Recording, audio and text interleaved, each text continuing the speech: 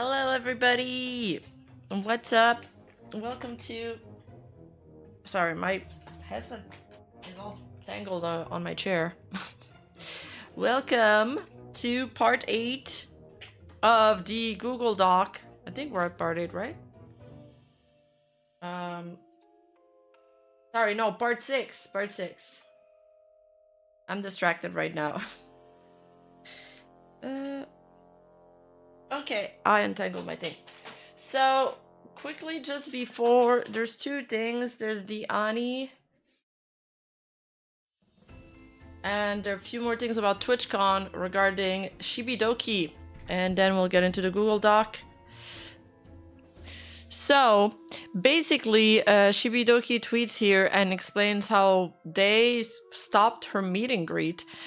She is responding to a user saying that the meet and greet was cut short. They cut us short when you get to meet everyone. I'm so sorry. If you see me around the con, please feel free to say hi. And then this fan of her responds, wait, they cut y'all short? When I asked the staff, they said it was y'all who cut it short. I can't believe they try and shift that onto you. What? No, we always meet everyone. Last year we stayed for 3 hours. I think the line was too long and for safety they didn't want us staying. Oh, that's sad. A lot of us had to leave because they told us the line was cut because of your voice issues. And that typically they move folks to a different meet and greet area, but due to the health conditions, it was just cut off. So Twitch staff lied about her. And Shibi's like, what? But I never told any staff my voice problems. I didn't even talk to any staff near my booth, only at the entrance. And then he says at 3:30, they said the line was cut off and that while most creators typically go to a separate meet and greet area to meet Overflow's fan, due to the circumstances, we all had to leave. And she said, I don't think that is referring to me being sick. I think they're referring to the really bad stuff that happened yesterday. And then he says that stuff that happened yesterday was horrible, but they specifically said that if a creator wanted to meet everyone in the line, then they'd move to a separate area. However, all of us were told to leave because you weren't feeling well and couldn't meet with more people. And then she's like, can anybody vouch for this? Nags and I were told to stop. I'm so incredibly sad if this is true. I was genuinely so excited to meet everyone. They told us we had to end for safety. I never even told any staff I'm sick. I'm so confused. I showed up and asked if I could wait for Nags before going out. That's the only time staff talked to me in the meet and greet area before telling us to cut the line short. I'm so sorry if this is true. And then there's this other thing. So she tweeted here, sorry for the wait chat, not having the best experience right now, just this was during TwitchCon. And then she added, the staff have been lovely for the most part, but they wouldn't let me enter and told me to walk all the way to the help desk to get permission to enter my meet and greet because their wristband they gave me doesn't work. I also had to show my face and it was very scary for me, but I understand why.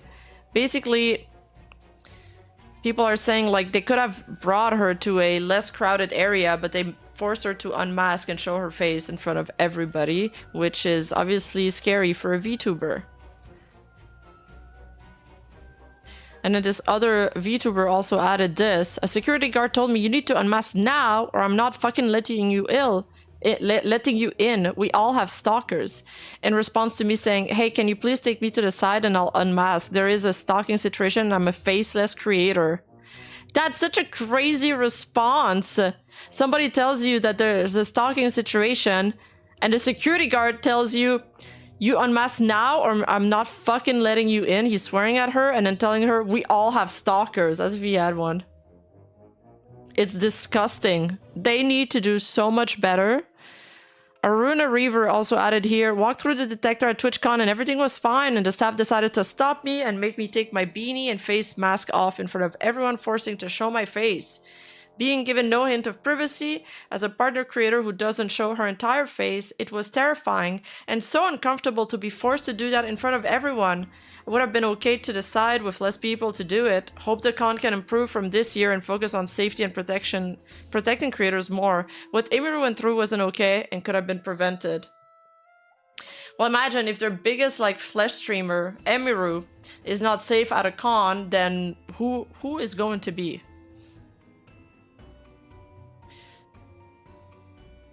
There's also a VTuber named Ricky that tweeted from his vent account. So I'm not gonna show his vent account, but he tweeted that he got assaulted at Twitchcon. Everybody was worried. And then he added, I feel sick. I can't escape the feeling of his hands on my body. I don't know what to do. Help. Later on, tweeting from his VTuber account about what happened. Really, like, or what the hell is going on with TwitchCon this year? It's really, really bad. Thank you to everyone who reached out to ask if I'm okay. I'm safe and resting right now. I most likely won't be attending TwitchCon in the foreseeable future, nor will I be around the area for the rest of my stay. As a CSA survivor, what happened last night deeply affected me and it's been really hard to process. My body is in a lot of pain and my mind is shaken. Last night was bad. I tried to downplay what happened in a moment to keep the peace. I even apologized to him and told security I was okay because I just wanted to move on and pretend everything was normal. But security made the call to remove him, and I'm incredibly thankful for that. As the night went on, I found myself drinking more and more just to stop it from replaying in my head. As a man, it's hard to navigate something like this. I'm scared to vent, but I believe it's important to speak openly about mental health. And I agree with him. I think a lot of time the assaults on men are being downplayed, so I think it's a really great thing that he is speaking up about this situation and about what he went through. I want people to feel safe saying I'm not doing okay so their loved ones can be there for them. Shared joy is a double joy. Shared sorrow is a half sorrow. I'm so thankful for the people I was with last night. I met 2 amazing individuals at the party who protected me when I needed it the most, and I can't thank them enough. Sadly, I came to this con alone and didn't make it home safely. Moving forward, I'll make sure to attend future conventions with someone by my side. The security and the event hosts were incredible. They checked on me, apologized for the situation, and took action when I was conflicted. Because of them, I felt safe and seen. I want to thank them for being here and helping me. I have a lot of trauma tied to conventions because after what happened last year at TwitchCon, oh my god, another thing happened at TwitchCon last year? But everybody reached out to check on my safety means the world to me. Moving forward will be hard. I was at an invite-only after party and do not know the creator / guest / man who did that to me. I just want to heal right now. Thank you all for being here. I'm going to do my best to have better days ahead. Good luck, Ricky. One last situation quickly is that there's also this VTuber. And they forced her to throw away her bags.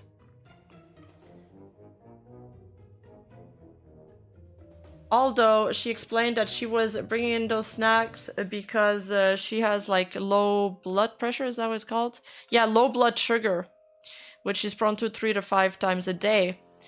And she's like, I'm not the person you need to fight about coming in. Having security stop me and tell me I can carry the juice and Teddy Grahams instead, but not the bag, and to get rid of the bag is wild. When this is to prevent me from passing out on the convention floor. I stated and showed proof of my CGM and insulin pump that I have both T1D and MS to explain my medical necessity. I was able to walk over to the other gate and get in with no problem after my friends informed me security then allowed a girl after I walked away to come in with a bag twice the size of mine with no issue. Security needs to be enforced at the gates, yes, but not turn away ADA persons and should rather be focused on people at meet and greets like Emiru and protect her from people who are actually assaulting others. Like, they're focusing their energies on the wrong things. And I believe it's this VTuber who wrote all of that. A VTuber called Ezino. And not me, after filing a report, being turned away again and being asked to show proof of insulin, she adds after tweeting this. Insane. Insane. Get your shit together.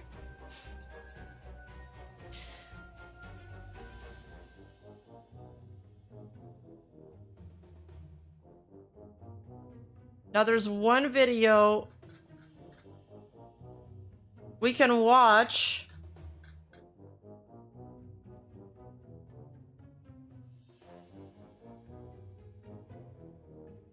before we get into the Google Doc. I'm just looking it up right now. There we go. So this is Annie explaining why she left the Neuroverse. She's been less active lately, and she's talking about the harassment she's received and kind of explaining herself, so it all calms down.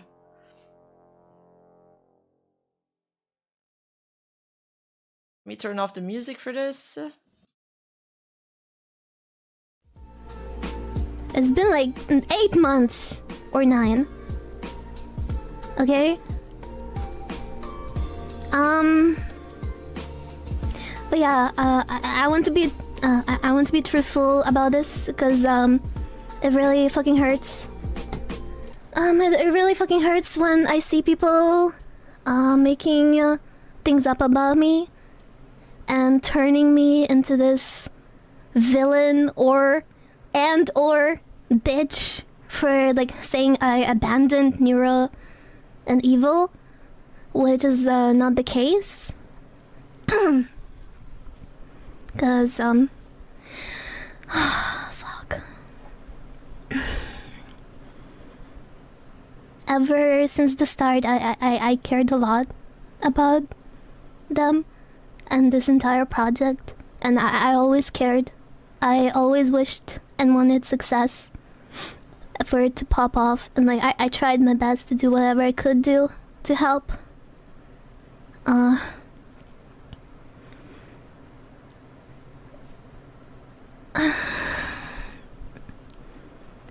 But yeah, without too many details and out of respect, I can't talk about too much. But God. Yeah, I wasn't aware that they were also bullying Bella, by the way. I learned this from this clip.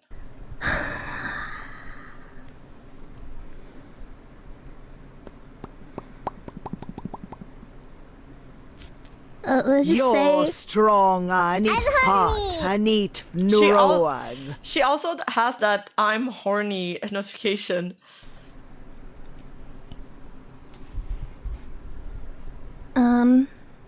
Hey Annie, when would you see Noro again? That's awkward. Okay, let's just mention the fact that things are not black and white and people's relationships are messy as fuck. Okay, just keep that in mind, and I can't talk too much. I can't talk about too many details.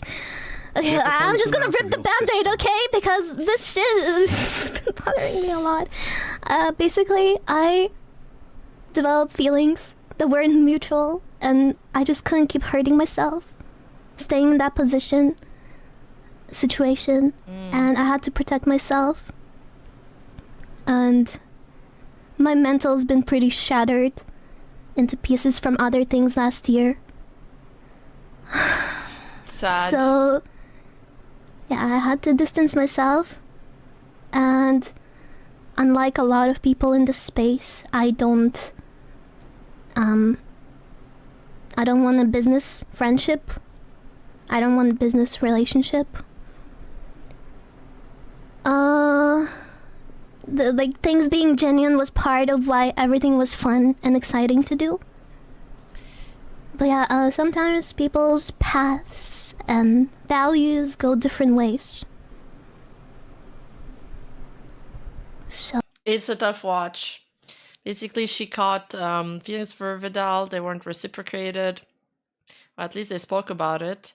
But unfortunately, she feels like she can't, she needs some space and she can't continue being around. And all of that is like kind of making it even more convoluted because of the fan base. And I guess it's more like the Clippers, I think. But I don't know about Twitter. Maybe they're like that too. You guys would have to tell me. But I just see a lot of like shipping clips going around with Annie and Vidal. It was an honor to be part of this project, but I guess sometimes things have to end, and I hope you guys can respect this, and I hope this clears some things up, because I know people were confused, and every stream people keep asking me about Neuro and stuff. Yeah, she made the first neuro model. She was supposed to make another outfit, but she's gonna explain that in a bit. I'll just let the clip play. It's the second time I watch it, so I have less reaction today. But when I saw this yesterday, I was really sad for her. It was a difficult watch. She looks very emotional. She seems like somebody that's very sensitive and a little bit angsty. And I know she's been like kind of sad tweeting, so I think she's finally ready to explain why all of this has been happening. And I hope you guys don't bother Vito about this. I'm only saying this for my own well-being, because I've been getting harassed everywhere I go. Like, even... Crazy. There was a recent League video where I left a comment, and people were harassing me, saying things like, your kids miss you. When are you gonna see Neuro? Stuff like that. Or that must be so painful to read. Or like other shipper stuff. And another thing, I was supposed to do an outfit, and I really wanted to work on it right after I finished Evil's model.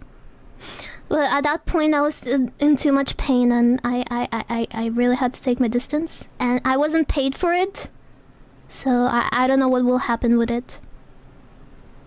I did start on a design and art, but yeah, what I said.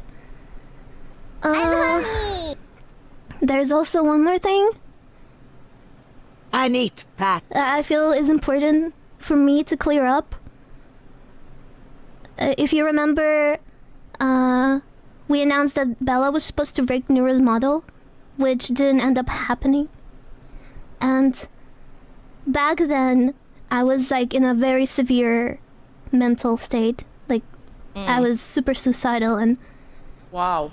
I kept holding off of drawing the model, and we had a set date by the time when Bella was supposed to rig it, right? But because I kept like dragging it off, at some point, I failed to meet the deadline for it, right? So by the time I finished drawing the model, she was just simply not available for the job. So like this entire thing is on me, and that's why we had Tanya rig Neuro. We had to find a rigger on short notice. So yeah, I wanted to clarify that, because at that time when that was happening, there was a lot of people just going crazy and bonkers about this thing. What the hell? Like harassing me and sending hate to me about the model. Jesus, And imagine that. I thought, me and Vito thought that the best thing would be not to talk about it at all, to like avoid drama. Yep, even back in January, she was bawling on stream, talking about her nightmares of dying while her community was confronting her on stream. Oh my god, that is horrible. But some people went too far, spreading false narratives and like attacking Bella and talking shit about Bella, which like I don't want people to do that, because it was entirely my fault.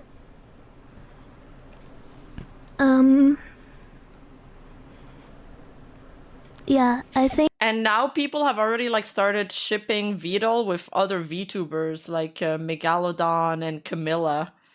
It must be so rough to see this everywhere. Like, I hope she has all of this stuff muted, or all of these YouTube channels muted. Because shipping real people is cringe. That's how shippers sing bedalen ammi barra is other female friends are officer wrong on characters instead of real people with complex feelings. Yeah, exactly. They treat them like rom-com characters instead of real people.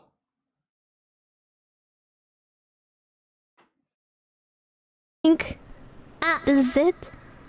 I guess it was easier to talk about this than I thought, because life happens. It sucks, I don't know, man. but it Maybe I'm does. just numbing Only myself you right can now. take care of yourself, and that's important. Aniha, glad you're still here. Yeah, and then there was the Max Wayne situation that we covered on the channel a few months ago.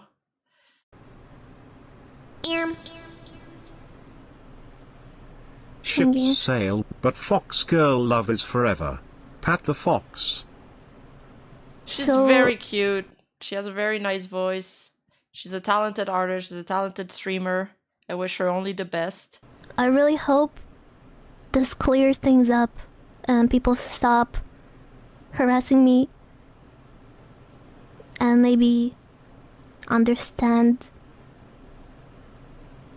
everything going on. There's no like hidden drama or anything. I'm honey. Just stupid human fucking feelings. As I said, yeah. People made AI Christmas videos of Filian and Vidal going on holiday dates. Vidal with Santa Claus with Filian sitting on his lap. Damn. There should be Vidal with everybody. He's got a harem.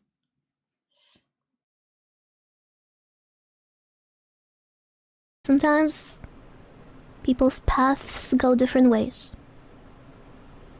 Okay?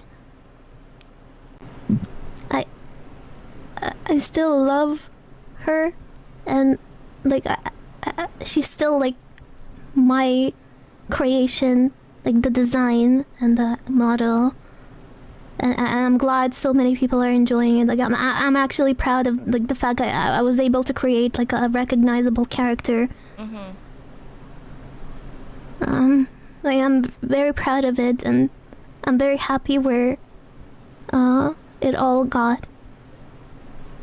But I don't think I don't think I will anymore. Wait, I haven't seen this. Is this another one? Hard to talk about these things publicly when there's thousands of people voicing their opinion on you. Like thousands of people. I did not expect that. And I know this is the price of popularity. And well, I've been on my way of accepting it. I guess I just never expected to have so many eyes on me. And especially for this situation, I thought people wouldn't care. The thing is, it's kind of humiliating, but like she has to say something to stop the harassment, but damn, I would not want to be in her position. I feel so bad for her. Like I thought that, okay, I'm just gonna address this. People that think I abandoned Neuro are gonna see that I didn't, and that's gonna be it. But yeah, ultimately, the reason I took a hiatus was so I could heal in peace without seeing all these things. Because if I kept streaming and not appearing on Neuro's stream, people would keep coming to chat, and they would keep asking about it.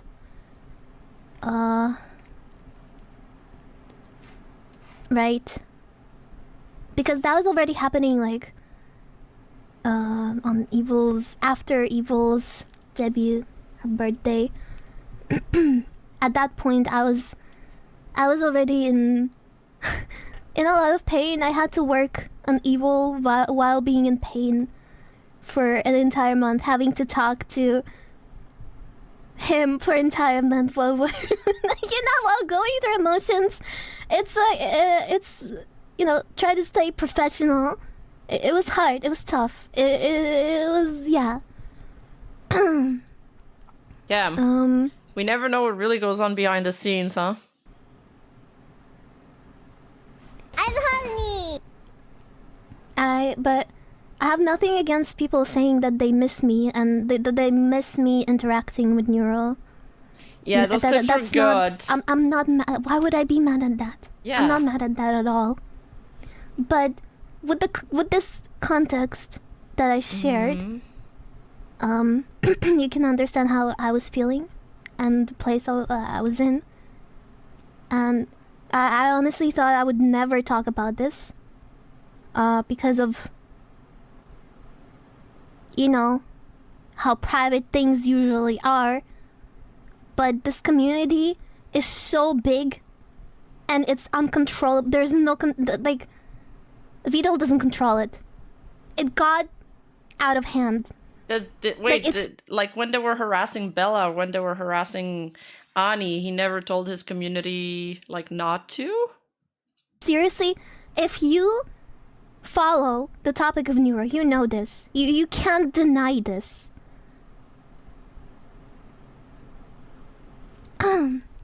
So, just because you didn't see how much it was happening to me and how much stuff I was getting on a daily basis, like what kind of messages I was getting, it doesn't mean that I wasn't there, because Oh, it's just that the sheer size is uncontrollable. Okay, that makes sense. It's too big. I only watch them through clips, so I wouldn't know. But there is probably a lot of outliers. I was the one getting it. I was the one dealing with it everywhere Yeah, I saw that he made shipping in his Discord not allowed. I go, on every platform, everywhere. Okay? And yesterday I mentioned League video only because of how ridiculous it is that even on a video where I commented, like, I wouldn't expect anyone to even see me there. You know? That's just how ridiculous it is. I know, EU League. But yeah, I think it is harassment of constantly getting nagged about why I don't talk to Neuro, and constantly asking me what happened with me and Vito, when I clearly just wanted to distance. I just wanted to heal in peace. Hey guys. Because if in that moment, if I talked about these things, I would be a lot more emotional. Yeah. And it wouldn't end well. It would probably not even end well for me. Mentally. So, yeah. That's that. That's why I went on a hiatus. That's not the only reason, you know. I said that my mental has been pretty shattered since the last year, and every little thing piling up on top of each other, it was like, even though I was getting better, then I was getting worse, and then I was getting better, and then I was getting worse. And I've been in constant work of rebuilding myself. I also wanted to say, I think the stream was yesterday and the first clip was like 2 days ago. I don't know how to stress this, but none of my tweets were ever about Vito. Oh, okay. There's a lot of people that like to spread that I'm talking vaguely about him. That was never about him. I don't know how to tell you, but he's not the center of my world. He's not my entire world. And I already said that I wish nothing but the best to him. Mm-hmm. I wish nothing but the best to him. And there's other things going. These in my life. notives. Thank you, Nuck Wolf. There was this one thing that really bothered me. It's I've seen people saying stuff like, I don't care about the situation. I also got rejected a lot of times and nobody cared. Why is it different when woman talks about it? Why do we have to care when it's a woman? Okay, first of all, me sharing this thing does not mean that your situation is not valid. Mm-hmm. I never invalidated your situation. And the reason why I shared was not because I wanted pity for being rejected. I literally don't need this, okay? I'm only speaking about this for clarity to the community. Mm-hmm. That why I haven't been around Neuro. Great Rima impression. Yeah, rejection always hurts, but she really just, I mean, she just talked about it because of the harassment, or she probably wouldn't have never spoken about it. I mean, being rejected is one of the most humiliating things ever. Like, you couldn't torture it out of me. And, I mean, she said multiple times she wants nothing but good things for him. I mean, she's trying not to throw him under the bus, but what other solution is there? I guess she could have been even more vague about it if she really wanted to. For the last 8 months, and why the sub goal Yeah, I didn't get rejected while having people from the entire globe cheering me on. Jesus, it's tough. is not gonna be fulfilled. So I thought that this would be fair to do. I don't know why they think that I'm invalidating their situation, because like me, out of anybody, I literally know the pain that you went through and how much it fucking sucks. Like, I'm not your enemy. I literally feel you. I literally know what it feels like. Like, why are people turning me into this enemy that is, like, you know? I don't get this. Yeah. And then there's another thing where people are really attached to things that happened years ago. And because yesterday I mentioned the NTR art, right? People brought up from the past, like from 4 years ago, I did a tier list where I put NTR pretty high up.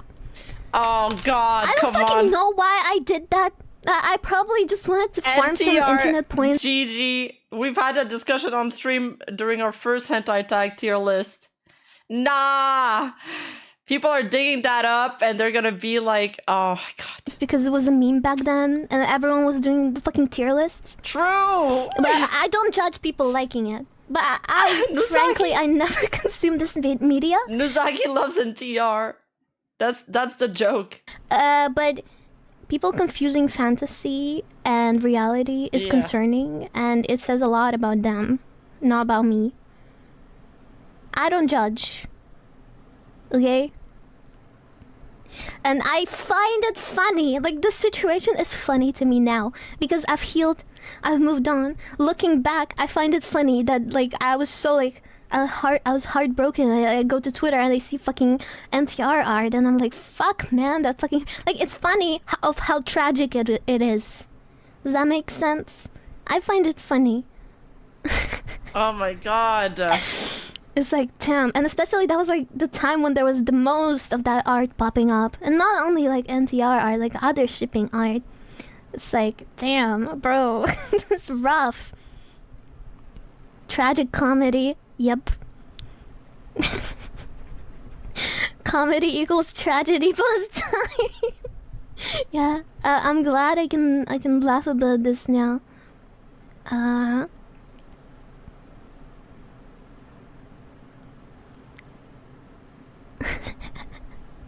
But yeah, I think in general, I wanted to say that I've been trying to be better at setting boundaries. On stream and in my friendships, and relationships, everything. And I'm honey. Oh my thank God. you. The notifications. I need fart. I've been trying to be healthier in my communication in general. However, if people attack me,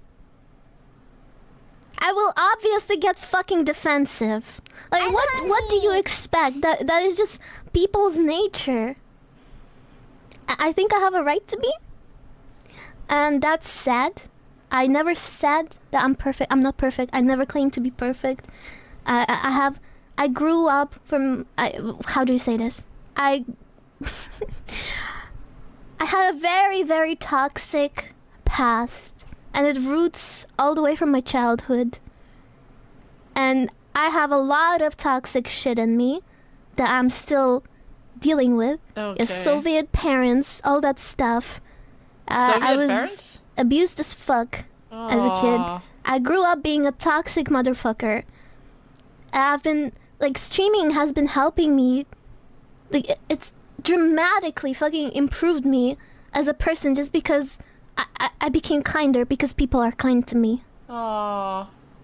When people are kind to you, I would never... I couldn't picture her, like, being unkind.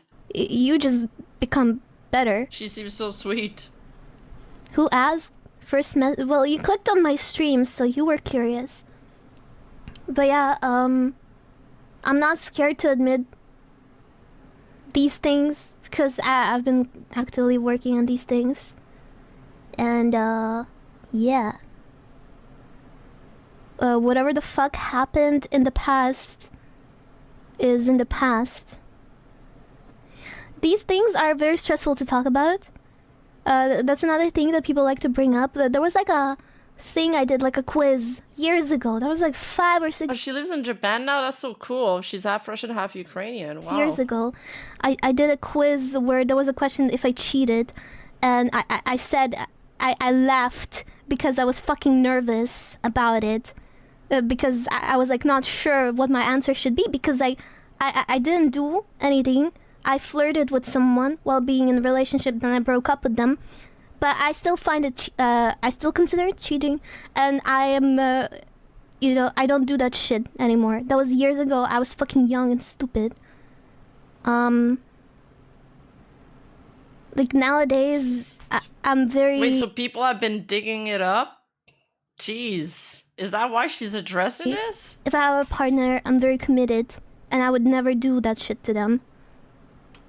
I hope I clarified things, because people really like to bring me down from things I did in the past. My god. I'm not scared to talk about these things. And I will talk about these things until it drills in your fucking head that people change. I'm not completely healed. Like, obviously, some things still trigger me. Okay. But I'm like, I've been in therapy for over a year now, and there's been so many fucking things that... she's got aunties, like a lot of them.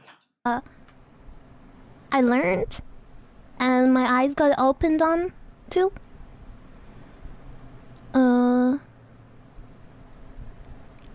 I'm very lucky that I found a therapist that is so good. About the Sinder situation, I think people can change and improve, and obviously I'm not friends with them. I never really was friends with them, but like I don't hate them. Most things people say is a reflection of them, not you. I actually True. noticed a lot of things that I see being said about me Yeah. that have nothing to do with me, and I'm like, Yeah. damn, is this what projection looked like? There's some stuff that are just complete lies. Like, some people are just lost. But the thing is, like, usually when you're lost, you don't type it out on the internet, but some people do. That's what it is, cause like I am none of these things you're fucking saying. Like I'm a lot of things, but I'm none of these things. I'm a lot of things. Also, if there's anything that triggers you in me, that might be a good way to reflect on yourself and see what it is, and maybe notice, maybe that's something that is a problem in you. I don't know. There's like some things I want to like talk about and like retrospect or whatever, since I've shared the nuke. But I don't know if I should.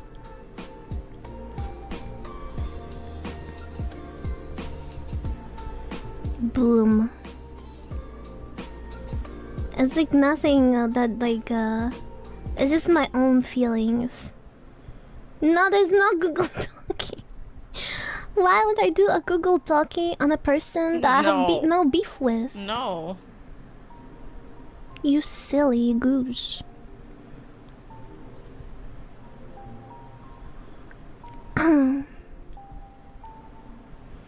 There were people saying like, oh, so now because you were harassed. Juan? Rima rejecting me for the 1000th time loudly, crying, face, so broken, heart. You want him to get harassed? Like, I never said that. I don't want him to get harassed.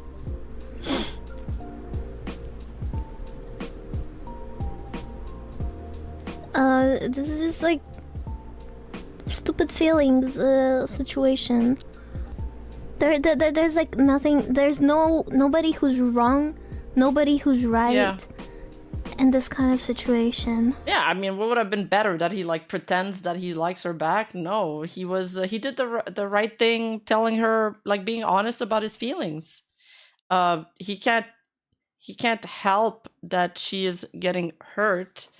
It's not his fault, but she also can't help feeling sad about it. So she's taking distance, which is the normal thing to do in this situation.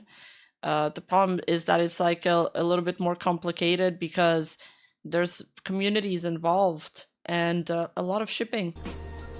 I just want to say how fucking painful it was during the hype train thing. Ah!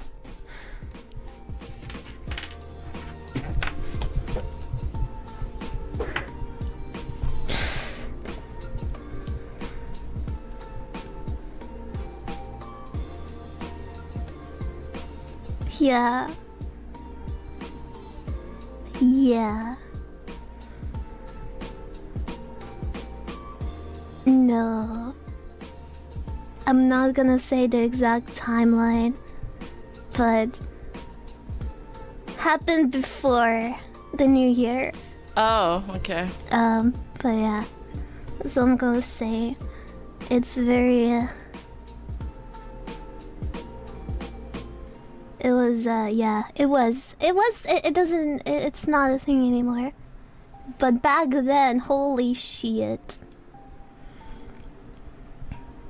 I was already thinking of leaving back then, but I had to like finish Evil's model. I was like, oh, this is gonna be like the last thing that I do. And I was like, holy shit, and it's so huge, and like, fuck. I do stupid things when Keep the I love details for someone. the doc. No spoiler, please. I would do anything for my Sorry partner. for another stupid question, but it's still unclear what gonna happen to assets and enormous work to put in. I mean, it's just sad to see creator leave at peak. That's not for me to decide anymore, isn't? Thank you, Kitty.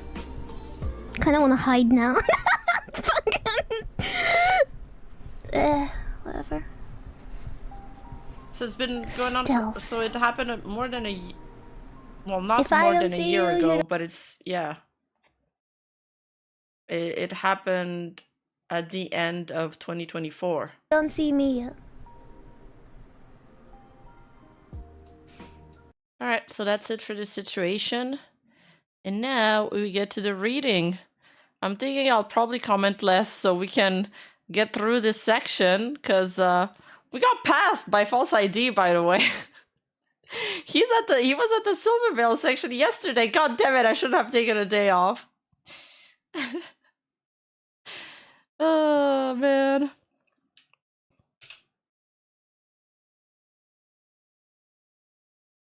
We're Uma racing, true. Okay. So we stopped here at page 100 of the recap breakdown. This part is about Bao's document.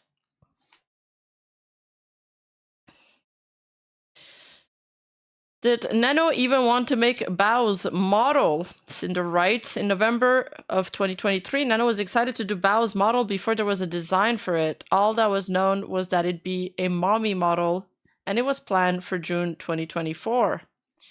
2. Bao showed Red and I finished the design for this model at WeebCon in March of 2024.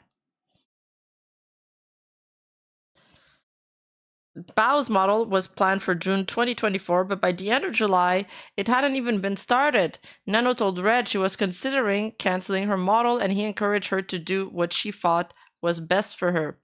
Nano canceled Bao's model at the start of August 2024. 5. Bao said on her stream that her model was shelved after it was cancelled. And 6. When negotiating a deal with Red in January of 2025, Nano offered to cancel Bao's model forever in exchange for paying for her model's rigging that she discounted from our next commission, essentially canceling it for nothing. When she canceled her deal with him about a month later because she wanted to work with Silvervale, she told Red she didn't care about Bao. Nano was excited to work with Bao in November 2023, but after the design was made, she didn't want to make the actual model for it. I'm not going to say what the design was out of respect for Bao's plans, but it's possible that it could have been a factor. Nano canceled the model once, and without having to deal with the guilt of canceling a second time, offered to cancel it forever for her own benefit. This is pretty much a repeat of what they claimed earlier. Red coming to her in January was just an outside excuse for her to never have to actually do it while getting something she wanted out of it at the same time. Has the dog been released as an audiobook yet? Well, we could release my audiobook for this at one point. It doesn't sound like Nano wanted to make Bao's model, no matter when or if she ever made time for it. Do you know what Nano specifically said she did want to work on? And then they're posting a screenshot of her saying, I'm freaking out with my comms and I think I just want to do Sinder stuff. Shy Lily's response to my apology. Shy Lily's reply to my apology is what canceled me. With over, well, it's not just that. It's I think it's a combination of multiple things. With over 8 million views, it's full of false accusations made without showing any evidence and triggering languages to turn people against me, painting me as in a bad of a light as possible the same way Nano's document was written. And let's not forget the end. Dude, the end rat is my favorite part of this entire document, by the way. I keep thinking about it. I was like at the grocery store and I was thinking about it and I laughed. And I was like, this is a rat I want to believe in. I'm willing to bet that most people just read Charlie's reply and nothing else. No, I don't think so. It's much easier to only read this than to read my whole apology, and who wouldn't trust Shy Lily? Okay, then why didn't you apply this advice to your Google Doc? Why are you making me read a 1,000-page Google Doc? Okay, now here in this part, she's gonna break down line by line Shy Lily's response to her apology. The absolute audacity to sit here and continue to manipulate and gaslight is absolute insanity. The first thing Shy Lily did was completely discredit anything I said in my apology as unbelievable, claiming it was manipulation and gaslighting. No one was going to question her. She's Shy Lily. Shy Lily was involved in everything from the start, convinced Nano she was being manipulated, organized my friends against me, and evidently wrote Nano's document for her. Shouldn't this part be marked as speculation?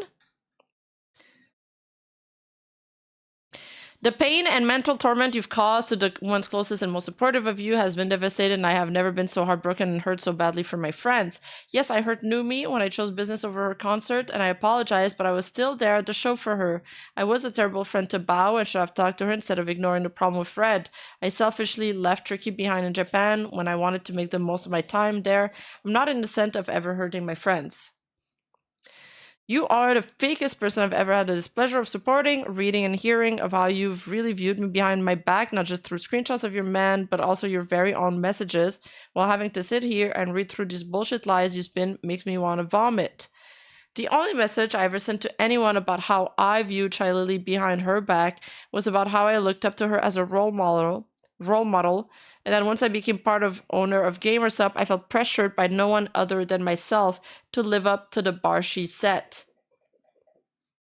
Okay, but still, the way all of these were worded, you gotta admit, doesn't look great, Sinder. This was what I said to Numi when apologizing to her about her concert, and wasn't a situation that was brought up by anyone before Shy Lily's reply to my already posted apology. Now that I'm a part of GamerSup owner, I feel a lot of pressure to live up to what Lily is for them and to the community. Red said he thought we'd have to start considering her competition if she was going to treat me differently for seemingly no reason, and was now working with our most valued artist. I didn't feel that way, and those weren't my words. So she's saying that it's just, Red thinking that way, that she didn't know about this. She didn't agree with Red. So at this point is whether or not you believe her.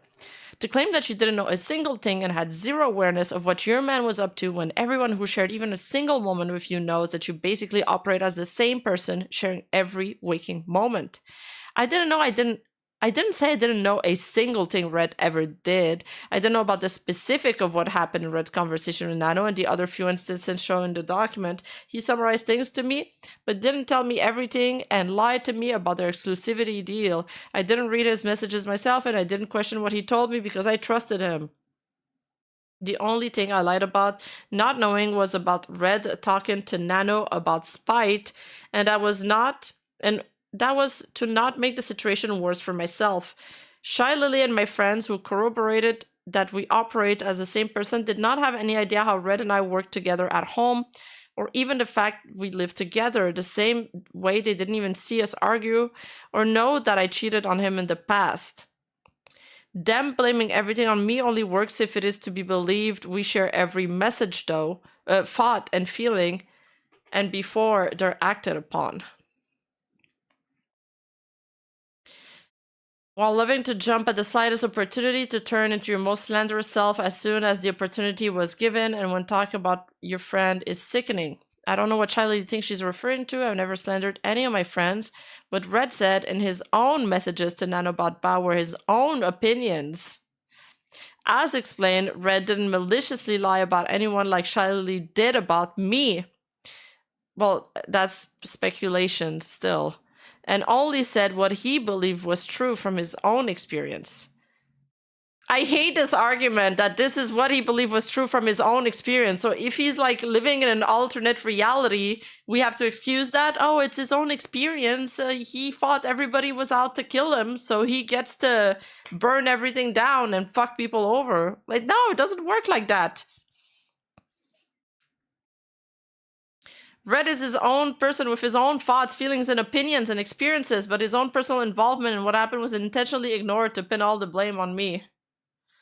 I have experienced your own actions without Red in a situation where in your own screenshotted words you express a pressure to live up to what Shy Lily is and proceeded to throw one of your most loyal and supportive friends under the bus after months of continuous planning just because you consistently chose business over friends, never feeling bad for failing them.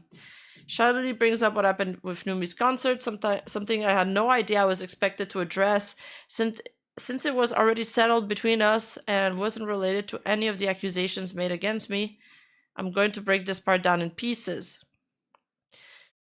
I've experienced your own actions without Red in a situation where in your own screenshotted words you express a pressure to live up to what Shy Lily is. Shy Lily did not experience this. This was a private convo between Numi and I. She said this was in my own screenshotted words, but there was never any screenshots of any of the situation made public, but she chose to address it publicly. And proceeded to throw one of your most loyal and supportive friends under the bus.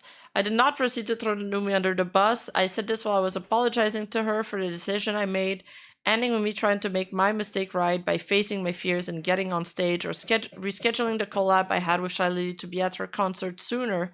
I did make it to her concert, and I was there to support her. Shy Lily said months of continuous planning, but the first message of Numi trying to plan anything with me was to Red. 2.5 weeks before I decided not to perform, and 5 weeks before the show itself. Yeah, but I think she meant months of planning the concert, not planning with you.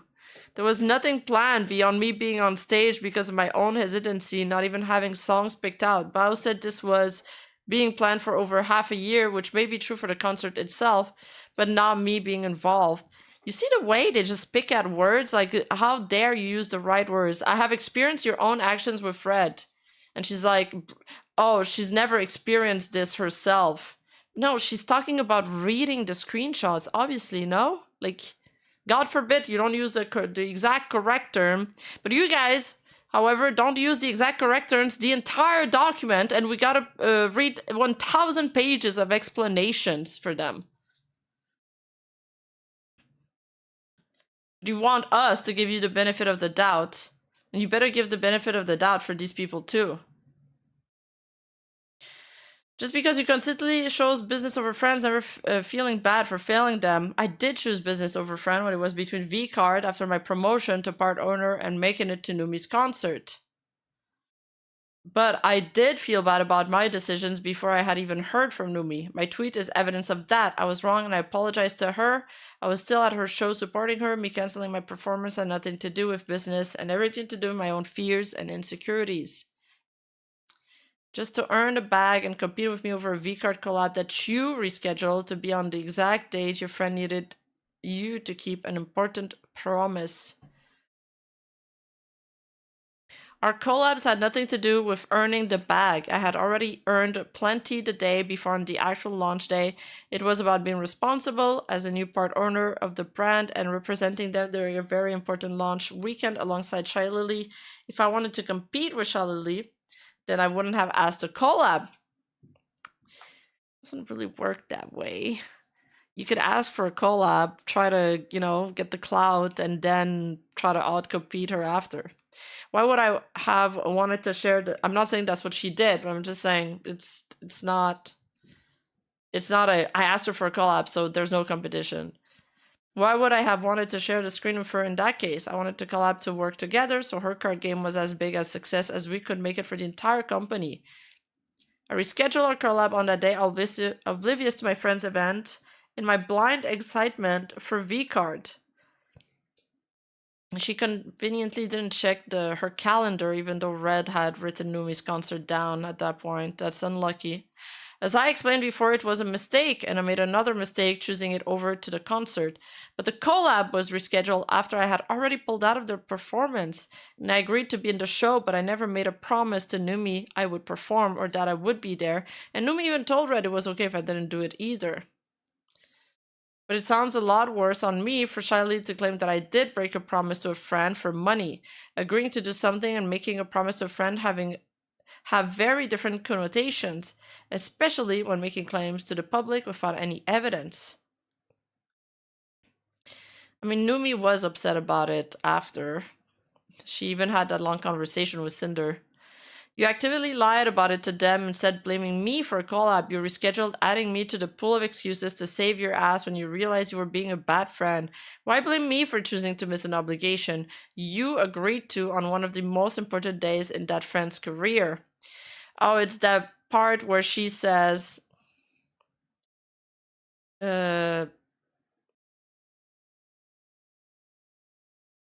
I made plans with Shy Lily and I didn't really know how to tell her no.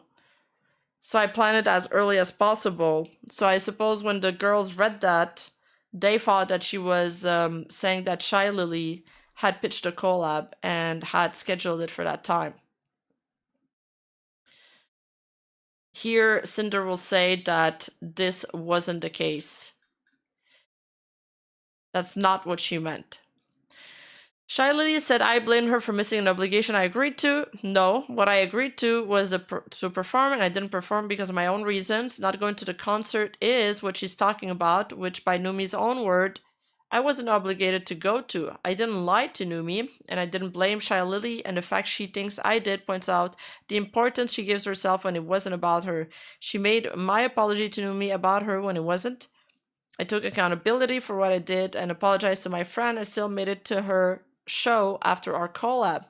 When I made the decision not to go to Numi's concert, I told her that I felt obligated to be around for V-Card's launch weekend as a partial Gamer Subs owner now. My collab with Shy Lily was planned for that day, but even if that wasn't happening, my choice would have likely been the same. When I apologized to her, I told her I felt pressured to live up to what Shy Lily is for Gamer Subs and the VTuber community. Now that I had the same position, I wasn't blaming Shy Lily, it was about my new position as part owner.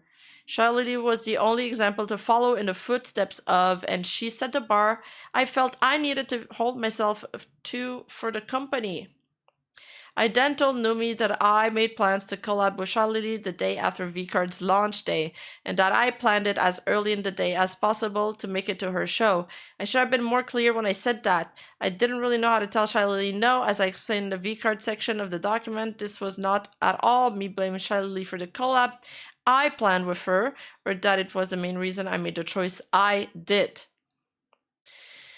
I said I shouldn't have fought to put a product launch over my friend's once-in-a-lifetime event because my decision wasn't solely about the collab with Shy Lily or trying to blame her for it. My decision was because it was a V-Card's launch weekend.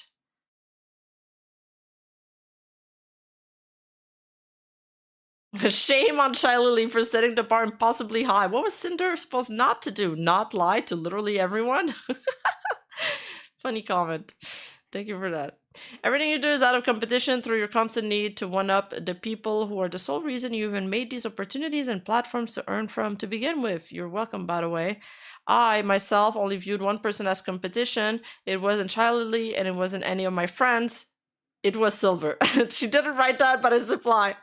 And yes, my friends have helped me along the way, some a lot more than others that I should have been more grateful towards, and we all grew together.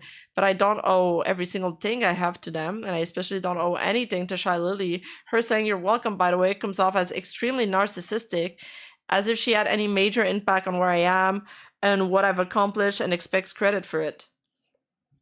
Well, clearly you attributed a lot of importance to being able to collab with Shy Lily because you were so upset that she didn't call out your raid, that she stopped answering you. So you valued your collabs with her. You thought this would bring you further into the, VTuber sphere.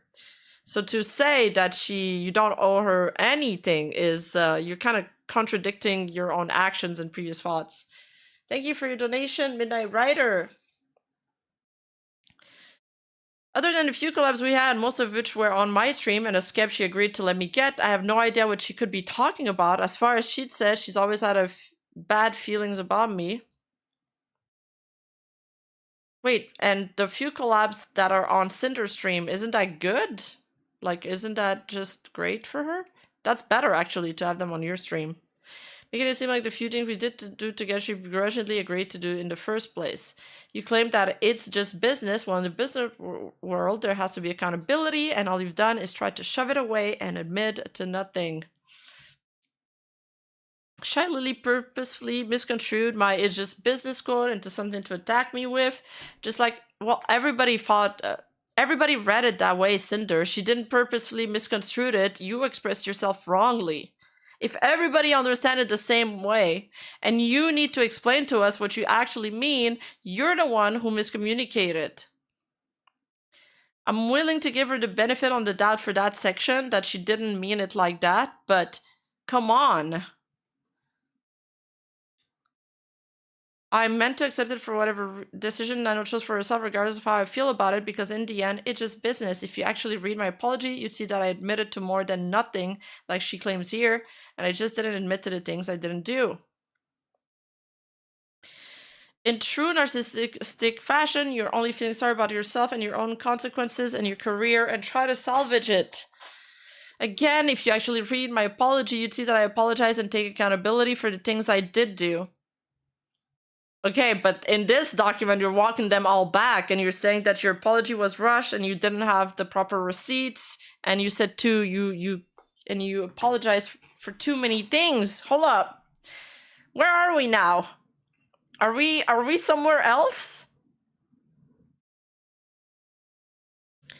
Because if you're taking accountability, why is there so many excuses? Why is there so many explanations? Why is there so much character assassination on the girls involved?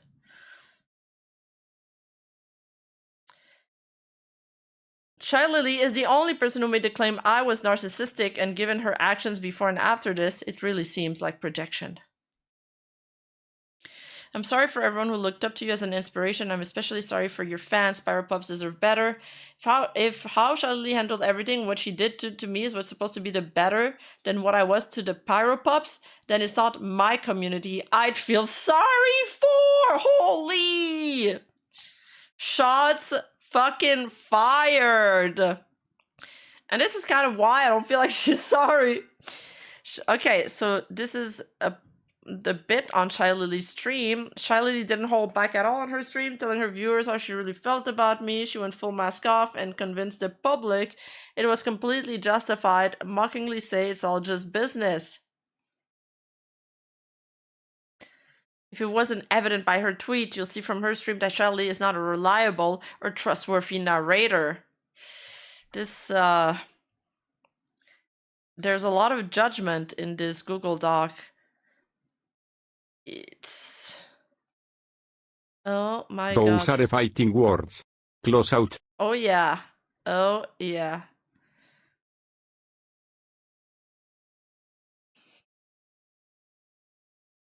throughout her stream, Shiley justifies her petty jabs at me as her way of coping. Just like her tweet, she continually makes fun of the phrase, "It's just business." She was the one who purposely lied about what I meant by it to make it look bad on me.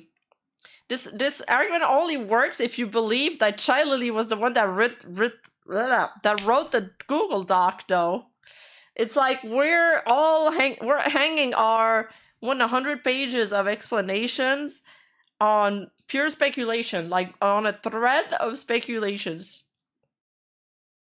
You don't have to give me biddies and shmoney to make me feel better. We're not like that in here. I'm sorry, I'm not sorry, but I like coping, okay? Coping. Petty. Why does that have to be the dog? I don't know what you're talking about. We're just going to be back on business tonight. It's just business as usual. Petty. Everybody memed it. Get over it. I also just saw someone feeling bad for taking the apology seriously and feeling dumb about it. I'm going to be honest, okay? I'm having a hard time being upset with anyone who still trusts and forgives her because, and I say this in all honesty, the reason it worked for so long is because her words are as sweet as butter. And chances are you probably simply just as easily manipulated as everyone else. If you read all of these things and you see nothing wrong with it, give it a few years. Experience will show you what the Mamá, fuck. ¿ya llegamos? Hi, Kewasa. Shiley continues to discredit anything I said in my apology, manipulating the audience to see things her way. You probably simply just as easily manipulated as everyone else if you don't. I think Sinder discredited her own apology with this talk, though. The only night that was difficult was the first night after dropping the Google Doc. I'm confused. Was it silly or the Freemasons is blaming?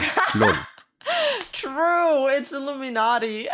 The Freemasons. That's hilarious. From here on in, I'm just going to think of Sinder and Red as Gollum's mea goal. Dynamic is probably similar, plus it amuses me. Plus it amuses me. And with the Spanish Miguel voice, plus it amuses me. I like that. The first Google Docky, sorry, it was the only tough night. That was the only tough one. It was 10 a.m. I had to go to bed, and just being scared of what the heck a little manipulator could possibly come up with overnight. What a shit show you could possibly wake up to when they have a platform that they use to manipulate hundreds of thousands of people with. Shiley was terrified about how I could manipulate my way out of this, which is why I believe the documents were posted when they were, so I wouldn't be able to respond. Oh boy. No, I think it's really because you never know how these kind of things are going to turn out. It could go anywhere. Like I said, when you put something out there, it takes a mind of its own. You can't control the public opinion, and you'll never have a unanimous opinion. I think it's funny because she's kind of projecting, or maybe she convinced herself that they put out the document so late so she wouldn't be able to respond, which is why she fired back by putting this document while they were at TwitchCon or something. It's literally just, I wouldn't put this past her. It's literally just hearsay, the entire apology, and worst of all, throughout this whole hearsay, it's full of bullshit. Charlie doesn't know what a hearsay is. One's personal account is not hearsay. You've already seen the bullshit put out against me in Nano's doc, and by the end of Charlie's stream, you'll see more. That is not the correct use of hearsay. That is true. I mean, but she also uses it to describe her own thing at one point, and it's also not hearsay. She could say just lies. I think using lies here would be more appropriate. Hearsays is like rumors you heard through the grapevines, right? Yeah, Lily is not a native English speaker, so it's fine. That's been a week, hasn't it? I'm sorry I'm laughing. I'm actually really sad, but it's how I cope. I don't know what to tell you. I don't know how to understand. This might sound so fucked up and psychotic, but I just need to laugh. Let me cope. Shiley was gleeful over my cancellation. No. I can agree that Shiley is unreliable since she is so emotional. But Cinder is not helping her case as the entire doc hinges on the speculation. Yep. I highly suggest you check it out yourself. Everything that is publicly available is through receipts. Needless to say, more stuff has happened. Needless to say, but most of these things don't have receipts. Some of the receipts have personal private stuff attached to it that you just can't share. Some of the stuff we might talk about today is hearsay because that's just my own experience. See, like, again, the word hearsay here doesn't make sense because that's my own experience that happened in person. It's my word against whoever else wants to challenge it, and that's okay. So she's using that word improperly. No emotions, no experiences, no hearsay, no nothing, only receipts. So obviously there's more. If more proof of the claim wasn't shown due to it containing personal info like Shiley said, I have no idea what it'd be. If not, what's already been shown and censored in this document, I didn't seem to have the problem putting my evidence together. She may be talking about my messages with Numi, and maybe Numi didn't want that to be made public, or Shiley is given a bullshit reason why the full context of Nano's message weren't shown, and the evidence she claims to have doesn't exist. Shiley also calls me a criminal, another petty insult. I think Shiley meant he said, she said. Yes, that could be. Yeah, unsubstantiated would have been more of a clear word to use for them. Exactly. Yeah, I agree with this. That's the right word.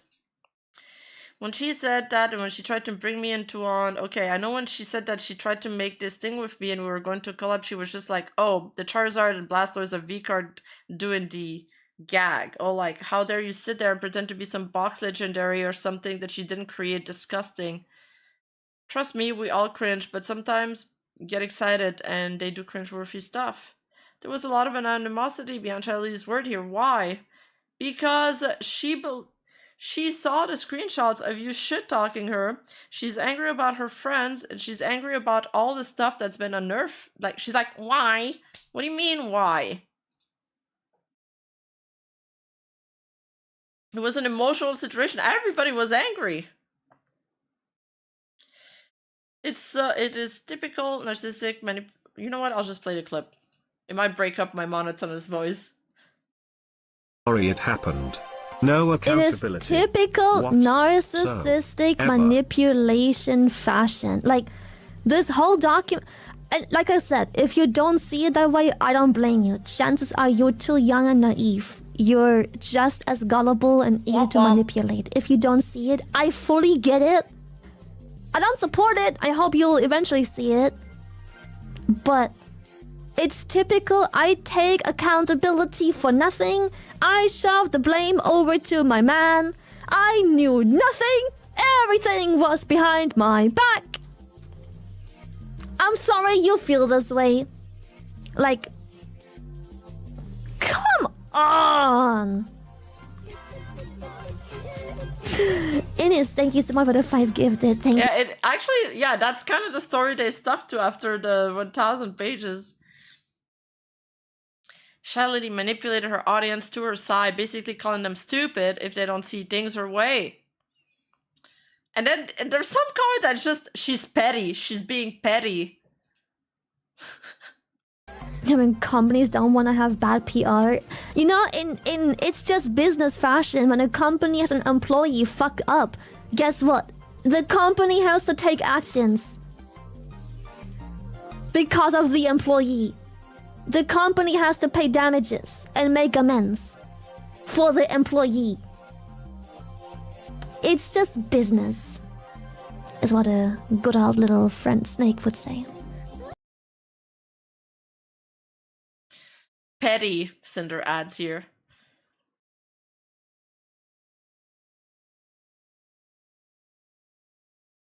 Waffle. You burn you Cinder merch.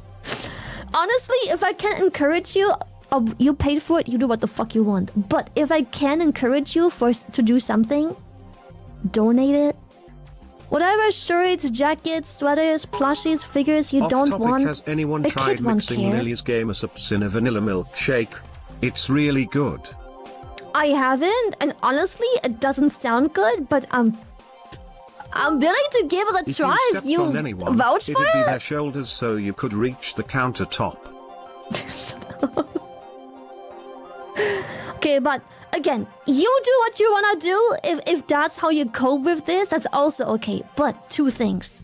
Not to defend anything of what she done, but you're just a viewer. You're just a viewer. You don't have to atone for someone's sins and feel bad about the good times you've had. Whether they were fake or not doesn't matter. You had a good time. Yeah. Those are your memories to keep, you know? But on top of that, again, if you cope by burning your merch, I ain't judging. You cope the way you wanna cope. I cope through memes and making fun of things. That also isn't fucking perfect. But if you have it in you and you can cope with it, try and donate everything you've got. Any shirt, sweater, figurine, plush, whatever the fuck it is, just donate it. Shy Lily encourages viewers to donate any merch of mine they may have, but doesn't disavow burning it either. I mean, she doesn't disavow it, but she said it's better to donate it, like if you have the choice. And then she said, you know, if it's how you cope, she's like, you paid for it, so do what you want with it. Lily is rated and reacts exactly how you'd expect. Thank you, Double. Thank you so much. Yeah, thank you so much for the raid. What up, little pups? I just wanna say I have a very strong way of coping. I cope Dude, through April humor. sucks. Love you, womp womp. April sucks, doesn't it? She didn't call out their name either. It's when the dominoes fell, the dominoes fell. The actual starting point, the dominoes fell when one thing leaked. One singular thing, like 5 or so days ago, one thing leaked, a singular thing, and I go, it was about me being slandered, throwing all kinds of accusations around to Nano, making me seem problematic, weird, making me sound like a person someone who wouldn't want to work with, because who does those things? One thing I did not leak 5 or so days ago, by what Bao says, Shelly messaged her on Friday, April 18, about what Nano told her 5 days before the stream was Wednesday, April 23rd, when Bao was brought into things after her surgery. As the timeline at the top of this page shows, one thing leaked 2 weeks before this. Shelly knew about this for 2 weeks by the time of her stream, and in that time, never said anything to me. The things Red said weren't slander, and below you'll see Shelly admit that herself.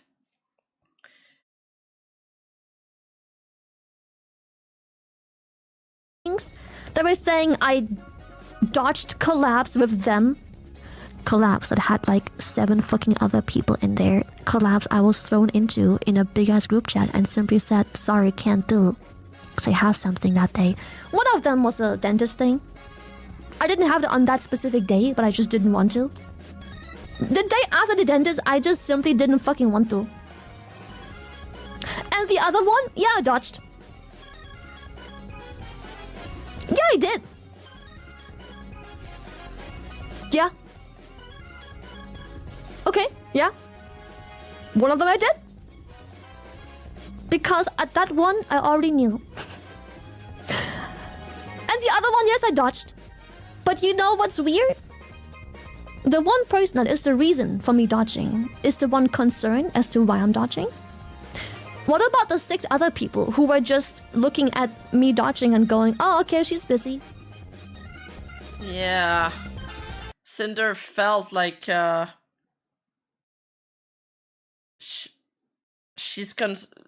she's insinuating here is that Sinder was concerned at her dodging because she felt like she did something wrong. If she had nothing to fuck, how do you say this? She had nothing to worry about, then she wouldn't be worrying. Yeah, it's like, oh fuck, she's on to me. Yeah. It's kind of weird that the only person that has a reason to be weary was actually weary. What about the 6 other people that I also just left hanging, where I said, sorry, I'm busy? They just took it and they were like, okay, we'll just replace you with someone else. Cool. You know, it's called projection.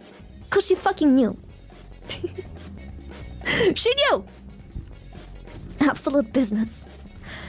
So anyways, I was accused of dodging, which somewhat fairly I did do once.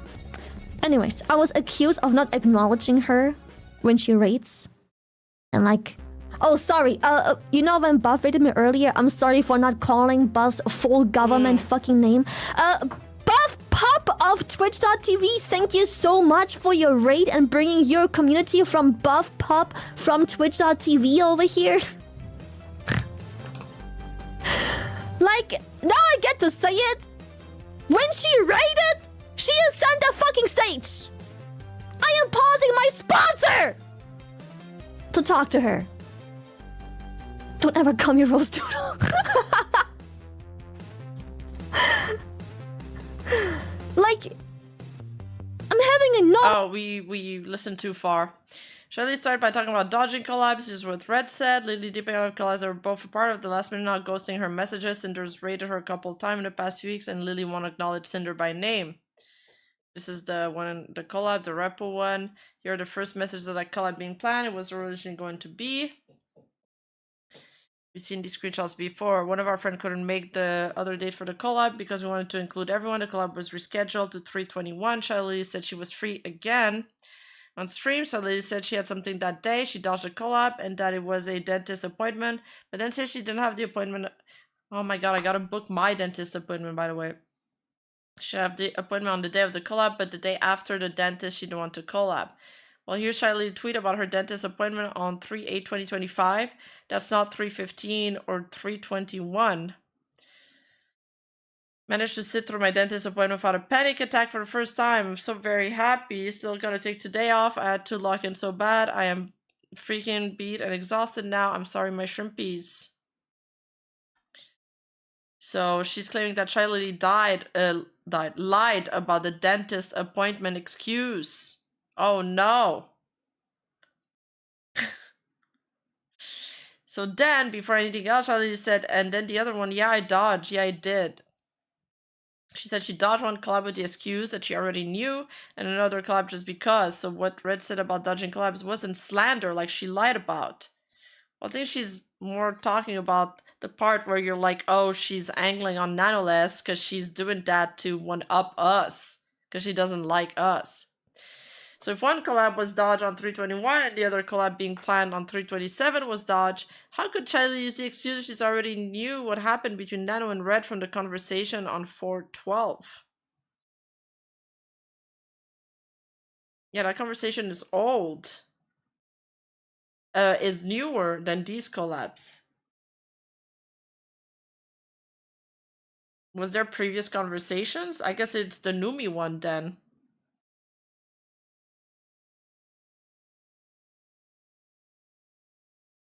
But this is what she said next. But you know what's weird? The one person that is the reason for me dodging is the one concerned.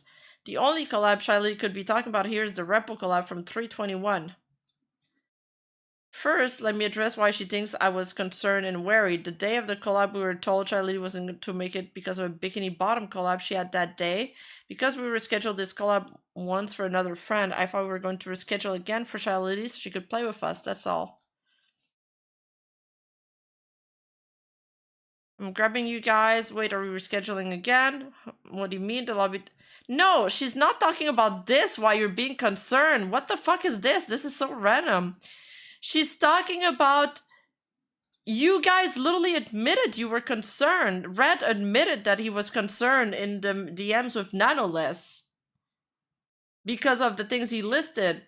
Shiley not responding to the raid. Shiley not responding to DMs. Shiley dodging these collabs. It's not. She's not saying. She's looking back at this incident and saying that you were concerned.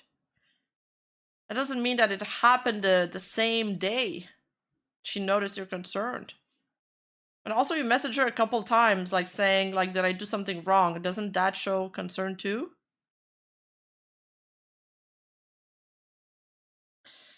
So far, she said this collab was dodged because of a dentist appointment, that it was the day after a dentist appointment, so she didn't feel like it, that it was because she already knew what happened over 2 weeks ago in the future somehow, and in reality it was because of a Bikini Bottoms collab that day. But did she dodge because of the Bikini Bottoms that day? No. It's true that Shiley had a Bikini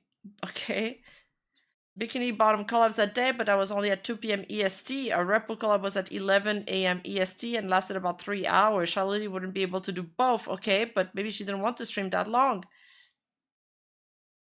Maybe she just didn't want to stream that day. Maybe it's just that simple. Charlie started her stream that day at 11 a.m. EST, just chatting for 3 hours until her bikini bottom collapsed with the rest of us played Repo without her. Here's a VOD of Charlie's stream with bikini bottom starting about 3 hours in. She could have played with us, but she dodged. Why? I believe it was because Charlie already had something against me unrelated to anything to do with Nano and didn't want to platform me on the stream. The plot thickens. This is so schizo. The one person that is the reason for me dodging is the one concerned as to why I'm dodging. This feels like what they're doing to Silver Veil all over again. Charlie dodged at least 2 collabs with me. Red did not lie to Nano, and Charlie lied to everyone saying it was slander. She admitted to it herself on stream. So anyway, I was accused of dodging, which somewhat fairly I did do once on stream. I did do once. Anyways, I was accused of not acknowledging her when she rates. Wait, we already seen this. Next, Charlie talks about the times I rated her and makes a petty joke out of it. It was not a petty joke. It's funny and it's true. You're the one being petty about the raids. Stop. Like, pick the fights you can win. You can't win this one. Lately dipping out of collabs that were both a part of the last minute, now ghosting her messages. Cinder's rated her a couple times in the past weeks, and Lily won't acknowledge Cinder by name. Here are the two. Yes, but it's silly to worry about the acknowledged by name part. This is the 2 raids. We've already seen them. She like reads Pyro Pups. And then later on she says her name, but that's not good enough for her because there was 5 minutes that lapsed between the raid and when she said her name. So they believe that it was intentional. The first thing that she said was, like, now I get to say it when she rated, she's the center fucking stage. I'm pausing my sponsor to talk to her. But at the start of both of these raids, Lily said Even both... if we grant Cinder the Lulu and say si Lily did dodger. Is that too? Ronsing. It's not like si Lily has some kind of obligation. Yeah, exactly. Yeah, I also don't get the dodging part, but they're angling this to say... I see where she's going with this. She's building up to this argument that Lily already didn't like her for personal reasons, not from seeing any screenshots about her, and she just distanced herself from her and didn't want to platform her. But I mean, even if that was true, it's probably because you're bad vibes and she would have just sniffed you out. Like you're just mad because somebody saw through you. If that is the case, but I think these are just rats. Like this is pure speculations and brainworm. At the start of both of these raids, Charlie said both of her sponsors had already ended. We were sponsored, but the game was really fun, so I just kept on playing. We had a sponsor earlier. Oh, we do? No, we don't have a sponsor anymore. Turns out she didn't have to pause her sponsor to talk to me, as if that was her excuse to not say hi and take me for sending her my community. And then she said, like, I'm having a normal ass reaction to a raid like I have with everyone. So what is a normal reaction to a raid from Shy Lily? I mean, she greeted that buff raid like that. There are a bunch of raids I received in the same time frame my 2 raids were. You can see how she reacted to them compared to mine. It was nuts. Yo, Pierre! Thank you for the raids! Hey, yo! Thank you!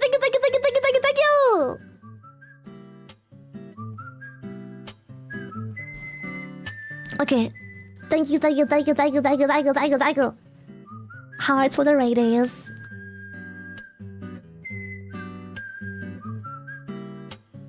Pierre, what?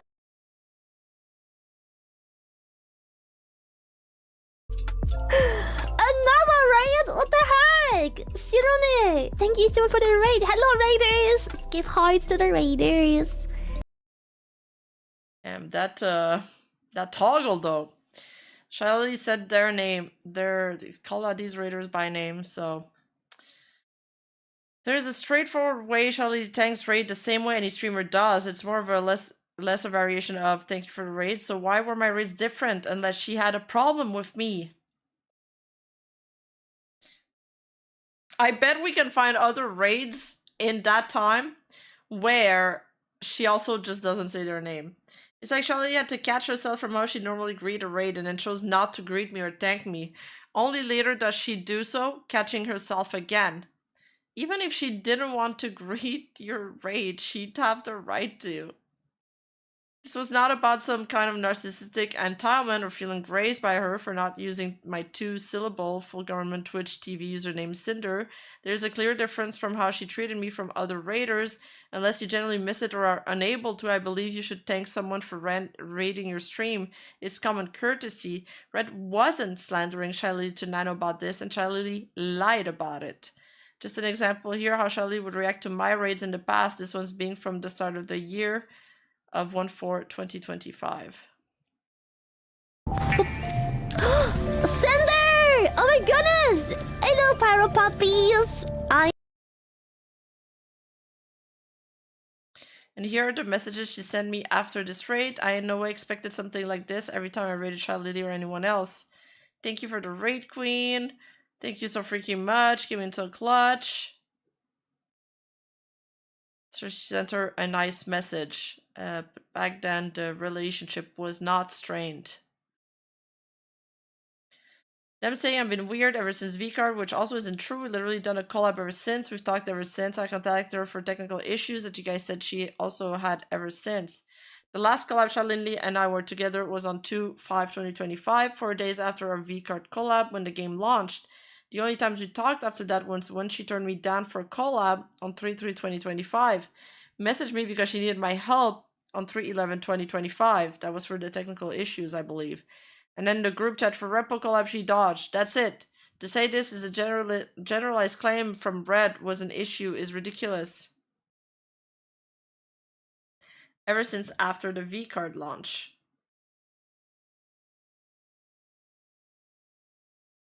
Okay, but he says, wait. He says ever since after the V-Card launch she's been acting weird. And then she says, her statement is them saying I've been weird ever since the V-Card launch, which isn't true. They did talk ever since, even if it was to turn down the collab, and they had contacted her for technical issues. Also, let's remind people that she says all this all because of her experience with Silver. That how she treated her and explains later on justifies it. Yeah.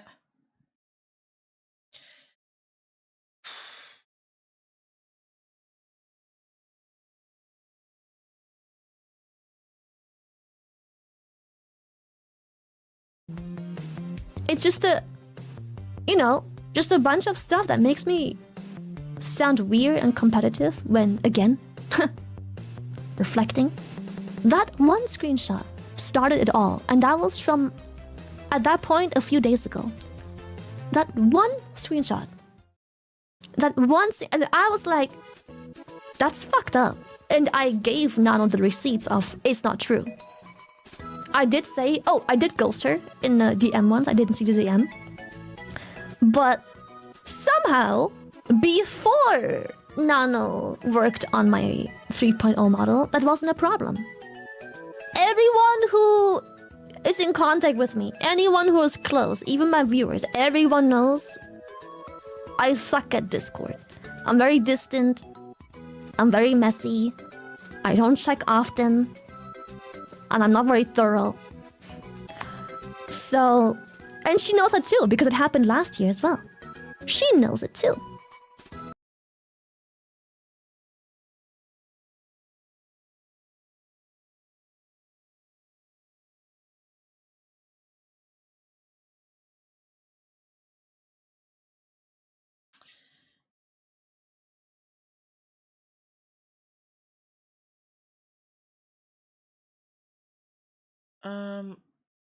I guess you guys are arguing with each other in chat, so I'm just gonna let you guys do that.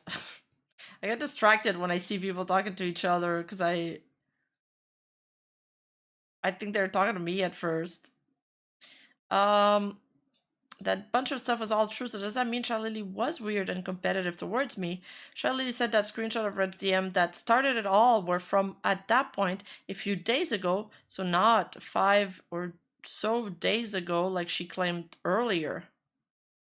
Wait. a few days ago can be 5 or so days ago, no?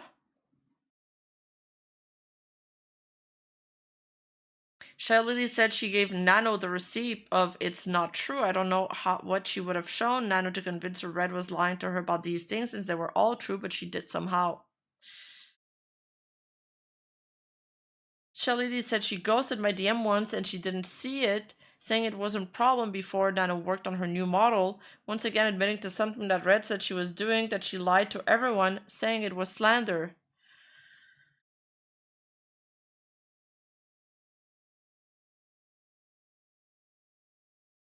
Lately, dipping out of a collab they were both a part of at the last minute, now ghosting her messages. Cinder's raided her a couple times in the past few weeks and they won't acknowledge Cinder by name. Her ghosting me was a problem before Nano was working on her 3.0 model. That's why Red told Nano about it, like I said. What is Cinder is trying to establish? That all her actions were justified the retaliation? The problem here is even if all she says is true, it actually doesn't make her less immoral. It's pointless. I guess that's what she's trying to establish. I don't know. I think she's trying to establish that Shalili had a personal grudge against her dating before she saw the screenshots. But yet she has no concrete proof about it. And that because of that, she would have manipulated Nano and put together, like, masterminded this entire document to bring her down. I don't get it.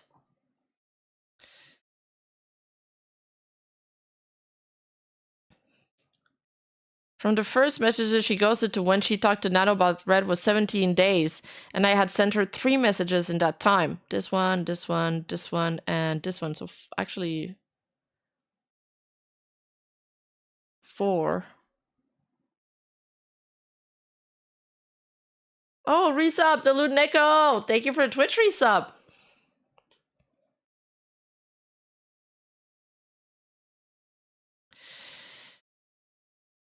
Everyone who is in contact with me, anyone who is close, even my viewers, everyone knows I suck at Discord. I'm very distant, I'm very messy, I don't check often, I'm not very thorough, so... And she knows that too, because it happened last year as well. She knows it too.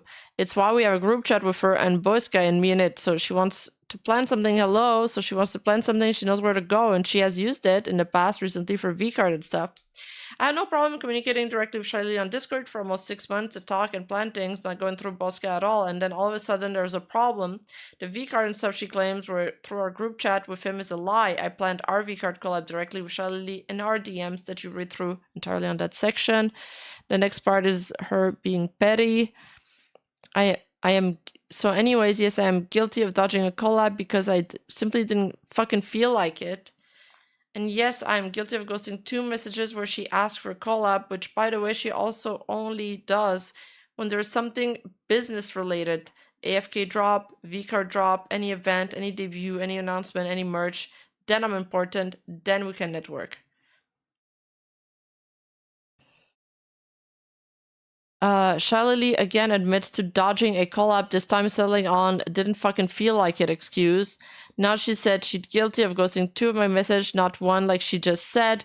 Shalili claims I only asked for collabs and there's something business related involved, as if was trying to...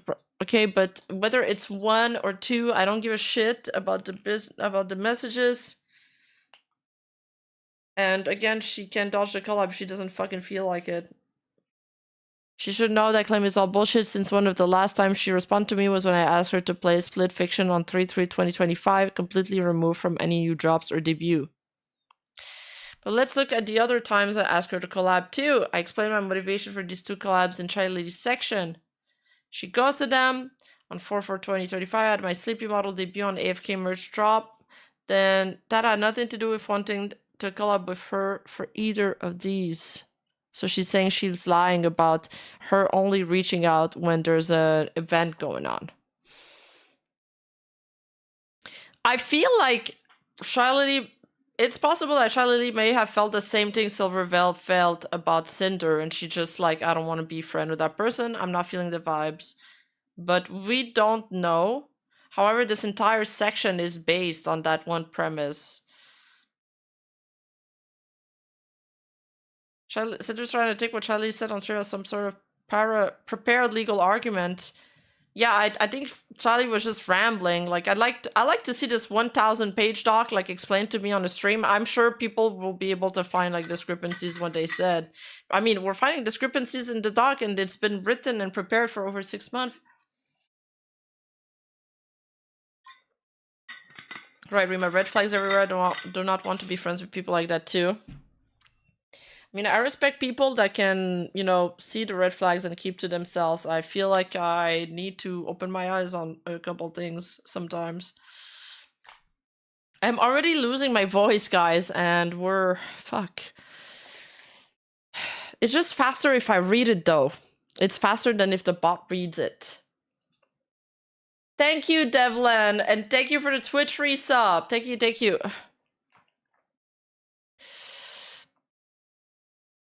The V-Card collab on 2/1/2025 was explained in that section of this document. Yes, it was obviously a business-motivated collab, but I also wanted to get to know Charlotte better over something I thought we'd both be excited about. I think, look, Charlotte obviously was emotional during that stream, and she's like over, what's the word? When you exaggerate things, like you use a... Not a euphemism. Soft, ice cream, ice cream _rima eadpat, eadpat. Thank you for the headpads for tier, and thank you for the 1 month membership. Yeah, like hyperbole, thank you. Using a lot of hyperbole. I do that too.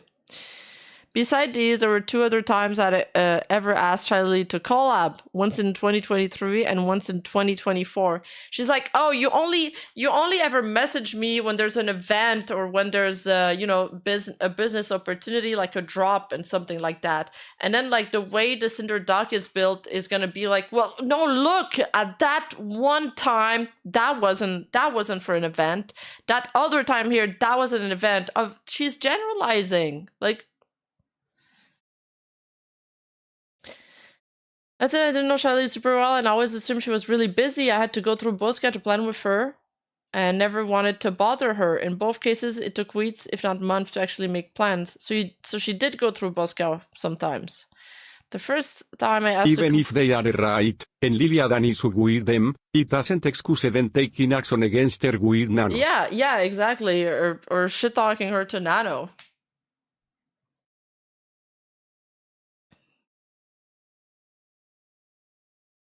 Not months to actually make plans. The first time why Charlie says it's slander is because it makes her look bad to the eyes of Nanoless. It's kind of like the way he's presenting it to her, and it's that Shiley doesn't like Cinder. It's a lot of entitlement in this part. Yes. Demanding she gets her name read out in rights. Yeah. Demanding they respond to her in the MS. You sin if you avoid her. Yeah, exactly. You sin if you avoid her. It's like she's been treating Cinder coldly, and Cinder's friend with Nanoless. So obviously, it doesn't look good, and this is what Shiley meant by slandering her. But then now they're like, you know, they're like, no, because it's all slander because everything we said was true. But you're still shit talking.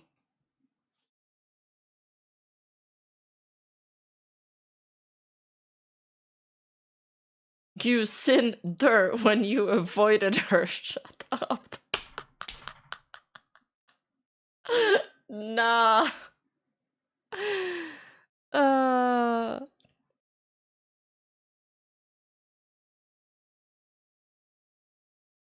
The first time I asked to collab was right after seeing her at Twitchcon Paris in 2023, which I just so happened to have my demon model debut already planned for right after my trip, and had nothing to do with asking Shiley to... You know, I would have preferred if she was just like, I made mistakes, I got lost in the sauce, I learned a lot from this, it sucks that it took this for me to learn, but I think everything happens for a reason, and... maybe, you know, it's a learning experience. I'd like to come back to be with my Pyro Pups. I want to show that I've changed. And I want to put this entire mess behind me. And maybe, you know, she could clarify a few things, maybe about Nanoless, make a short document, and then just never speak about it again. But this shit slinging is like not Hell it. has no fury like a Sinder's corn. Watch out. You'd better say her name in rights. Or she gonna write mil pages about you. Yeah, yeah. And now we're just throwing stones at each other. And the parts where they're like, you know, attacking other people, calling Silvervale a snake, saying Shiley held a grudge, that doesn't look good at all. PR wise, it just doesn't. It's not a good defense.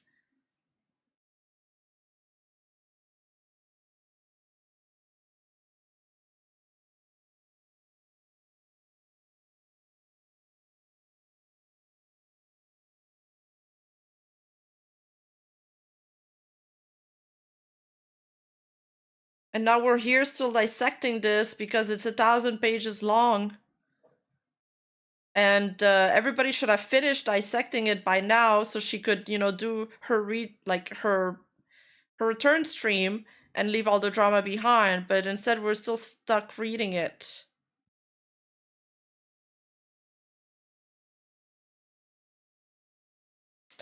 No, you're absolutely wrong, Mockingjay. She could have done a short document with the right stuff, not with the shit slinging and stuff. It's the same.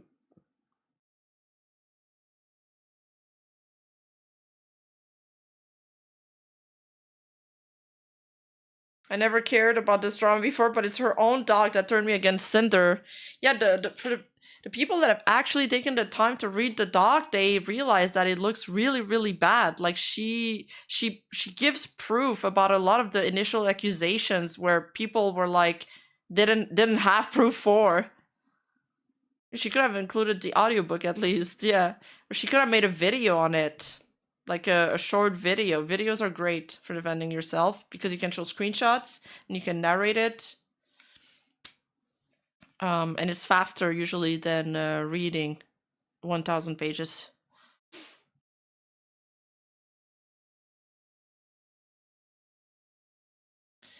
Soy Optimus. Oh, sorry, I'll let you Soy on. Optimus Prime.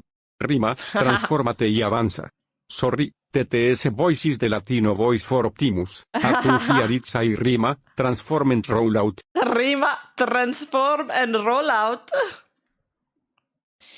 The second time I asked to collab was for my anniversary subathon in June 2024, since I was asking friends to come on my stream for it. She wasn't able to, so I asked to plan something for July instead. After not hearing back for a month, I messaged again. This whole dog boils down to just I'm right because you're all poppy heads. Face, with, rolling, eyes. I think Red had a lot of influence on this document, probably. I like to believe that she's sweeter than that. I would like that. But I don't always like what I'm reading. After not hearing back for a month, I messaged again asking about a Nika collab at the end of August after my bikini model debut was planned. Shelley had been using her new bikini model all year, and it was the only one of my VTuber friends who was really If you into Nikki don't like want me. to my model, then it obviously means who hate me. Cinder probably.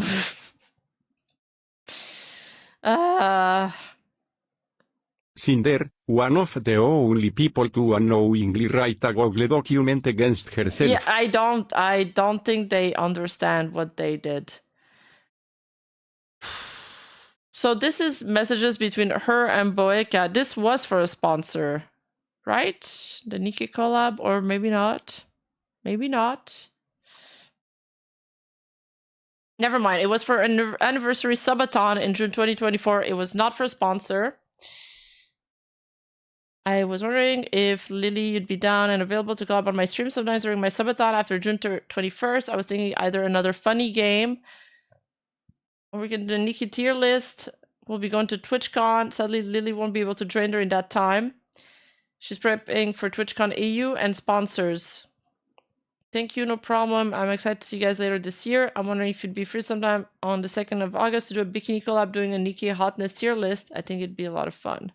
So she's showing examples that not all of the time that she's reached out to Shy Lily was over business ventures. I keep looking at the page. Sorry. So I am guilty of that, but like I said, I would like to excuse myself from those two sins because she knows better. It's been a thing last year, and last year wasn't a problem only until Nano worked on me and it was a problem. So on her very first stream after I was cancelled, Charlie admitted to ghosting me, admitted to dodging collabs with me, and made a joke out of me rating her.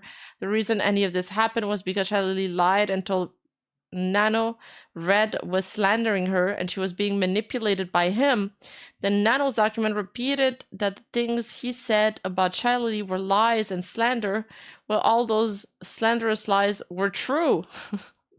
I showed they were true. Charlie herself admitted they were true, and there we are. Why did she lie about them? But you never showed the part where she like conveniently always leaves out the part where he says that he believes that she's going after Nano less, and it's related to how badly she's been treating Sinder. Charlie said she'd like to excuse herself from those two sins she admitted to, and then she blamed her actions on me. I should have known better. Taking no accountability, deflecting, narcissistic manipulation, all of the things Charlie projected onto me. Sounds crazy.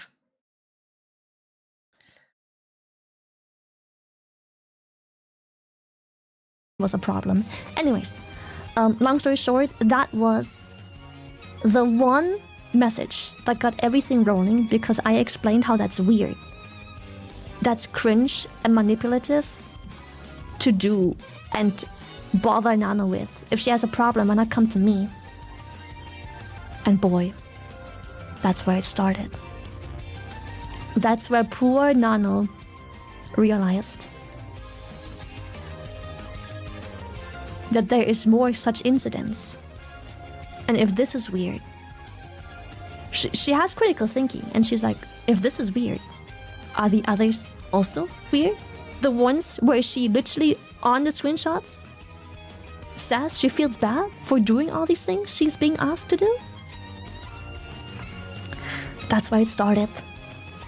And obviously, me being a friend, I talked to Nano and I was like, Nano, I'm gonna be honest, some of the stuff you have here is heartbreaking. I'm thankful for you showing this to me, but I highly encourage you to share this with the people affected, especially Bao, but because, you know, that one nasty one where she sabotages Bao, especially that one. And Nano, the fucking Giga Chat she is, agreed. She agreed. So we made a group chat. Like a few days later, because Bao had surgery, so it took a while. We made a group chat. Can you imagine? That Shelly makes a point that I should have just talked to her, not to go to Nano, but I didn't go to Nano. Red did. As much as Shelly wanted to push the idea, Red and I are not the same person. When I was ready to confront Shelly about what was going on, I did. She never responded because she was already in the middle of organizing my cancellation. Did poor Nano realize there was more incidents, or did Shelly ask her if there were more? And what did Red ask Nano to do that she supposedly felt bad about? Nothing. Wait, and what did Red ask Nano to do that she supposedly felt bad about? Nothing? We're really gonna claim that he asked Nano nothing that she felt bad about? Shelly highly encouraged Nano to share these things with Bao, but Shelly was the one who had to reach out to Bao herself. Nano may have agreed, but she couldn't do it without Shelly's help. Now, Sinder here shows the screenshots of her reaching to Shy Lily. Shy Lily didn't respond at this point because they were already talking by that point. She was upset.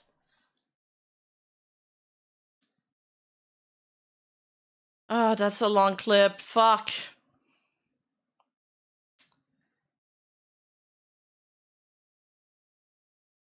We've already seen that clip. We watched it earlier in the last streams.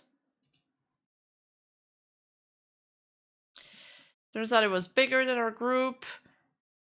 And so, yeah, we all knew she was going to throw her manager under the bus. We all fucking knew. When you look at the screenshots and you know her and you see the manipulation, the first fucking thing you know is she'll throw her manager under the bus. Everything went live, and you know what she does? The first thing they both did, they messaged Nano going, Nano, please. You know what the absolute fucking Giga Chat did? Blocked and blocked. Obviously, we're all ready for blood. On her stream, Bao didn't sound like she was ready for blood, was shallowly projecting that bloodlust onto everyone involved, so it didn't sound like she wasn't the weird and problematic one, or was Bao putting on a performance for the audience. But we still decided to sleep a night over it, give it one night. We all still knew this has to happen. With the limited misinformation they got from Nano. Oh yeah, because earlier the doc, Sinder also makes the point that she believes that Nano only showed the other girls some doctored screenshots. So she thinks that Nano sent the rest of the group misinformation. And Shiley was ready for blood, and she pushed things along. My friends, using their confirmation bias from a few other past experiences, they chose to cancel me over one night without ever contacting me. So Sinder is saying here that it was like the perfect storm of a bunch of coincidences and a bunch of people acting, you know, in their own best interest. This is suddenly turning into like a 1800 drama novel with a tragic ending. Charlotte complained that she didn't get her own section. My apology, as if anything was actually done to her. My 2-syllable name and thank you was too much to ask for after raiding my friend. Oh my god.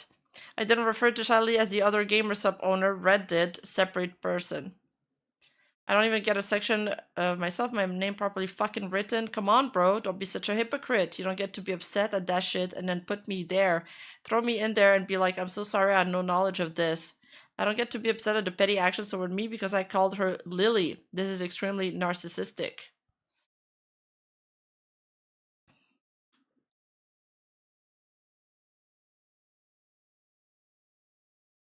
While waiting for her ad break to end, chat is just business, just I'm making a living, just business. I'm sorry, it's just business. Petty. Okay, we can listen to this clip. Alright. I don't know where I was, but let me just say, in this section that you dedicated to Cotton and me, she said, sorry for not having any knowledge of this. And that's where I kind of got mad, because like I said, a lot of the stuff that we posted about is only stuff we have hard-coded receipts for. Obviously, there is lots of experience that doesn't exist on paper. It's only private experience. Okay. But there is also more receipts! Verifiable receipts that weren't added to the doc because either there are smaller things that just only really become a problem when added up, or they were a little too private to be shared. They contain information that people just don't want to publicly have there, but it is kind of important for context, you know, so you pick and choose what you want to have up there. And so for her to claim she has no knowledge when I know for a fact she does, but I have no proof other than hearsay, it reminded me of that one fact, the one receipt we do have though, where she herself personally throws me under the bus, and I made sure to quote her own words because again, that screenshot isn't public. But I made sure to quote her words. She'll know what we're talking about. I can't those tell quotation if we marks, passed. the literal quote. I made sure she knows what I'm talking about, what I'm referring about. The screenshot isn't there. They're too little private to share.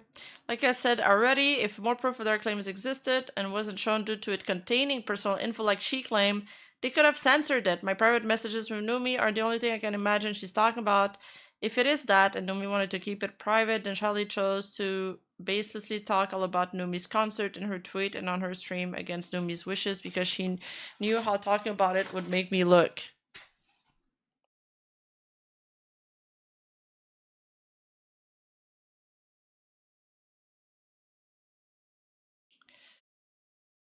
Okay, she's gonna break this down. For her to claim that she has no knowledge when I know for a fact she does, but I have no proof. Charlie had no proof I knew anything. She just knew I did, but pushed everything to be made public anyway. Charlie is talking about Numi's concert here, but never shows anything about it. The quote she used in her reply to me was from my private conversation with Numi, a pressure to live up to what Lily is. Yeah, that's why I believe that this was probably one of the first set of screenshots she's seen. Charlotte expected me to take public accountability for an already private settled situation, once again falsely claiming that I used her as an excuse and that it was all about the money to me. Oh, Crazy theory. Also vean her look sing. How can anyone more popular than me, an actual 10 physical yes? Sinder? Thanks, Greg. Hey, my mom... Fuck, man. I told my mom I was streaming, and I think she's dropping by. 1 sec.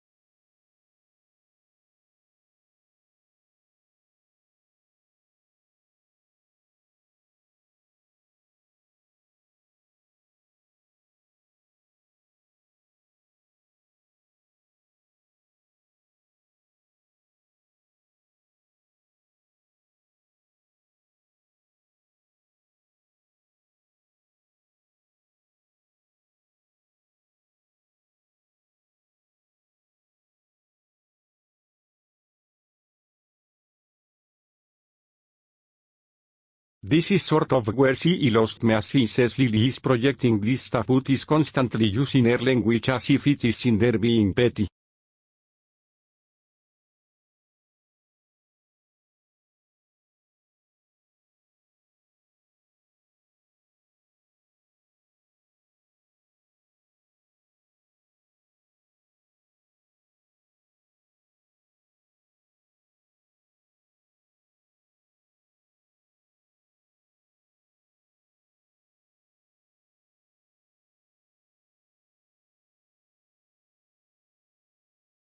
Okay, I'm back. Sorry about that. My mom just dropped by to leave me some fries. I want to eat some of my cake. I'm hungry. This is sort of where she lost me. She says Lily's projected this stuff, but is constantly using her language as if it is Cinder being petty. Yeah, I mean, I feel like this doc makes me feel like she's not ready to move on. Like she hasn't really learned anything, that she's still feeling very defensive about it.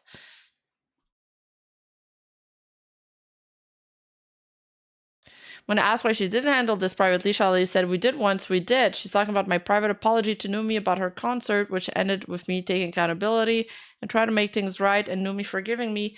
They didn't handle anything privately before. Shy Lily didn't handle privately, but then she wanted to imply that because Red said we in his message to Nano, it meant I knew of and agreed with everything he said. Once again, putting standards on me that she wasn't holding herself to.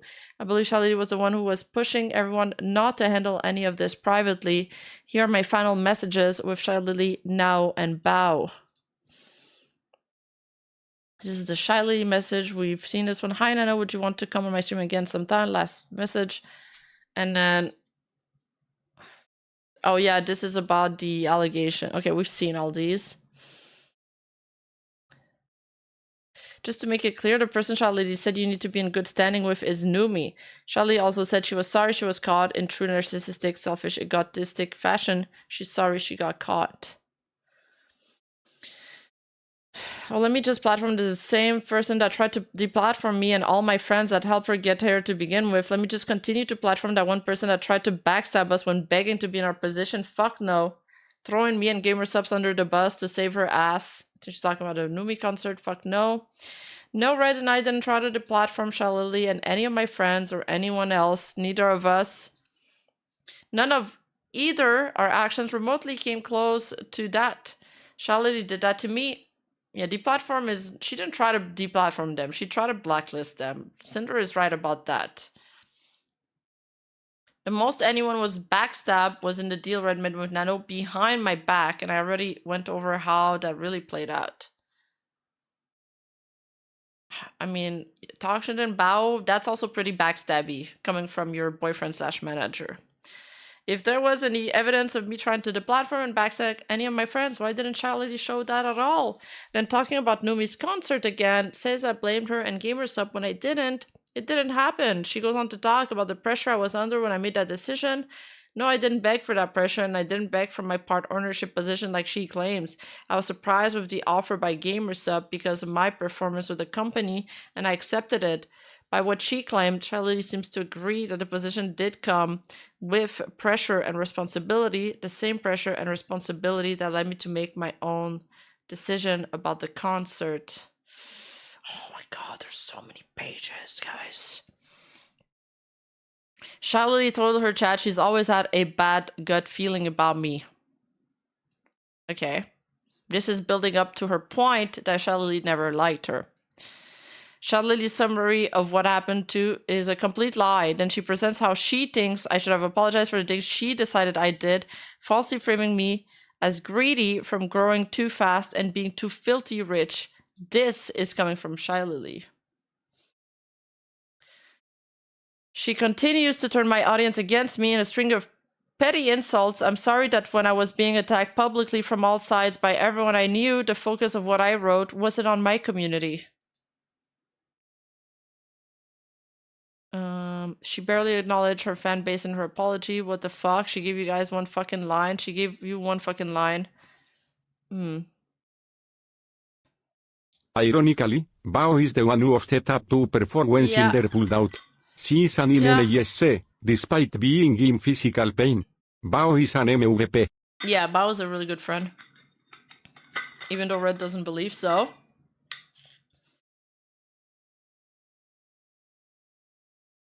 It's uncanny how her behavior against Chilili is the exact repeat of her paranoia against Silver Valley. Yes, it's actually concerning. Like, it feels not normal.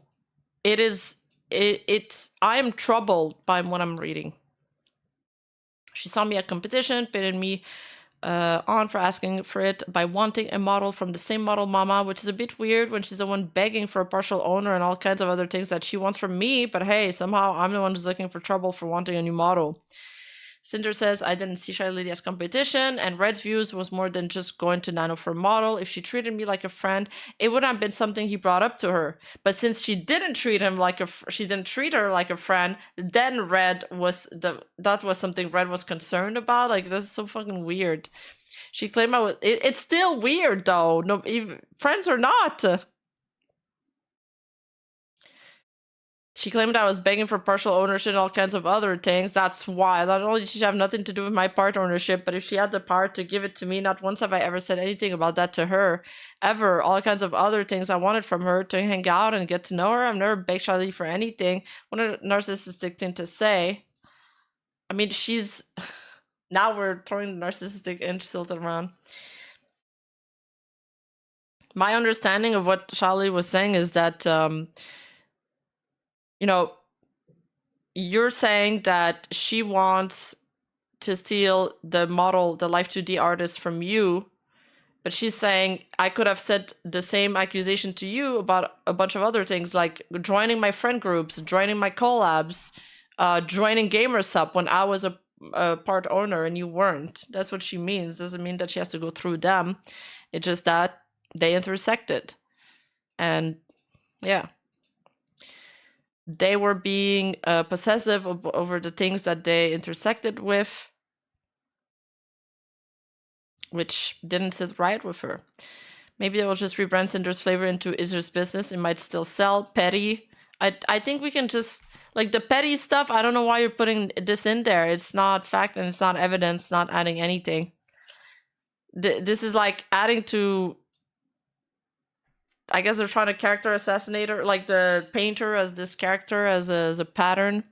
Charlie was the one who was expecting me to publicly take accountability for everything and anything I've ever done, like what happened with Numi's concert, even though it was already settled privately between us.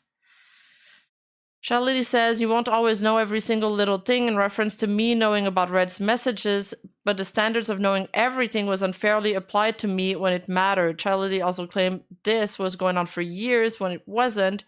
She says the time my friend saw us sharing messages on our phone in person proved I knew everything. Charlie said the documents Nanos and Baos only talk the truth, they only talk facts.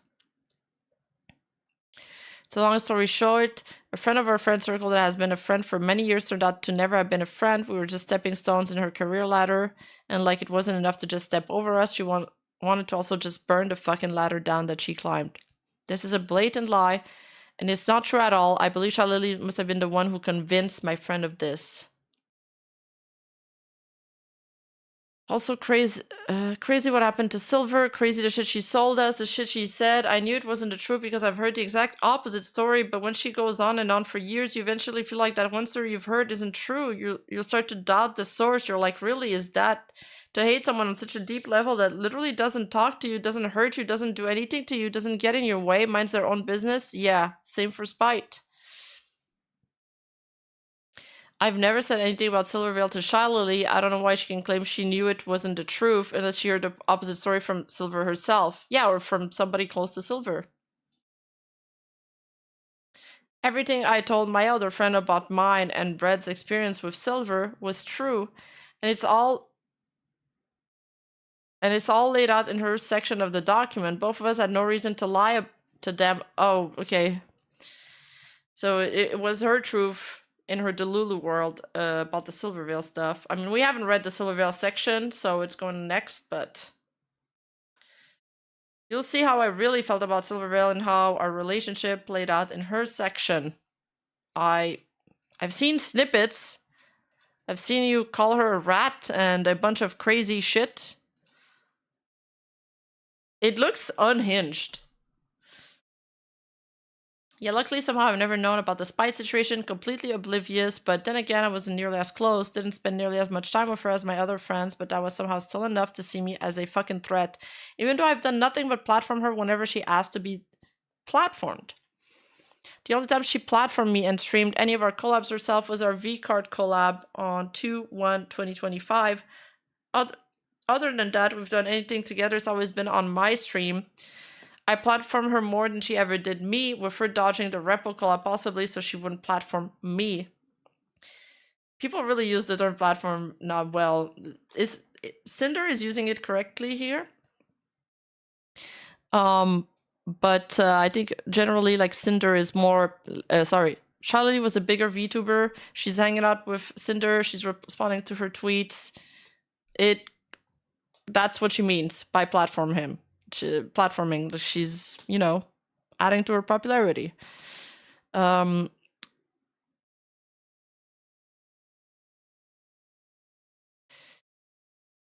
to say that, you know, Cinder's popularity is just due to that, but obviously this was important to Sinder. She did attribute value to it, so she can't just take away the value now, in hindsight. Like, you wanted to collab with her.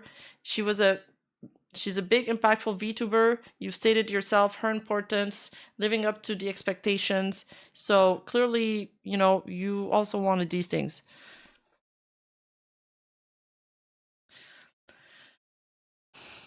The crazy part of me is you're the face of VTubing, or you still have to quench and squelch the very friends who put you there between your toes. You got it all. You're burning these bridges for like the last 2%, 3%. Like, do you not do any self-reflecting? Look at your fucking YouTube. Every single video is about someone. It's never about you. And there's nothing wrong with it. Some people simply operate better when bouncing off other personalities, but to have messages demanding recognition from people you despise and sabotage because you're bigger and better than them and got there on your own, Yes, my YouTube channel is made up of videos of me and my friends, but everything Shalili said here is a lie. I wasn't burning bridges. I wasn't demanding recognition. Well, you were from Silvervale. And I wasn't, and you are from Shalili, from the raid. I wasn't sabotaging anyone. The things she's referencing to here and completely mischaracterizing are from something Red said about Silvervale once in July 2023. She's talking as if they were my own words, that it somehow applies to other people other than Silvervale, and it's relevant to my own actions almost 2 years after the fact.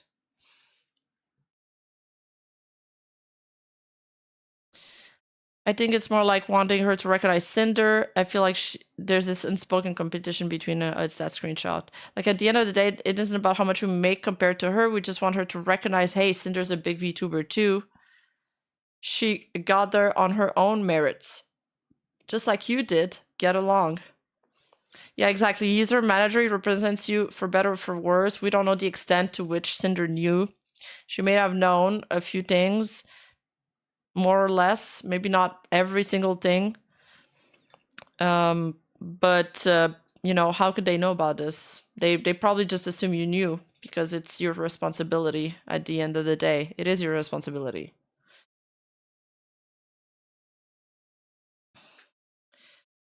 Petty, about the Yoshi thing. Yoklesh. God, I was so angry. Every paragraph I was just deflecting. You know what also hit me really wrong? You know what hit me the wrong way? All of the damage he caused to specifically Spite and Silver. All the damage he caused. All the bad mouthing. All the sabotage career things. Yes, every paragraph was just deflecting, kind of like how Shalili deflected her actions to Nano to begin with. And then admitting to them on this stream, blamed it on me. Shalili makes a good point here. What about everything I or Red caused to Silvervale and Spite? Well, I've laid out everything that was caused to either of them at the start of this doc in the accountability section. You'll see in their own sections too. You also see all the things I didn't cause, but the public was told I caused. You already saw Nano canceling Silver's model in November 2023, but blaming it on me and Silvervale and Spite made plenty of their own claims too that are addressed in their sections. Okay, so I guess we'll see in their sections because we haven't gotten through these sections, because these were not the sections that were coordinated by the mastermind Shalili. What? Rima, what?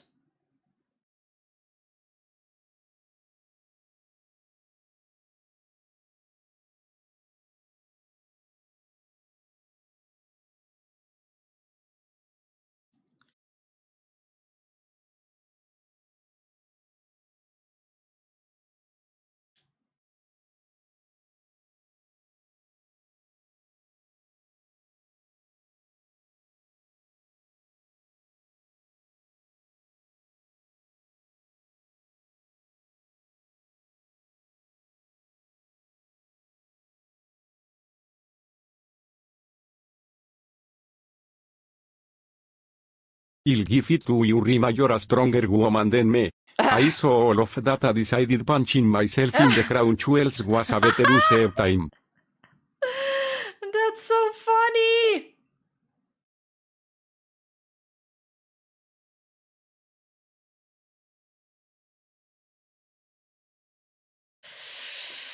Oh. Man, I kinda just want to go eat my cake.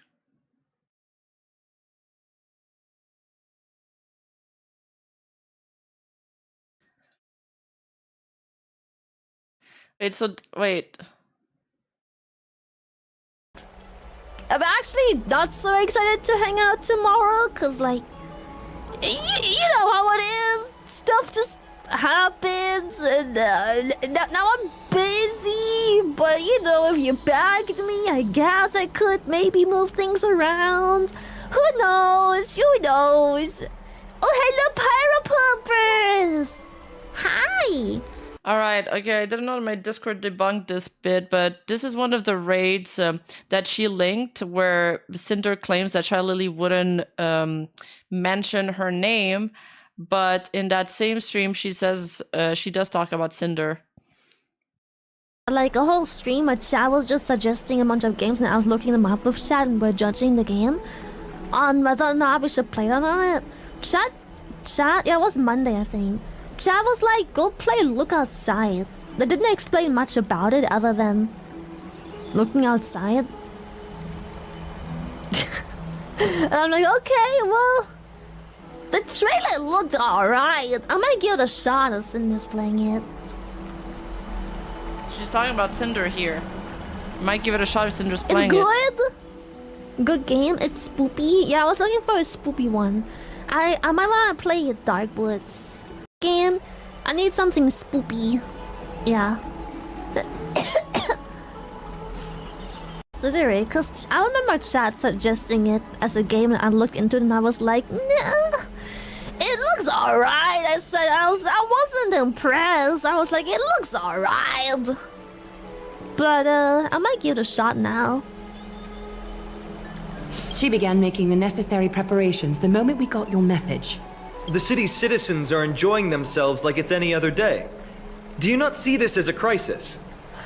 Yeah, still awakes the I skipped it. Oh my god, I'm a griefer.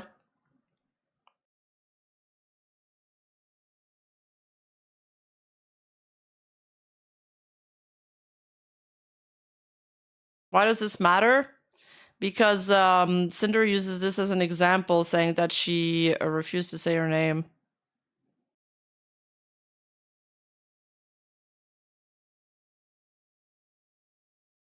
And she like talks about it after. So this is what, 5:52:11.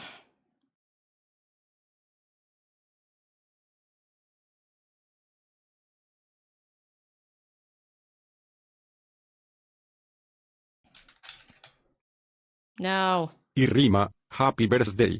I really don't see why Cinder couldn't have just quietly streamed without making a big fuss. Would a therapist hurt Cinder? Wait, what? Would a therapist hurt Cinder? I really don't see why Cinder could have just quietly streamed without making a big fuss. Would a therapist hurt Cinder? I mean, she could have made the Google Doc, but maybe not 1,000 pages. Why can't I? Why isn't it not searching in a transcript? I'm tilted. Whatever. play, and we had like a whole stream of I mean, like a gonna whole redo stream it. of chat was just suggesting a bunch of games, and I was looking them up with chat, and we're judging the game thank you for the on whether or dono. not we should play it or not. Chat, yeah, it was Monday, I think. Chat was like, go play Look Outside. Did I get They didn't rated? explain much about it other than Oh, looking out. Sokotsuto, thank you for the raid. Welcome, Outside. viewers. Welcome, welcome. And I'm like, okay, well, the trailer looked alright. I might give it a shot as Cinder's playing it. Okay, if Cinder's playing, I might give it a shot. It's good. Good game. It's spoopy. Yeah, I was looking for a spoopy one. I might want to play Dark Woods. It also seems to be like a weird top-down, eerie, spoopy kind of game. I need something spoopy. Yeah.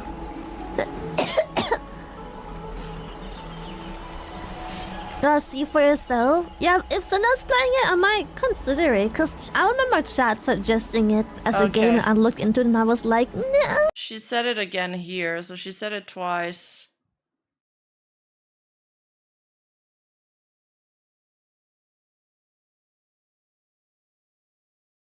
Let's continue. Boing, boing, boing. And this is Cinder's VOD from my God, that his day, body- and she is playing Look Outside.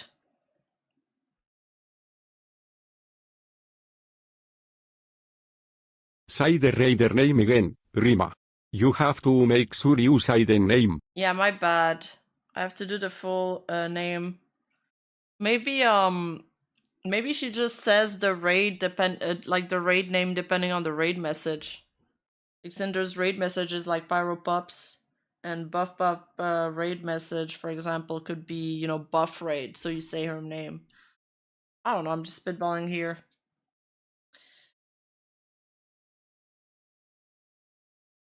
Wrong again, but Charlie seems to know a lot about how in a boss to say anything when she could never say anything herself. Like in your own words, just business, I'm sorry, but then it's true business fashion. You're going to have...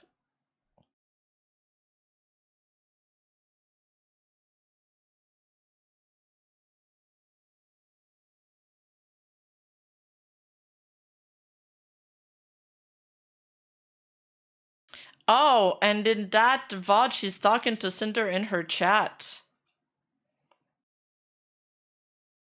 Wait, so that raid literally shouldn't be there in the doc as an example. Sinder is replying to Shylily in the chat to tell her that the game is good. She says it's so good.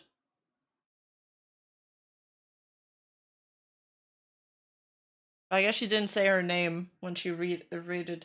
Oh, we also talking about raid. Edda, Hengist, and viewers have rated. Thank you, thank you. Thank you so much for the raid. Welcome, raiders. Settle in. We're still on part fucking 6. It's not moving that fast. And we are getting passed by everybody else. I did say her name. I said her name. I said her name. I promise.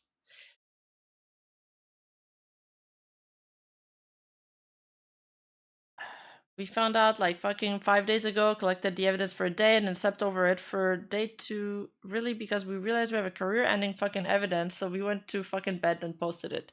Shylily again lies about the timeline of events. She found out about this 2 weeks ago, not 5 days ago.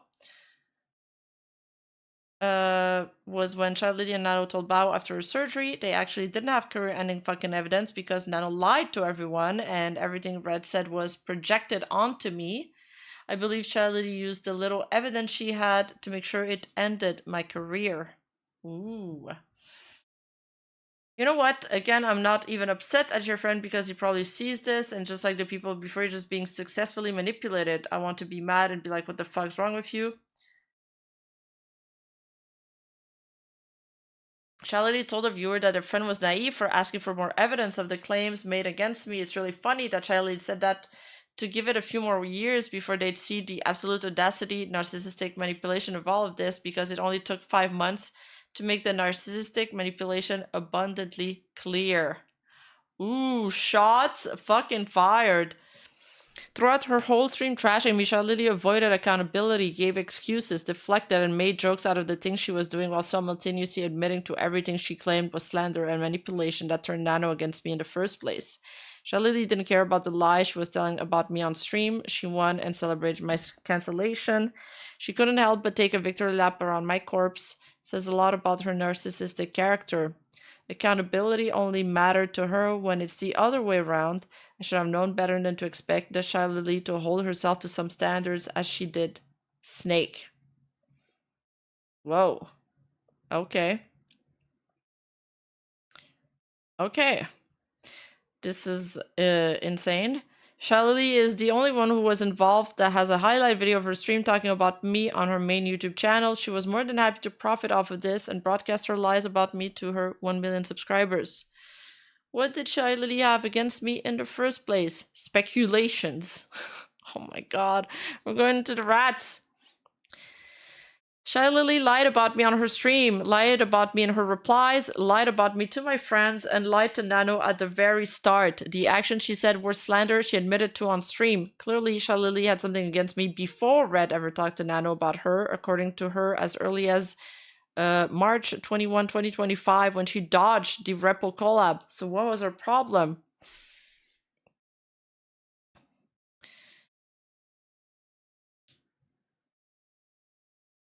Let's look at some of the things she said on stream again for the like 4th fucking time.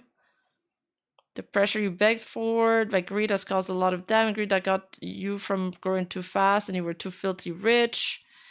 Shylily viewed me as a greedy person and that all of my actions were due to my alleged greed. She encouraged viewers to donate any of all of my merch, but didn't dissuade them from burning it either.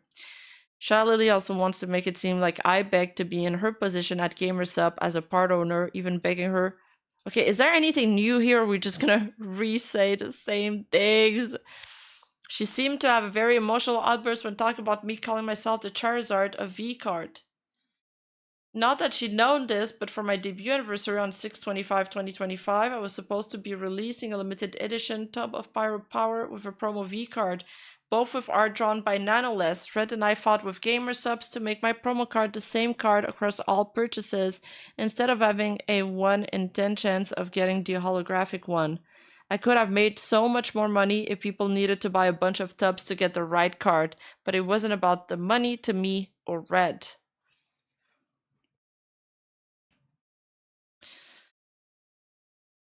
So this is the proof that they didn't do that. Not that she know this, but for my debut, exactly, she couldn't know this. But let's look at more evidence of this besides what she said on her stream. The first message of mine Charlie ghosted was about another V-Card collab when the rules were updated. Do you want to play the V-Card sim together sometime soon? I missed you during the Repo collab last week. The very next day on her stream for 3/29/2025, Charlie received a TTS message about my then upcoming AFK flavor. The first thing she said was that she had nothing to do with my part ownership. Oh, because she's co-owner, that has nothing to do with me, bro. I don't have a saying in that. That shit had nothing to do with me. Don't look at me, bro. It's got nothing to do. That's gamer subs. Leave me out of that shit. She then says a gamer sub has been begging her to make her a new flavor. She goes in on an almost 10-minute rant about she's not about the money, but that she has a bunch of things lined up she could release whenever she wants, but she's not like that. Pretty blatantly in contrast to the TTS message about me.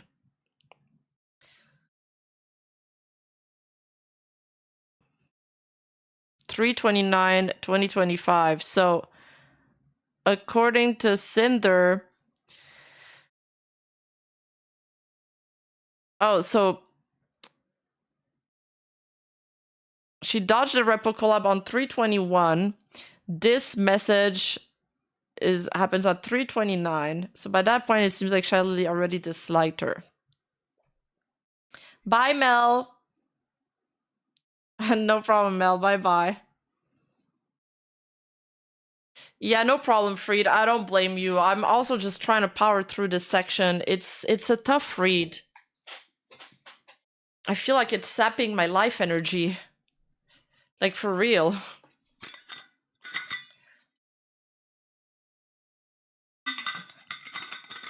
On her stream for 4/29/2025, a day after talking about my cancellation, Charlie told her audience she highly suggests that the right thing for me to do is to give up my gamer subs part ownership. I want to make this clear. I reached my decision to give up my part ownership myself, and Charlie had nothing to do with my choice.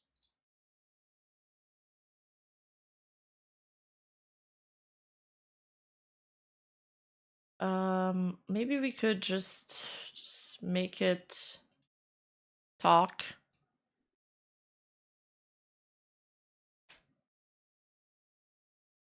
But Shiley said this as if I needed to repent for the lies she and others told about me. Gamer subs had nothing to do with anything that happened, but that didn't stop Shiley from telling her viewers it was what she wanted me to do.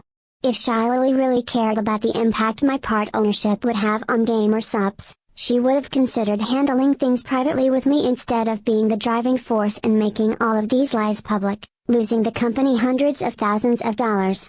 She probably knew all of this controversy about me could be a way to push me out of the company, all while keeping her own hands clean. It wouldn't look good for Shiley to go after the other gamer subs owner after all.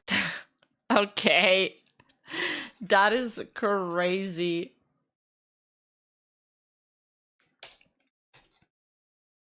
Or maybe, I don't know, she wanted to put her friends before, gamer subs. 2 days after that stream on May 1st, 2025, Shiley couldn't help herself and made an announcement in the card production server where the staff, VTubers, and artists developed the game, notifying everyone.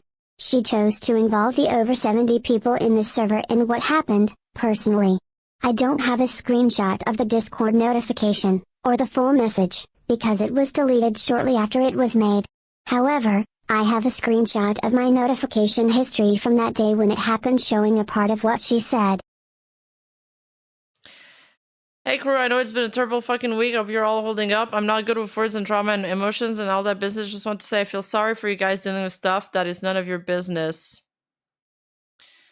If Shelly wasn't trying to get everyone in the server involved, then no one would have to be dealing with this stuff like she said.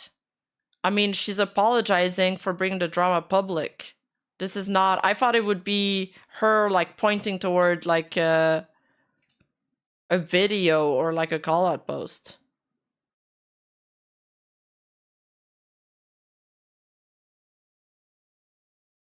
There's another timestamp of Shy Lily tanking Sinder in the first raid.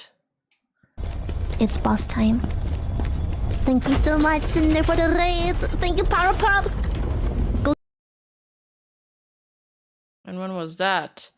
March 31st, 2025. Wait, this debunks her entire section then, where she thinks that Shy Lily already hated her by 3/21. This VOD happens after, so now this all of that argument just falls apart. Interesting. Okay, that's to be noted. Okay. At some point, she even took the time to go back and delete her reply to my part ownership announcement.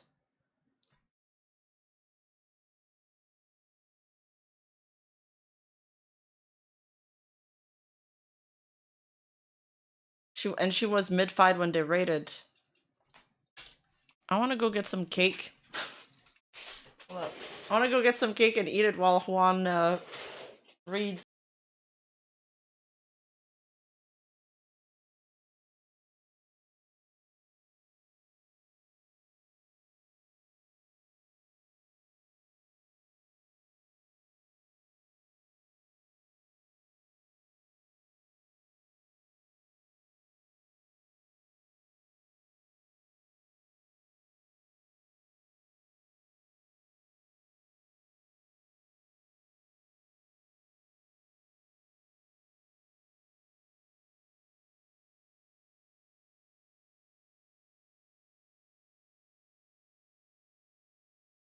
Dude, it's actually fucking good.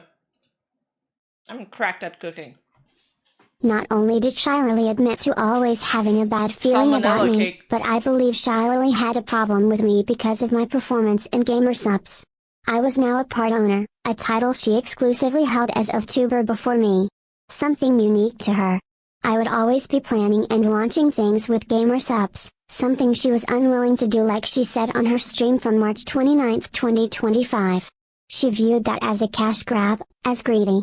But I don't think just being a part owner was the problem. I think most importantly, she didn't like how enthusiastic I was about VGuard, and the role I was carving out for myself in it. Not only did I mistakenly give out information early when VGuard launched, like I showed in that section, but mine became the most sought after card in her game. Wow.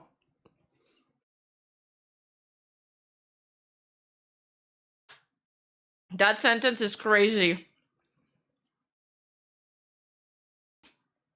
She's saying her card became the most sought after card in her game. So Shy Lily must have been jealous for her, trying to take her down. And that she wasn't the only part owner anymore. Even though I think Shy Lily's share is way bigger. I mean, owners sell parts. Like, it's for a reason that you band together to own the things, because you can't afford all of it.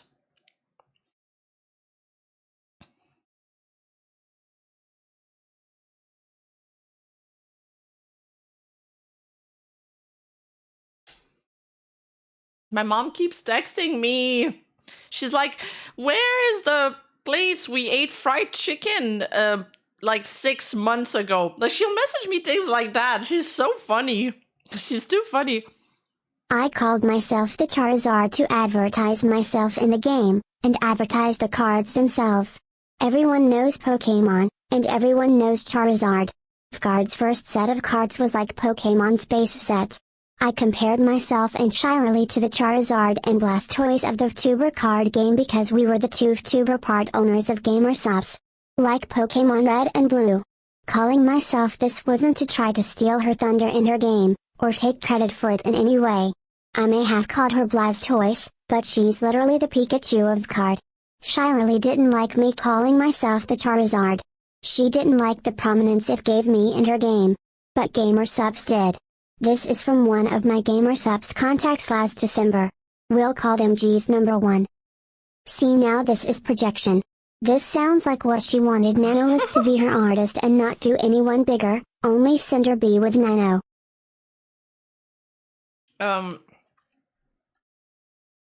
See, now this is projection. Sounds like she wanted Nanolist to be her artist and not do anyone bigger. Only yeah.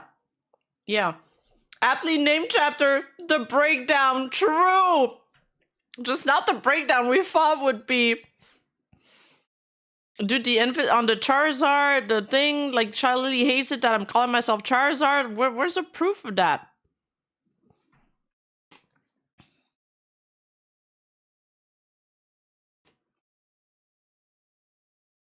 I mean, she might have found it gauche. She might have found it like a little cringe, but like she says, when you get excited, you do cringe-worthy stuff. Would she have found it cringe enough to orchestrate taking you down? That's one hell of an accusation. Just another person. And here Cinder's like, no, but I'm not the only one that calls myself Charizard. These other people within GamerSup have been calling me Charizard. You've become the VCard Charizard for sure. TBH, alright guys, we've criticized VCard before. Their art is great. They have really pretty cards. But they're collectibles. Like, they're not... I don't know. They've made some weird decisions. Let's just say that. I don't know if they fixed their game though. Maybe they have. Apparently they have.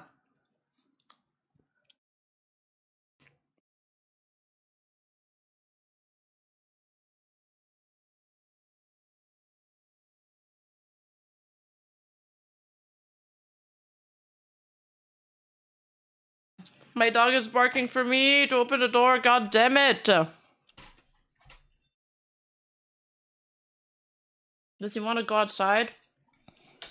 Shock, shock, shock. Wait. I know what I'm going to do.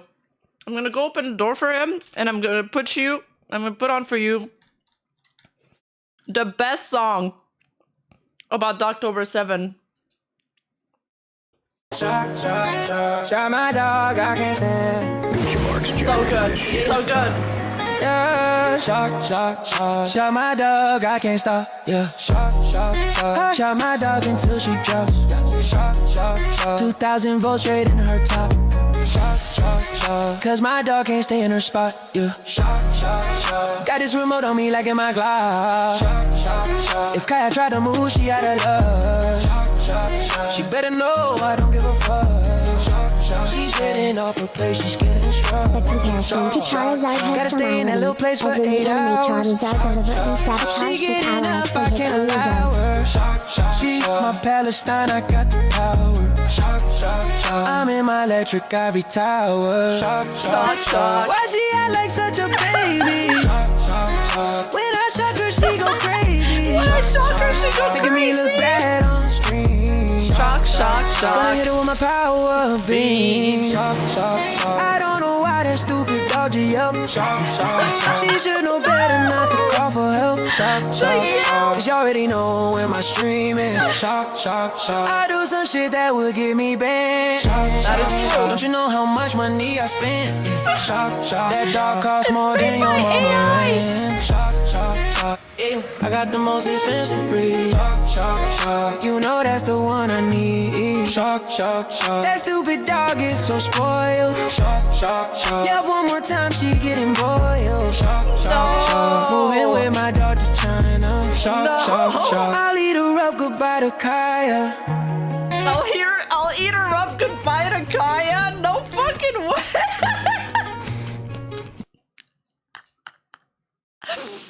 Shock my dog, I can't stop. Dude, it's such a banger. What the fuck? Shock. This is the first time I listened to this today, and I didn't even notice every time you listen to it, you find new lyrics. I can't believe this was made by AI. How? And the lyrics are like all things like Hassan would say. How did they do it? Did they feed him like transcripts or I don't know? It's a banger. It is a. Why is it catchy? Like it was stuck in my head all day. Yeah. Why is the writing not terrible? And it's like Hassan with dreads in a Gucci outfit. I can't, man. I'll listen to it again later. What's the name of the song? Is Shock My Dog, I Can't Stop by Gucci Marks. Wait, is it Gucci Marks like the Marxist thing? Oh man. All right.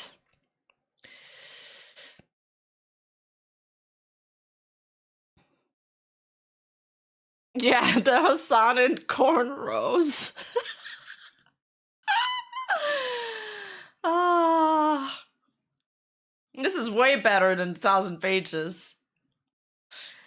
Out of the very few VTubers not returning in Set 2 a V card, I was one of them. However, that wasn't supposed to be the case. My 3 cards for Set 2 were completed before I was cancelled, and I was going to be a water type. I was told Hassan Google Docky when. I was told weeks after my cancellation that I had been removed from the lineup. Here's a crop version of one of my card artworks that went unused. But she was told weeks before her cancellation that she had been removed. I may be wrong about this, but after I was cancelled and removed, another VTuber who I didn't remember being part of the set was able to be added and presumably fill my vacant water card slot.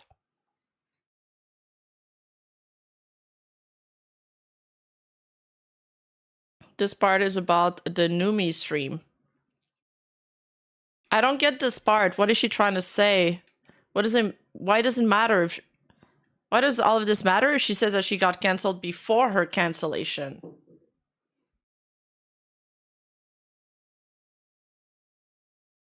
Like I said in the section about this, I was expected to talk about this in my apology when, it was never mentioned in Nano's or Bao's documents, because why would it have been?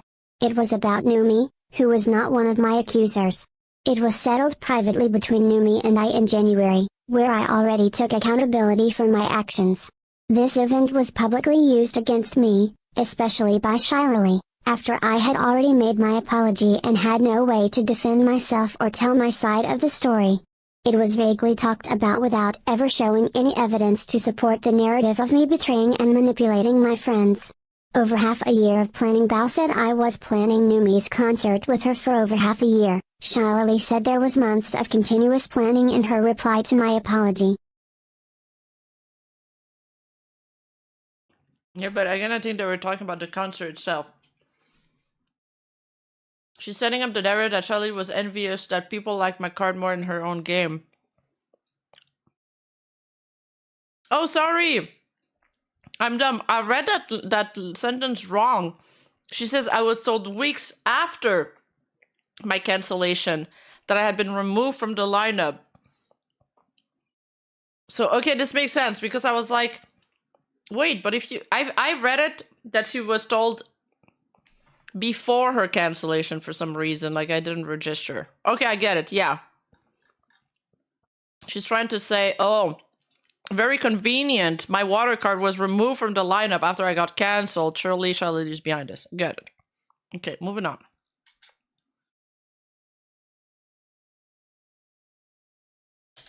Shock, shock, shock. Shock my dog, I can't stop. If this was planned with me over half a year, why was Numi's first message to me inviting me as a guest on November 25, 2024, about 2 months before the concert? And only a month later, and just over 5 weeks before the show, message read, not me, to start planning my performance on December 26, 2024? Numi's concert in NYC was on February 1, 2025. Her concert in general may have been planned for longer, but not my inclusion in it.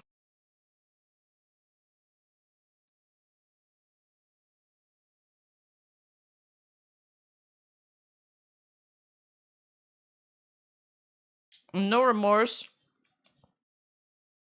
Oh, we're still on Shy Lily. I thought we moved on to Numi's VOD.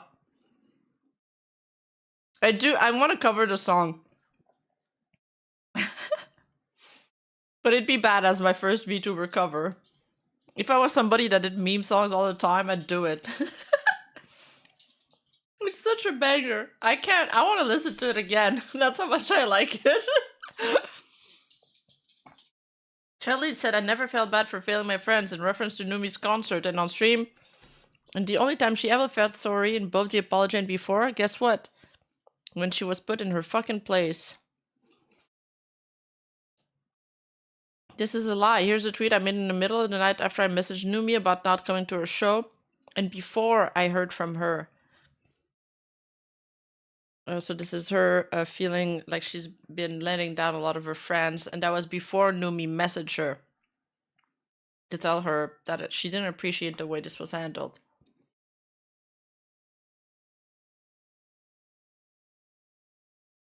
That was after she flaked on Numi.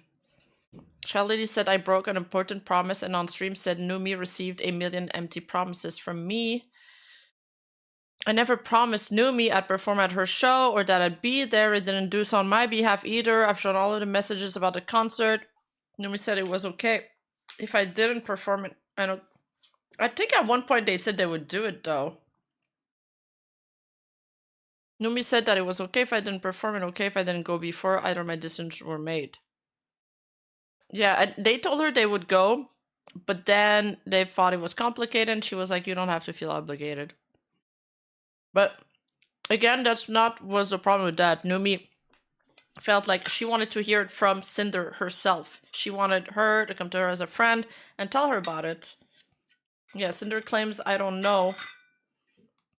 Oh, true. And apparently Numi said that she told her in person. But Sinder says that she forgot. There's a couple things that Cinder's forgetting. I'm out of water. Charlie said I blamed her for my decision not to go to Numi's concert, and I used her as a part of an excuse as to why I had to let my friends down. I don't blame Charlie, and I didn't lie to Numi. My reason was always primarily my part ownership promotion with Gamersub and the responsibility I felt to be there for V-Card's launch. While the collab was part of it, it was never the main reason. I likely wouldn't have made the same decision if there wasn't a collab planned.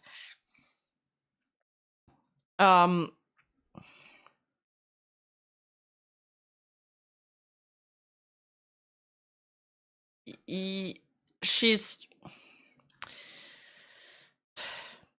Okay, she's not showing the screenshot that Shalili is referring to here, probably to confound us. But why Shalili believes that Cinder blamed her is because of this other screenshot where she said that she didn't dare telling her no. Something like that. I'm paraphrasing, but it sounded like that. Cinder, in her part about Shalili, or I think it was Numia, I don't fucking know because they all overlap, says that that's not how she meant it. But obviously, for everybody else, that's how they read it. And that's probably how Shalili read it too. That's how it comes across. Shalili said I blamed her for my decision not to go to Numi's concert, and I used her as part of an excuse as to why I had to let my friends down. Sorry, I already read that part. Ignore this. Cinder wasn't at the concert. Bao told her audience that I didn't go to Numi's concert. Shalili also implied I wasn't there in her reply to my apology and then said on stream she wasn't sorry because she fucked over her friend's opportunity on a day that she said she'll be there. My mom needs to stop texting me. She's like texting in my group, in a group chat now. But I was there. I told Charlie I was going to Numi's concert in our DMs immediately after our V-Card collab on February 1st. Alright, I'm just gonna check what she wants.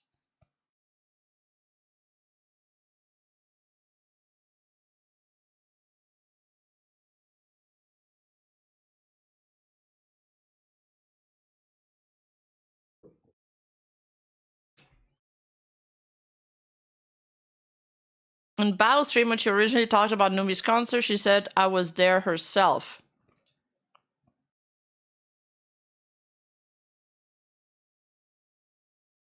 I was on Numi's stream with Bao and Numi in her hotel room the next morning on February 2nd. Here's a clip of that stream where we talked about the concert. Oh yeah, they did an off collab.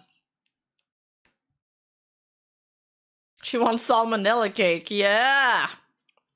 I have to finish these 3 eggs today. I almost ate them this morning. I wanted to tell you guys how I ate salmonella eggs.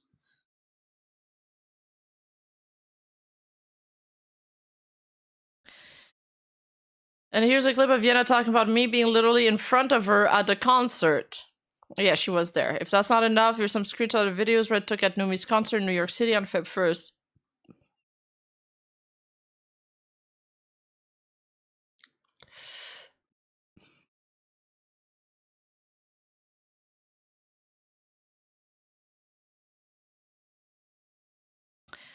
Hi, Numi. I didn't expect a V-card release to get pushed back to your concert. I didn't hope your concert when I saw the picture. It looked like it was bumping. Meant to message you sooner, but I want to bum you out before your show. Red and I won't be able to come to your New York City show this weekend. I didn't expect V-card's release date to get pushed back to your concert date, and I feel obligated to be around for the launch weekend as a GamerSupps owner now. I really wanted to be there for you, but I know you're going to kill it. I'm sorry, I love you so much. I miss you. I think I found a train that I can leave. Later, Red and I are trying to figure it out. When does your show start?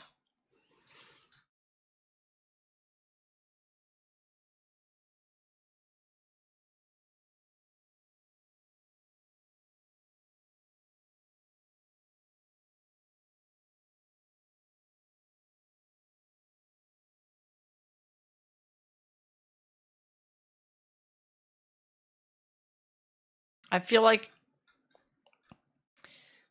I mean, she literally says she feels obligated to be there.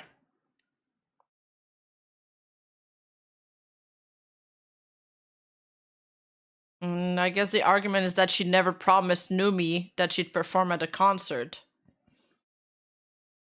Yeah, she literally says that she's obligated to, she feels obligated to be around for the launch weekend as a GamerSupps owner now. Shelly said I blamed her for my decision not to go to Numi's concert. I didn't blame Shelly and I didn't lie to Numi. My reason was always primarily my part ownership promotion with GamerSupps and the responsibility I felt to be there for V-Card's launch. While the club was part of it, was never the main reason. And I likely would have made the same decision if there wasn't any collab planned. And wait, isn't that worse though? If there was no collab planned, she would have still dipped out on the concert to be there for the launch.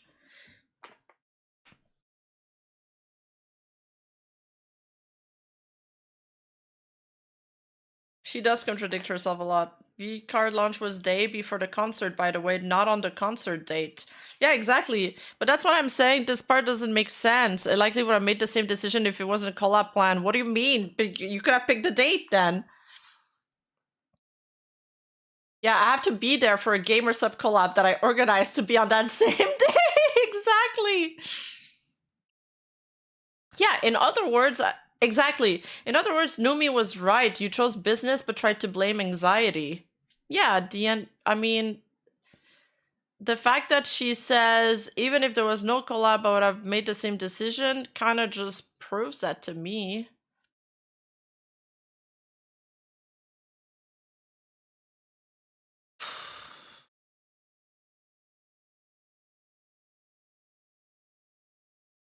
You can see that these pictures look just like the image of the concert in Numi's own tweet, including the stage light. I mean, okay, I believe you. You were at the concert. I believe you. You just didn't perform.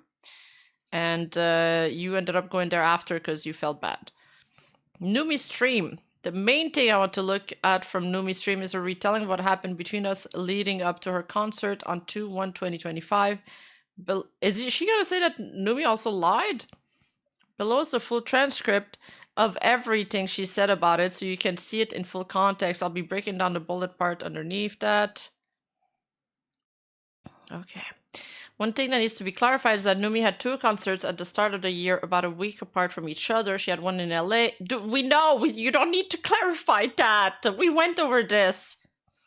You were intended to perform in New York City one. Yes. It's not like she refers to both at them at different points, but never clarifies which show she's talking about. Holy wall of text. Okay, she repeats all the texts here, so let's just go with those. I'm somebody that... This is Numi.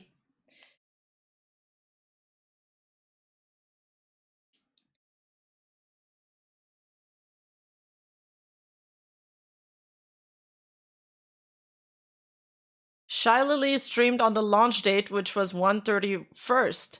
That was the launch date. Numi's concert was February 1st. Sinder scheduled it on Numi's concert. Oh wow, it wasn't even the V-card launch. That's crazy.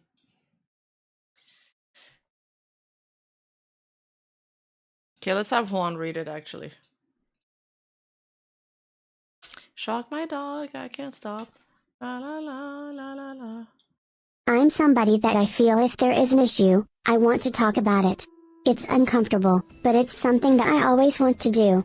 And there was something that happened between us a couple months ago that I had talked to her about for months that she agreed to and was super excited about. But any other things that I heard about were not from herself, but from Red. Numi's first and only message to me about her concert was on November 25th, 2024, where she invited me to go, and didn't say anything about performing. This was about 2 months before her show in NYC. Combat Zero, Can't believe how bloated this tactical doxy is. Yeah, it's pretty bloated. Thank you for the 1 month. And that's why Numi and Shy Lily were mad, because she made it seem like someone else scheduled it, and the only other person in the collab is Shy Lily. Yeah, exactly. And she told that to Numi. And then Numi probably showed the screenshots to Shy Lily. So of course Shy Lily is gonna be mad, because then your friend's gonna be mad at you, like this was your fault, and this wasn't her fault.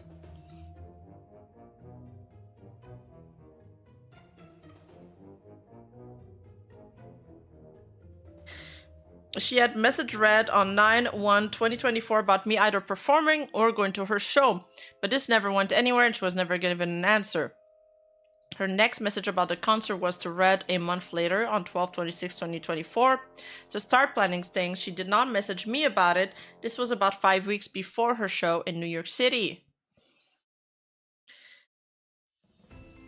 I agreed that my issue was the fact that I never knew how she was feeling. Anything that I was told was from Red. I agree that I should have talked to Numi much sooner than I did and been open with her from the start. I was wrong of me to let Red communicate my feelings for me. Numi never messaged me about the show or how I was feeling about it. Only Red. She never told the public that she went to Red in their DMs for comms about this. So who cares? Why are you... She's always like deflecting blame, deflecting excuse. Can't she be graceful about it?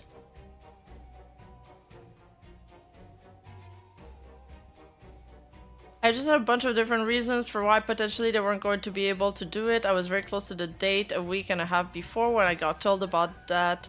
Red message knew me about why I might not perform over 3 weeks, 22 days before the concert in New York.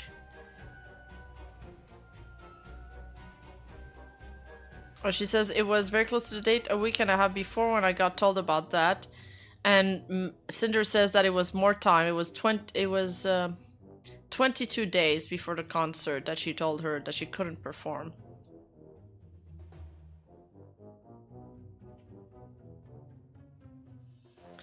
Yeah, it does hinge on... I don't remember ever speaking to Numi in person about it, even though Numi says it. And Red says he would message me the year before, but he lied about that. And so you gotta believe that first, and if you don't believe that, then it's Numi didn't try hard enough. Yeah, Numi didn't try hard enough to contact me. She went through Red. And they even spoke about like matching, wearing matching t-shirts. But then she forgot that she had her concert on her calendar. That's also another part that I don't get.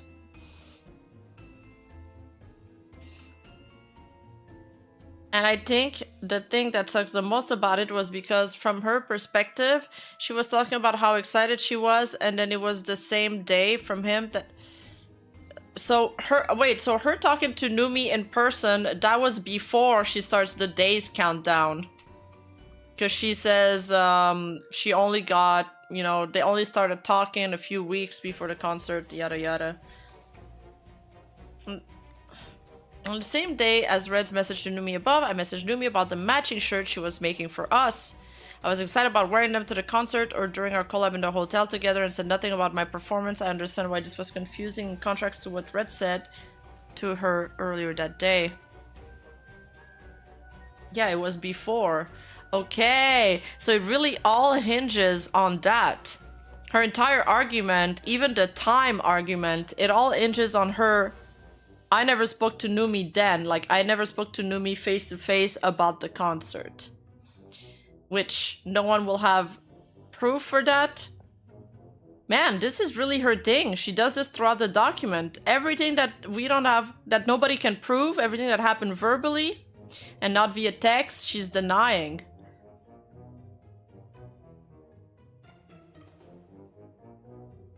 Okay. 3 days later is when Red told Numi I wasn't going to perform. This was 19 days before the concert in New York City when Numi said a week and a half before. I can only assume she was talking about the date of her LA concert, which I wasn't performing at all, but even that was a day under 2 weeks away. Okay, well, maybe Numi made a mistake here. I have my music friend Holmes who spent, you know, dozens of hours working on the set list for us, you know, me and my office drummer to perform. So is she calling Numi a liar here? We put a lot of effort into this together. I asked every single month for months. I wasn't told about it. Until it was at a point where we literally couldn't find a replacement. Numi told Red in December that they already had a set list made with an opening for me to perform one of my own songs. If there was any songs already planned in the set list for me to perform. It was never communicated to Red and I. And Numi didn't try hard enough. Should have tried harder. I don't know what Numi means by ask every single month for months and I wasn't told about it until it was a point where we literally couldn't find a replacement. Numi's message above to Red was the one time she asked either of us about my performance in the concert and the only time she messaged either of us first about planning it in general. But what about the time where you two spoke face to face? That was before that. Oh yeah, but she forgot.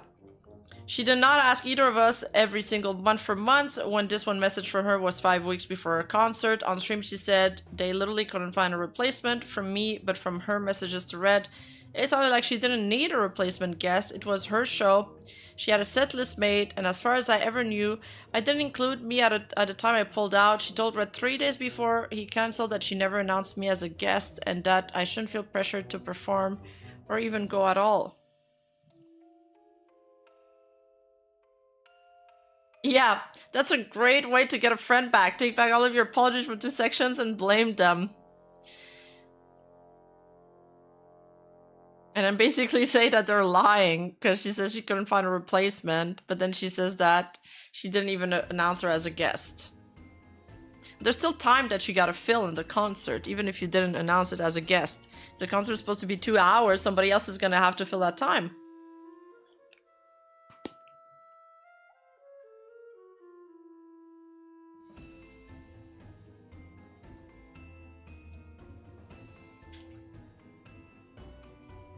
Juan? Val, put all of that aside just to be there for me, and to be there for me when Sinder couldn't even tell me herself how she felt. I feel so mad thinking about how she did that for me and to save her for not being able to go. And to find out that she felt that way about my best friend who has never given me any reason to not think of her as one of the best people I've ever met now.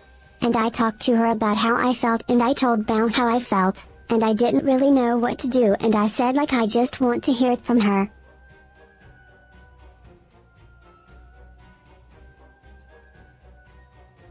Wait, what? What's the part she said that, not announced her? Isn't that about keeping people private because she was worried about privacy?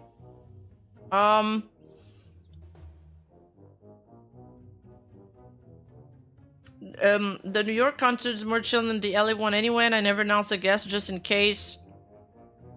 I wouldn't want to pressure her or anything. Oh, you mean She didn't announce her as a guest, so people wouldn't be looking for her because she's coming in cosplay and they were worried about that. Is that what you guys mean? Oh, she said she was worried about privacy and security, and she said, don't worry, we aren't announcing the people, but that's not because they don't prepare for them. Oh. Oh, that... The New York concert is more chill than the LA one anyway, and I never announced the guest just in case. I don't want to pressure her or anything with that, to be just only be if she's 100% comfy.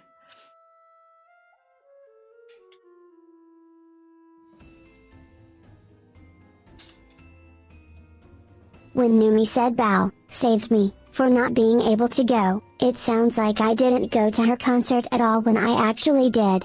I did not feel the way she thinks I did about Bao as explained in her section of this document, and she was an infinitely better friend than I was in this situation. Numi said she told Bao about how she felt about me not performing, but never confronted me about it. At the start of this retelling, Numi said I'm somebody that I feel if there is an issue, I want to talk about it. It's uncomfortable, but it's something that I always want to do. I agree, I should have talked to Numi, but she made it seem like it wasn't a problem for me not to perform to Red. If it really was an issue like she's saying, she never messaged me either.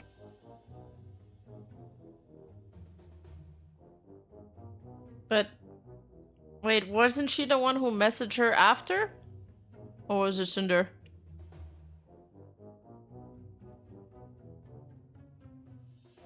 Okay, this is Numi's part again. I just wanted to know how she was feeling through all of this, and not through somebody else.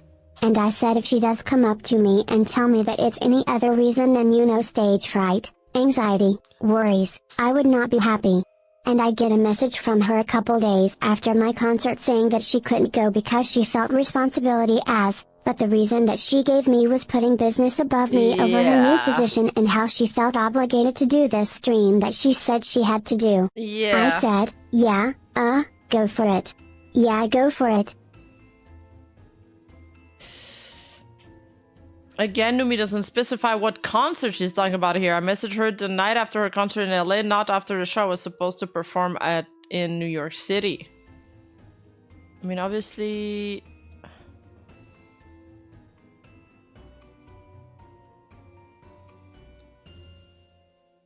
Yeah, she's talking about the LA concert from the day before. She's complimenting her on that. But she's saying that she won't be able to come to her New York concert. That's the next one.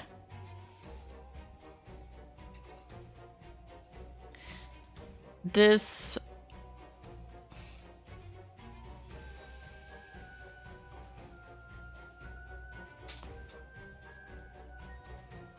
This was my reasoning for not going to her show, not about not performing.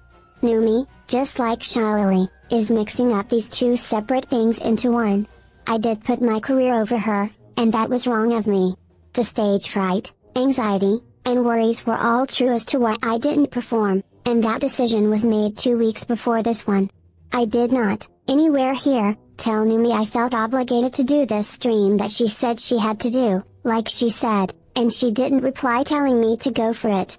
My collab with Shillelagh wasn't even scheduled at the time my performance was cancelled on January 13, 2025, and wasn't my reason for choosing not to go to her show later on. But you said that was your reason. You said that was your reason, now you're walking it back? And you even say in that screenshot that you felt obligated to be there for the launch weekend, which was 1 day before the concert, actually.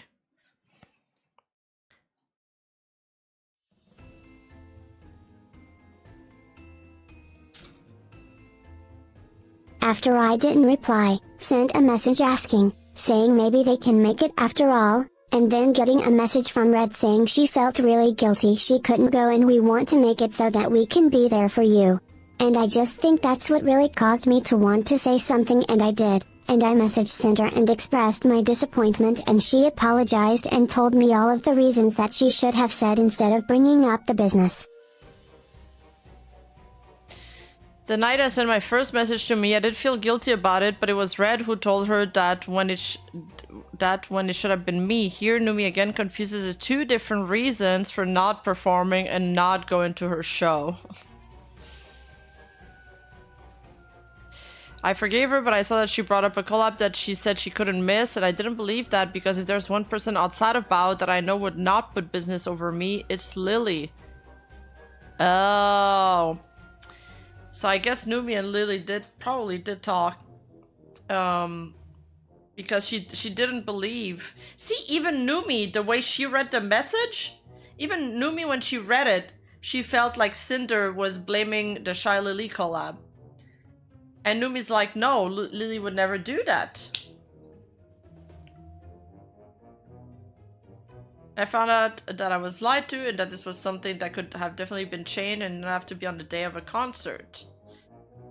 Where did I say it? It's true, it couldn't have, it didn't have to be on the day of the concert.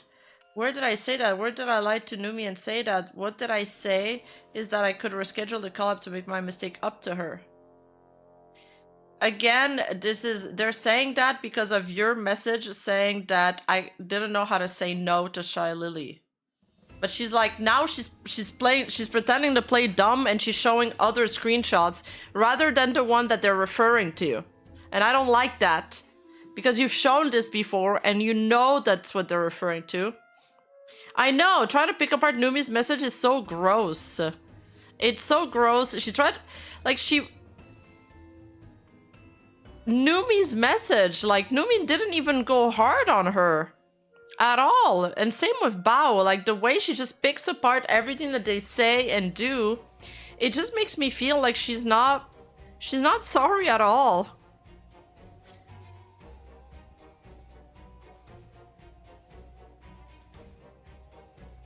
I believe Shalini convinced Numi to see things her way and made her believe my intentions were to hurt, sabotage, and lie to her, the same way she convinced Nano to believe Red was lying and manipulating her.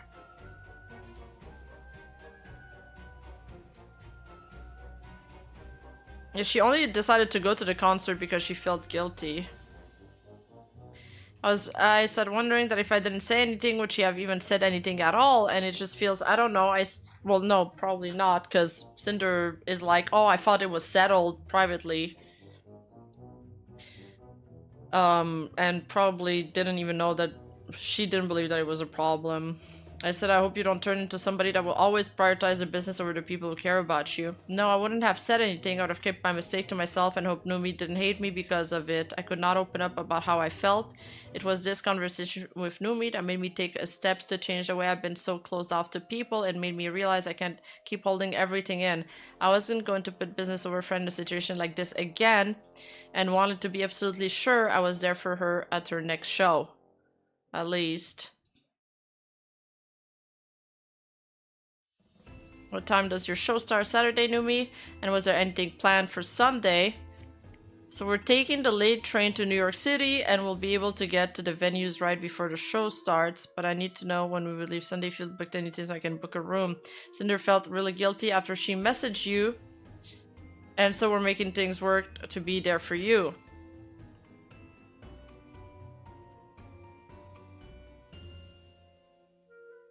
So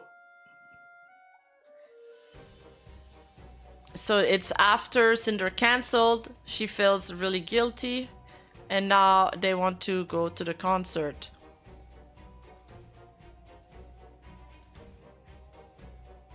Yeah, so in her own words, she felt guilty. Let's have one read this.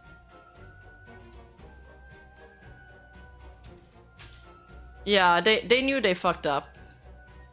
Numi, BAO, and Shiley couldn't have been misinformed on what happened with Numi's concert. They know what happened, what I said, and that I was at the show. I'm choosing to believe that Numi and BAO didn't intentionally lie about the concert. Emotions were high and maybe they were speaking from feelings rather than fact, but the story told to the public wasn't true, and no evidence of what happened was shown. Another thing I want to address is what Numi said about BAO and Shreki being isolated. I've already conceded BAO was isolated due to my actions and apologized in her section of this document, and I apologized to Tricky in the accountability section for leaving her behind that day in Japan. But Tricky was not isolated by me or Red. I was doing things all the time with her online, and with Boss Rush, and Red and I were almost always with Tricky during every trip we were on together when no one else was. All the time we spent around Tricky made her one of our closest friends. Red and I have done more for her than anyone else.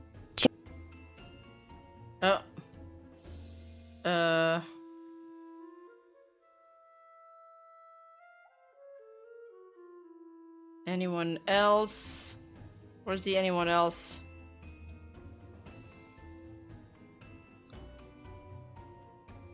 Red and I have done more for her than anyone else. Tricky confided in us about all the time she felt hurt by others when traveling. It's always about others, isn't it? Other people are worse than me.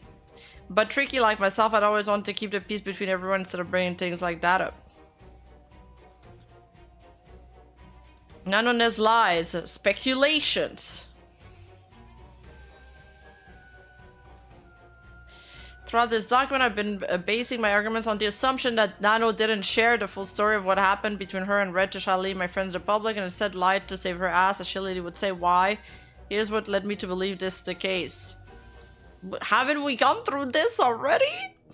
Nano had Shalili on her side from the start because she was the one who told Nano she was being manipulated. No matter the story she told or little evidence ever showed, Shalili would back Nano up to my friends. Nano couldn't go to Bao herself about what she showed Lily because she would have had to show the full context of Bao's model being cancelled to her. Oh yeah, and according to Cinder's rat, Nano never took Bao a second time. That was a pretense for her to get more money from Red, but she had no intention of ever doing a Bao model. Nano had Shalili's contact Bao so she could explain things and vouch for her story, and also wasn't going to show Shalili what she said about her best friend Bao. The exclusivity deal between Red and Nano had nothing tangible happen to anyone other than Nano as a result. It doesn't matter, the intent was there. The fact that there was no tangible stuff doesn't matter. It's like when you frame somebody for attempted murder, but the murder didn't happen. It's still a crime. Including Bao's model being cancelled, something Bao never hinted at knowing. Nano could have lied about it, never been agreed to, without ever showing the full DM, just like it's lied about never happening in her document that Shalili presumably wrote for her. Nano blamed all of her past model cancellations on us, under the excuse of years of many... No, she didn't blame all the past model cancellation. That is false. We checked that. She only blamed the she said the blacklisting of... And it's in regard to 3 particular creators. Or 4. Which are Bao, Cotton, Silverveil, and Spite.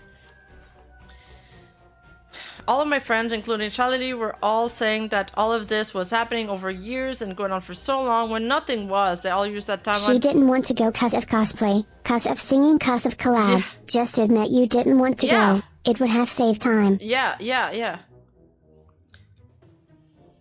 They all used that time to support their belief that there was no way I didn't know about the few things Red actually did without telling. I mean, the Silverveil stuff dates back from 2023, so it has been going on for years. It actually has been going on for years. Because we're in 2025 now, so it's at least 2 years. On her stream, when talking about making her decision to make everything public, Bao said, and I know that for so many people to be affected that it was the right decision to do.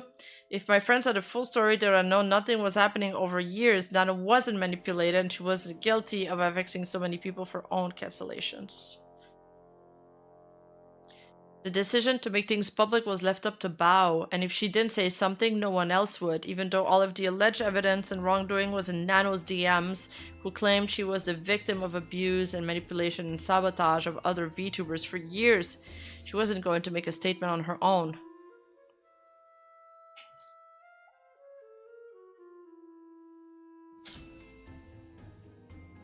Red asking Nano not to work with Spite wasn't shown in her document, even with other messages about Spite being included. Why? You'd think it'd support her story of sabotaging other creators. I believe it wasn't shown in her document, or to my friends at all, because Red didn't manipulate Nano to do it. Red asked her, and Nano gladly and willingly agreed with him. The same way she didn't show her gladly and willingly agreeing to the exclusivity deal. She wasn't manipulated and her story would fall apart. I think at this point I'd just be repeating the arguments that I made in recap 1. So I'm just gonna keep on reading because I just want to get this over with. I'm not gonna lie, it's a lot, and I want to get to the Silvervale part. Nano replied to Silvervale's document saying, "I literally can't believe this," as if she didn't know exactly how and why Silvervale's model was really cancelled. If my friends had seen everything, they would have known Nano was guilty of doing this herself. God. Bao's document doesn't crop out Nano's message calling her exclusive deal with Red Fair.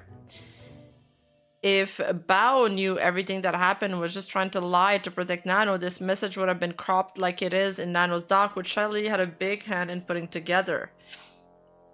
Wait, the fact that it's not cropped in Bao's doc should be proof that Nano didn't show them the full screenshot, no? My friend's confirmation bias towards me because of Numi's concert and Bao's feelings of isolation gave Nano the cover to leave out details in her story and what was shown to them. They weren't concerned with Nano's actions, but the action they were convinced I did by her and Shiley. I believe Shiley pushed everything along to be executed in a matter of days, and Bao was given the choice to make everything public when she was in a great headspace after surgery. Okay, but if that is the case, then that's your friend's choice to decide if they're gonna be angry at Nanoles for this. After you release the document. I mean, if that is true, then there's gonna be a falling out, I suppose. But we haven't heard of a falling out yet, so I'm waiting. There's also wasn't a lot of time to think the evidence over, and no one communicated with me to find out my side of the story. It is more believable that one person lied with the support of another. Oh my god, we're so into the wild speculations. Spirit. That's my highlights channel editor. Poor Spirit. Is this section called the breakdown because Red and Cinder are having a mental breakdown right? Is this tinfoil ratio? For sure, man. Dude. I have a feeling that they're like in the trenches of the Pyropup's defender, like hardcore defenders, and they were like writing down some of their rats. But they're the last person you want to write down rats for, because they get their source from their delusions. When I started this document, I was under the belief that all of my friends lied about what happened to protect Nano and hurt me for Bao's sake. As naive as it may be of me, and even though there's evidence for that actually being what happened too, I'm choosing to believe that wasn't the case. If I'm, instead I want to pin the blame on 2 people only. If I'm wrong about Nano lying to my friends, they actually did see everything in her DMs, then that means they all lied about me. Yeah, source, I heard it in a dream, for real. It also plausible Nano shared more of her DMs with Charlotte than the rest of my friends, since she helped Nano put her dog... Again, does she help Nano put her dog together, helping her lie? Wait, before that, she was claiming that Shiley wrote the doc for her, like the entire thing. Even though she claimed she was a victim, Nano didn't hesitate to post the most recent artwork I commissioned from her only 2 days after she posted her document. In our parts, we call this victim cosplay. Victim cosplay? Oh my god. That's funny. That is a very beautiful artwork, and Cinder does have a nice pair of boobas. It sucks. Shiley's she did post. She's like, she claimed she was a victim and she posted this after, and the post literally says, I forgot to post this since its debut, but doing now just so we don't waste it. She says just so it's not wasted. Like, I worked on this for so long. Whatever. Shiley's manipulation, speculation. Another one? And another one. The 2 big reasons why Pyropuffs defended her so bad. If evil, why hot?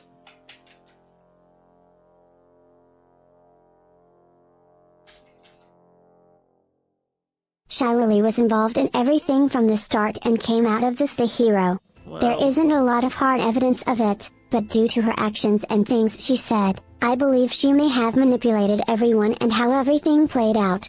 She seemed to have a lot of knowledge about how a narcissistic manipulator would act, so let's look at her own actions. Shiley lied to Nano and manipulated her to believe she was being lied to and manipulated by Red about the things he was saying when she wasn't. Shiley most likely wrote Nano's document for her. She used Nano's information to tell whatever story she wanted, writing lie after lie, and then had it posted as if she had nothing to do with it. On her stream, Shiley said that she was afraid of how I'd manipulate my way out of things after the documents were posted. With that, it's possible Shiley could have been the one to instruct Nano to separate herself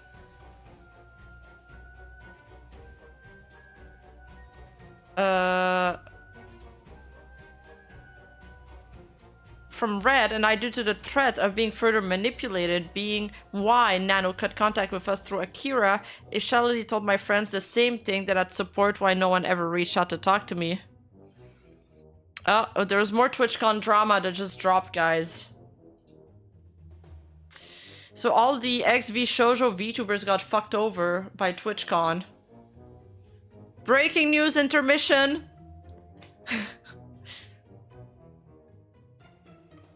I deeply apologize to all of the VTubers and the fans who had to meet and greet at the VTuber booth this year. It breaks my heart to know staff threw all out of the... They threw out all the gifts. I should have known better than to trust them and take care of everything ahead of time. I'm so sorry to everyone. Henia, unfortunately, due to a miscommunication or misunderstanding, any gifts or presents given to my meet and greet staff were disposed of by the venue staff! I'm very sorry for anyone who gave me a gift, Dio. And Kuro. Unfortunately, if you gave me a TwitchCon gift, the event lost them all. God, they suck. I still really appreciate the intended gift, though.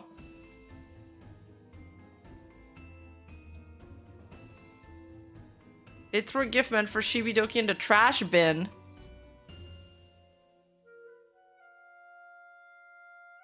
I'm going to cry, I'm so sorry.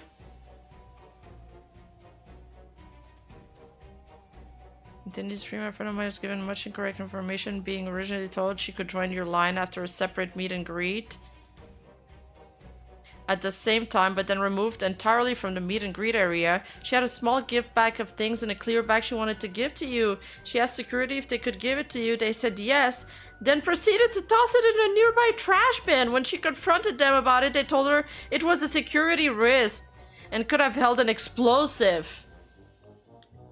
But then tell her that before you take it. Don't just say, yeah, I'll give it to the VTuber and toss it in the bin.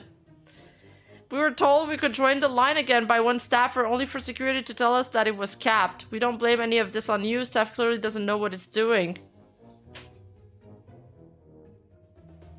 Remember, Gunrun was former Twitch staff. Oh yeah. It all checks out.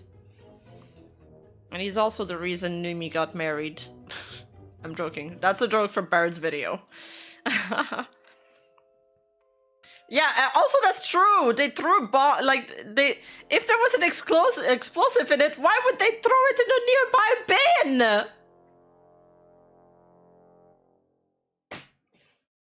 What the fuck? Spirit, are you still there? Can we patch this bit with the TwitchCon bit I did earlier? Fuck. Yuriko, can you tell Spirit to do it in the chat before I forget, please? Okay, anyway, back to this. Shiley was the one who saw me as greedy and jealous, and I believe she pushed those ideas to my friends and convinced them those were my motives behind their claims. I like that, like, she felt that way about Silver, and now she's trying to say that Shiley's the one that feels this way about her. Just like she also thought, you know, Spite and Silver probably felt this way about her. It's funny, it's like the back and forth. Charlie's reply to my apology starts with manipulating the public to distrust everything I wrote, and the rest is filled with lies to turn everyone against me. On stream, Charlie basically told her chat that they're stupid if they don't blindly agree with her and her retelling of events, that I'm the narcissistic manipulator.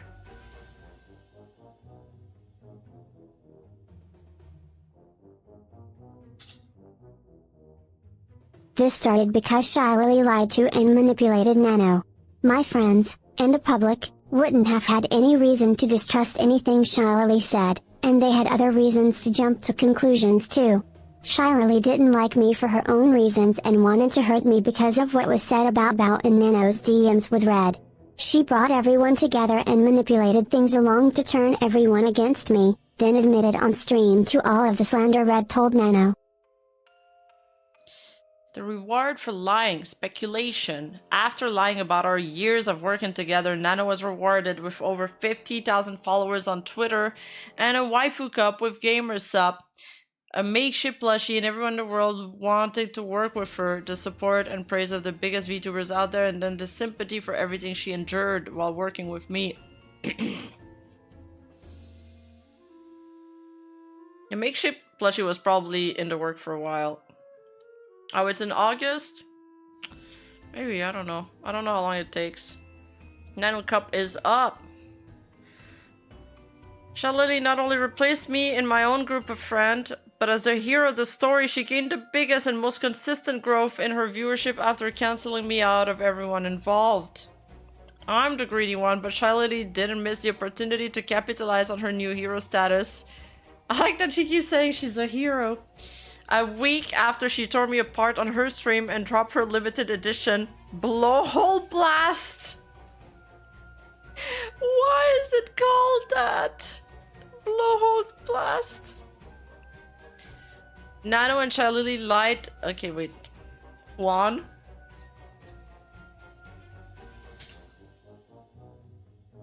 Nano and Shiley lied to each other, then lied together, each for their own reasons. Nano to avoid any accountability for her actions and stay in the good graces of Shiley and friends, and Shiley to get revenge for Bao and take out someone she didn't like, and admittedly never did. They both gained the most out of doing this, and possibly never knew they lied to each other's faces for their own ends. Now, Shiley may have replaced me as Nano's new Sinder. Judging by what they're actively working on together, they couldn't have made my point for me any better. I bet TwitchCon staff stole the gifts and not trashed them. Yeah. They're just as scummy as Shoujo and Yeah, Naosanji. they suck. And thank you so much for the 16 month, the precious squad. Thank you. Cinder, everyone manipulated you against me. I know, because I manipulated people against each other, so I know what it looks like. I know, this is literally what it sounds like. What? She's really putting the models side by side to prove her point. That she's the new Cinder. Oh, because of the horns and the bodysuit? I see it. Escape with Shy Lily. There's one last thing I want to show to really cover all of my bases. I didn't know where else to put it, so I've added it here. I asked Shy Lily if I could get a scab of us together after it was delivered. I intentionally waited about 3 weeks to send it to her so I could post it closer to my original VTuber debut date that I was preparing for a year and a half. I messaged Shiley about getting a skip together in Jan. This was our first time talking privately, but we were interacting on Twitter back and forth a couple weeks before. Rona, can I ordering a skip the two of us? It would be cute. Oh, I would love that. The Water and Fire team is indeed really cool. Sweet, thank you. I'll send it to you to wear when you get it back. I'm excited. It'll turn out amazing. One of the first things Shiley ever privately said to me was that our teams together reminded her of Groudon and Kyogre. Dude, this was like a Delulu rat from the Cinder Defenders. I remember that. When she dropped her lore video, they were ratting that this was about her. Oh my god, that is so far-fetched. I can't believe she's gonna put that in her doc.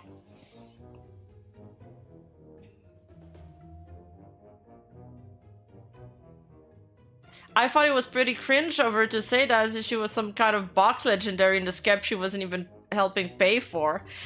Why are you... If you're gonna call her out for being petty, then you shouldn't be getting petty back.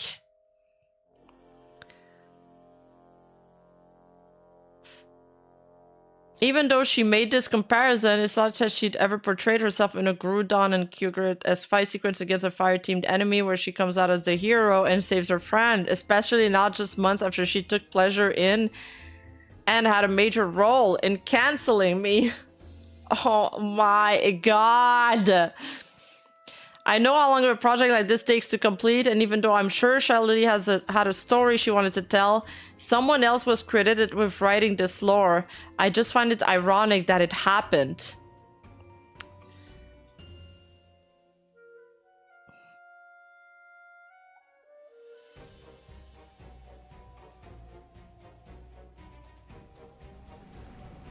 It's a 21-minute video.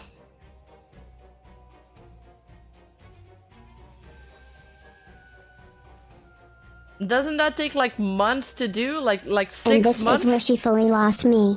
Claiming they both lied to each other and doing the side-by-side comparison of her and Lily's model. Also a Wooga. Wooga and hi false ID. Gotta say the full government name. Welcome raiders. Welcome, welcome. I'm losing my mind over here. What were you guys doing? Are you still reading this shit? We survived a 1,000 page docu. We survived a 1,000 page docu. I like that this is your... Wait, you did? Good job, good job. You finished the marathon. You did it. What did you think of it?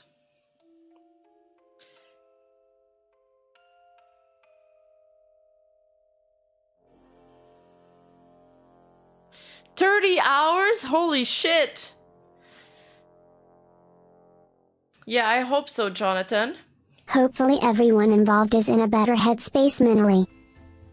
It does have an end, does it? Because today I don't feel like it has an end. Like today, I think today's been the hardest day for me so far. I had more fun in every other section. I think this one's called the breakdown because they are literally breaking down. Yeah, no, that's, dude, the breakdown section is unreadable. I can't, the lore thing? And she's like, this is petty. I can't believe Shiley said that. It's petty. And then she just says this super petty thing after using her words. Oh my god. Oh man. Oh man. It's breaking me down. She's succeeding in breaking me down right now. Like for real. Oh my god. It gets worse. Don't tell me that. The Sinder Tactical Doxy is what I listen to when I sleep because its length and status of being bloated makes me drowsy. That shit better than NyQuil, for real. Yo, no, for real. If you have trouble sleeping, just pull up a page. Easy. Easy fall asleep. Sylvie's section is worst? Oof. I sent Shiley the completed artwork on the 19th and posted it on the 6/23/2022, 2 days before my debut. Reminds me of Groudon and Kyogre. It's so cute, oh my god, Water Kate and Fire Dog. I hope you've been doing well. The skip was finally delivered. It was so worth the wait. It's so cute. It looks so amazing. Let me know when you tweet it out so I can retweet it. Of course, I'll post it soon. There you go. You can no longer send messages to this person. She got blocked. By the time she's really salty about Shiley and Nano and her entire group of friends. She says she doesn't. She says she like. At first, it sounded like she thinks Bao, you know, is a victim, and so is Numi. But then the entire time on their section, she's like picking apart their words, kind of insinuating they're lying, insinuating they didn't try hard enough, and kind of weaseling her way out of it. It just leaves such a bitter taste in my mouth. By the time this art was posted, it had just been shy of 6 months since the scab was placed. My scab place, I just talked about... Okay, where is this going? I don't get why the scab is an issue so far, but maybe she'll explain it. Since I just talked about the skeb with Shylily, I might as well address this too. For years the skebs I had gotten with people have been held against me, as if I were just using the people I got them with for clout. Shylily's skeb was the only one that I held off on giving her to post right before my debut, but that wasn't my intention when it was ordered that January. I was ordering skeb artwork from January 2021 to January 2023, and about 3/4 of my skebs were ordered before my original debut on June 25, 2022. Before I was an actual VTuber with a model, I got skebs for fun, to show thanks to people, to grow existing friendships, and to have art to post on Twitter while I waited for my debut to be ready.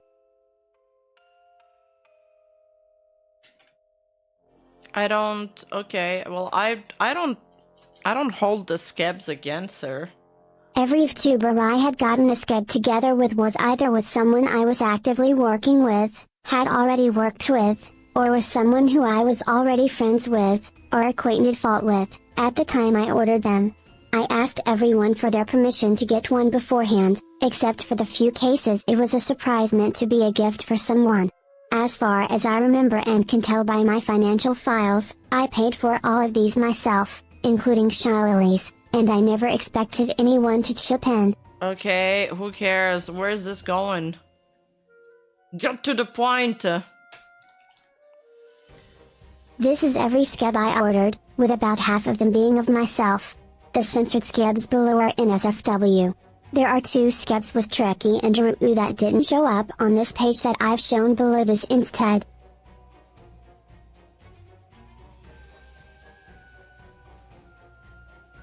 In conclusion, why are we... So what was the point of all that? That was just to show us that Lily said the Groudon and Kyo greeting. But I don't get the point of the skebs. Maybe she's addressing like all the fan speculations, even like some of the crazy ones. Notice how she always talking about herself, about how noble and generous she is, how much she cares.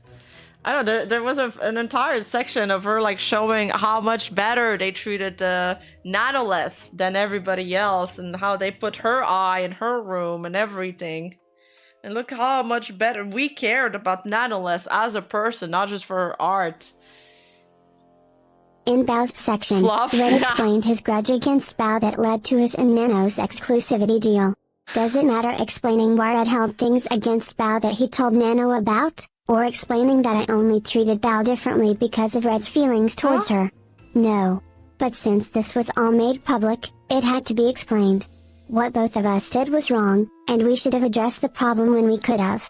But it matters how Red got to his conclusion about Bao. Wait. Does it matter explaining why Red held things against Bao that he told Nano about, or explaining that I only treated Bao differently because of Red's feeling towards her? No. But since this was all made public, it had to be explained. It doesn't feel like they believe that what they did was wrong. Red was acting on his own. He's his own person.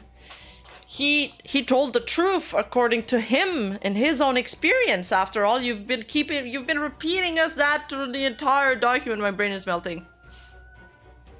There's a funny fact about the end part. Wait, what is it? What is it? This it was my favorite part of the breakdown. The end rat. I love that. That's kind of like, remember when the whole Niji-Sanji thing went down? And people were ratting about the skinwalking, like some talents being skinwalked, and 4chan was all about like, well, the apostrophe is different. That's what it reminded me of. It's funny because when we were reading that, somebody super chatted us, and they were using that end, and we were like, are you Shy Lily? Oh, you can't search for N in Discord? Wait, really?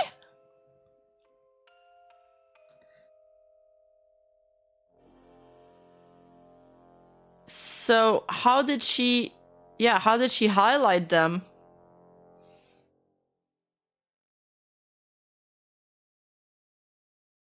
The apostrophe rat is so good, I know.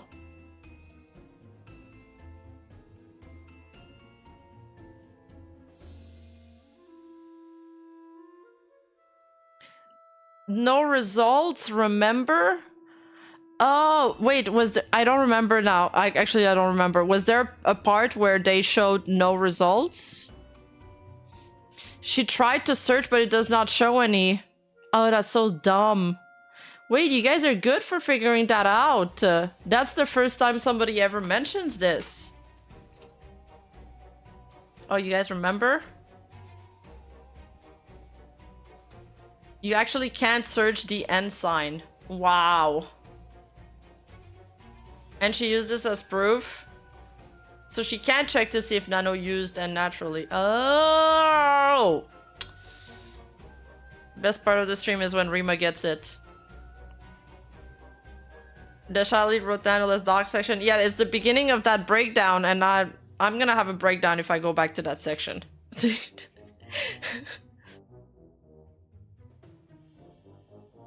Oh.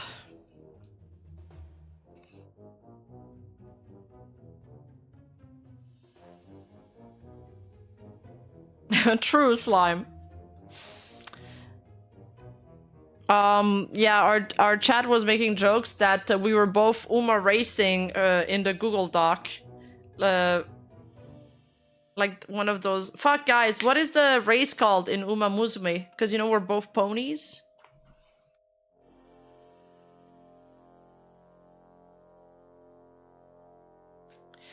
But it matters how Red got this conclusion about Bao. No, it doesn't, though.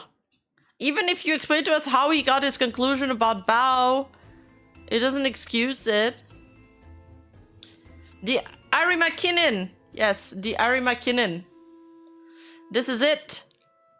Is it the longest race in Uma Musume? Because this is the Ari McKinnon.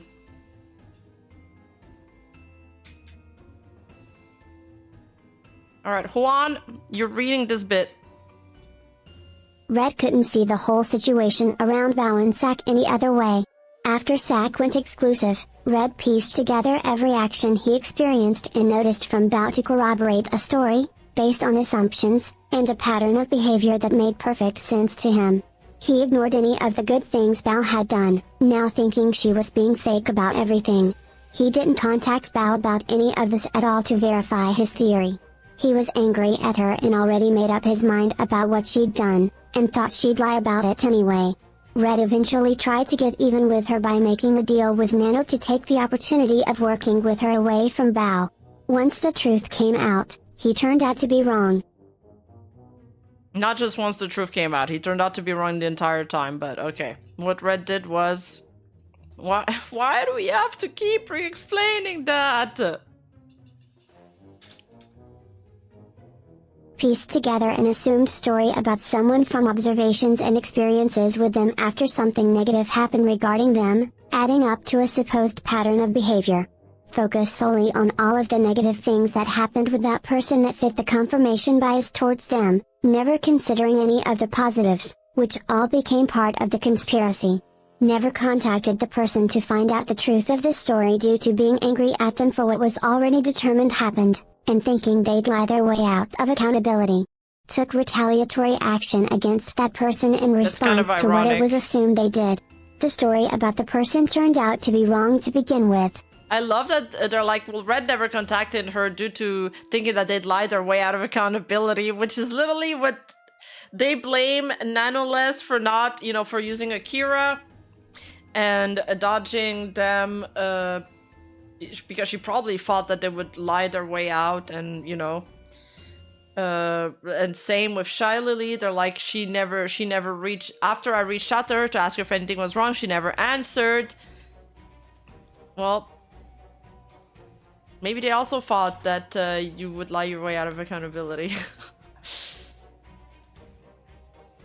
Well, couldn't Bao and my friends have done the same thing?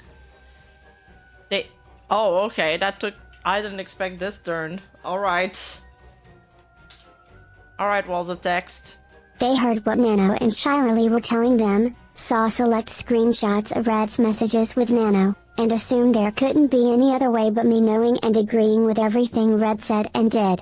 They used their combined experiences with us to back up their theory, were convinced of my motives by someone other than myself, and corroborated a pattern of behavior. No matter what I'd done for them or what we did together in the past, everything was now seen as an act to use or betray them. None of them contacted me at all to verify their claims and instead jumped to conclusions. They were mad at me for what they were already convinced I did, and were probably told I'd manipulate my way out of it. Then they took action against me that they thought I deserved in return by writing and posting their documents to the public. Next. My friends made their decisions with the information they were given. They were quick to assume that everything Red said were my shared thoughts, but they weren't.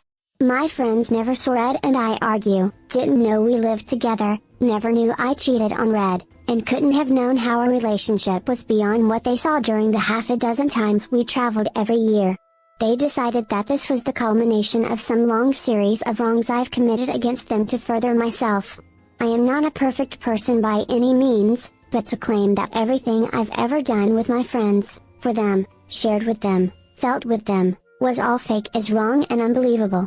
Where are any of the screenshots of me bad-mouthing, backstabbing, or sabotaging them? They were not rungs on a ladder for me to surpass. I have never had real friends until I found them. No, I believe that a lot of the moments that they shared together were true and they did matter to her. But that's not the claim that they're making.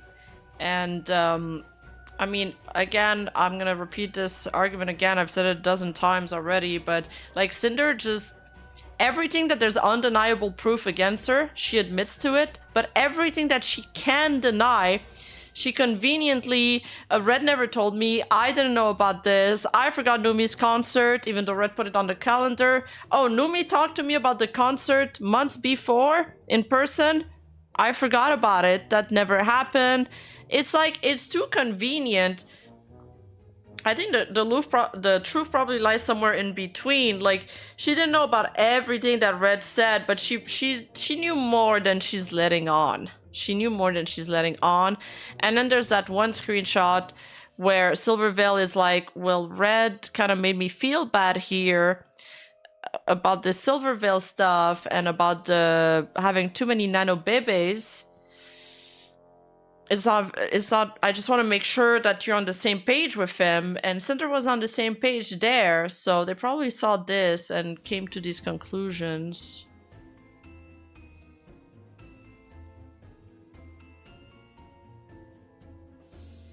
I mean, you did know about some of what Red was doing, and now about more, since you said you lied in the apology doc, your chance to come clean and didn't, like the Numi concert that likely contributing to Lily sussing. Yeah, exactly.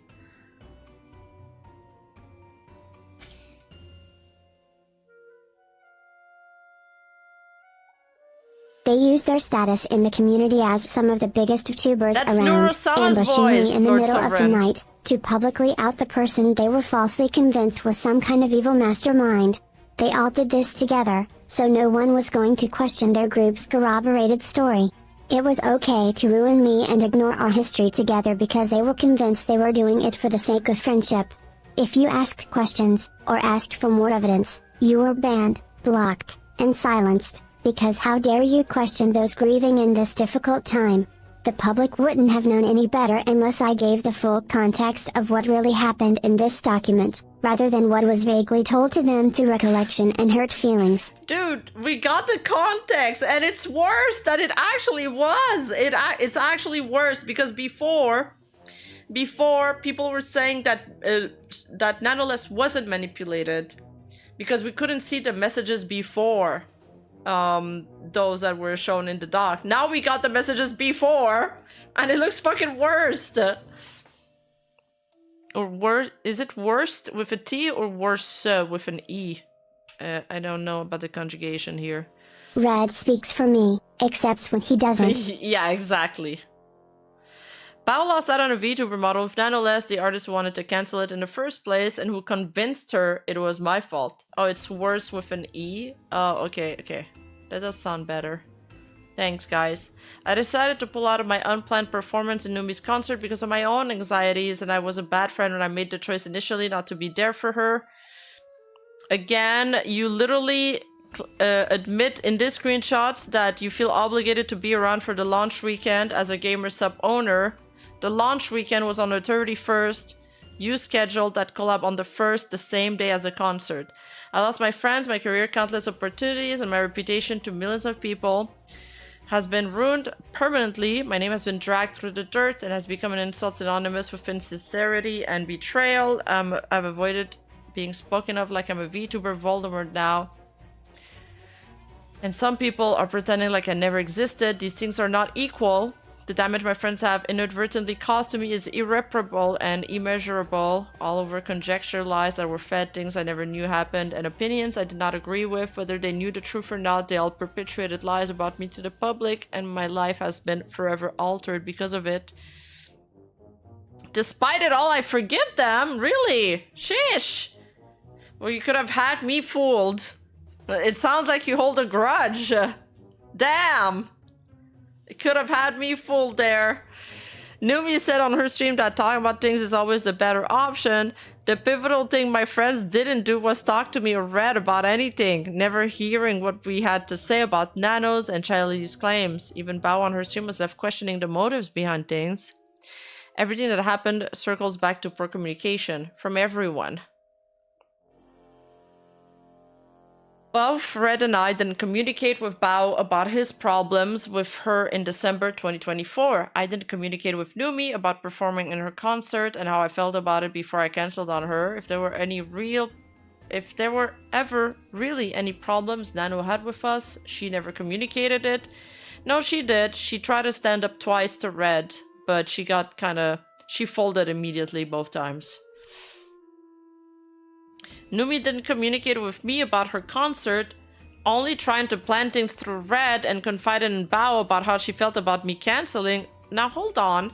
She did communicate with you about her concert. Numi says that she spoke to you about the concert. You say you conveniently don't remember. Like, your timeline starts after the actual timeline started. And then Numi did communicate to you after you were like, you cancelled with her.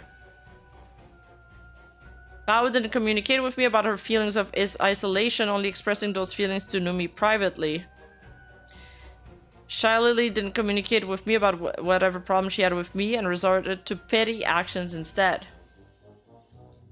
Yeah, despite it all, I forgive. After 1,000 pages of condoning their harassment, proving the blacklist was larger than one creator, proving that it extended to more artists, which won't be a focus here, and rationalizing paranoia, etc. True!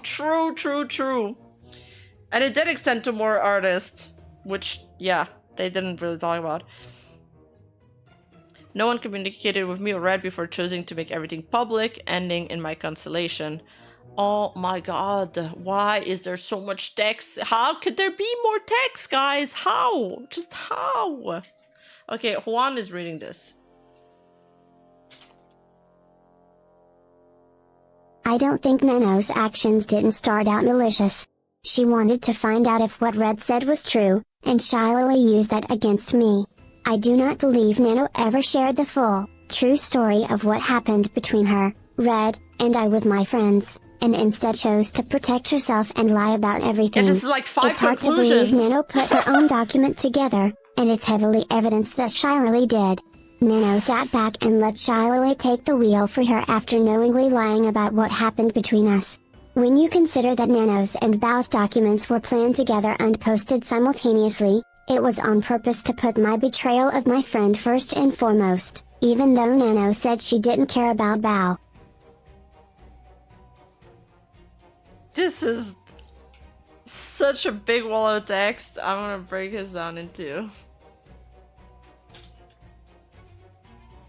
After viewing the entirety of Red's DMs with Nano and having the full context of their conversations, it's very clear that Nano's entire document was maliciously and deceptively written to push a false narrative to the public on which everyone else's claims could be based on, while using emotionally triggering language in its accusations throughout.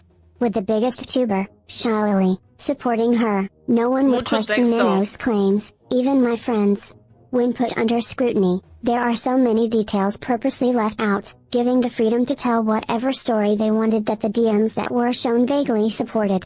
Screenshots from conversations over 2 years presented out of order, missing context, and mixed and matched to fit a narrative. even going as far as to boldly edit a screenshot to remove a message. Claims were made without evidence, and straight up lies were told, meant to be believed by the public who wouldn't know any better. I feel like the added context didn't change that much for me. Some of the claims in Nano's document don't even match the screenshots provided as evidence. It's like no one actually read the screenshots provided and either just read what was written, or just listen to the large voices telling everyone what they said happened. This document was falsely written to paint Nano as a victim who had no agency in her choices without showing any of her guilt, and Red and I as evil, manipulative people who only wanted to use Nano for our own gain, sabotaging every project she's ever cancelled, and cherry-picking exactly what needed to be shown to make that case. Everyone was told that everything in Red's messages had to be my thoughts and feelings as well, for all the blame to be put onto me, as if he isn't his own person. Only 3 total screenshots of my own words from 2 conversations over a year apart from each other were shown. The only manipulation here was to the evidence in Nano's document, and to the public's perception of me. And then show your messages with Red. You've DM'd Red before, show us the entire convo.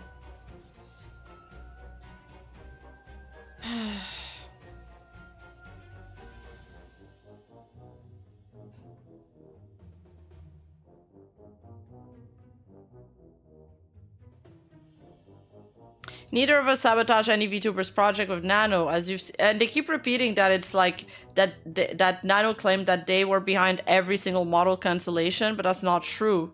She said a blacklist. That blacklist extended to 3 to 4 creators only, not the entire list. And Red is his own person. Yeah, we've heard that one.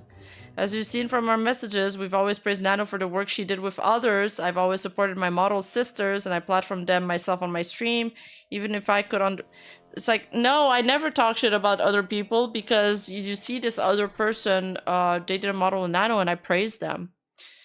Such a weak argument. And I platformed them myself on my stream if I could understand the reasoning behind Red saying more Nano models means they're less special.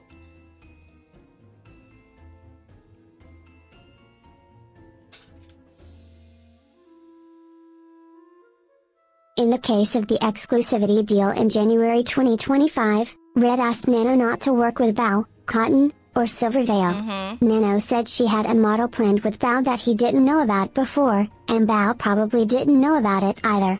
Nano offered to cancel Bao's model in exchange for payment of her own model's rigging. They negotiated and made a deal that was never shown to the public. To argue that Nano was manipulated in any way is crazy. You wouldn't have wanted her to show it. Nano was just as complicit in their deal as Red was. She had no problem asking him about and talking about the drama around Bao that her document claimed she wanted nothing to do with, and then offered to cancel Bao's model herself. I had nothing to do with this happening and had no knowledge of it until the documents were posted. Red and Nano are the only 2 people that could have told me about this, and neither of them did. There's nothing to show for it because it didn't happen. I can't prove a negative. You know, when Sinder said the burden of proof relies on the accuser, not the accused, but then she ended up proving everything they were accusing her of. She should have taken her own advice.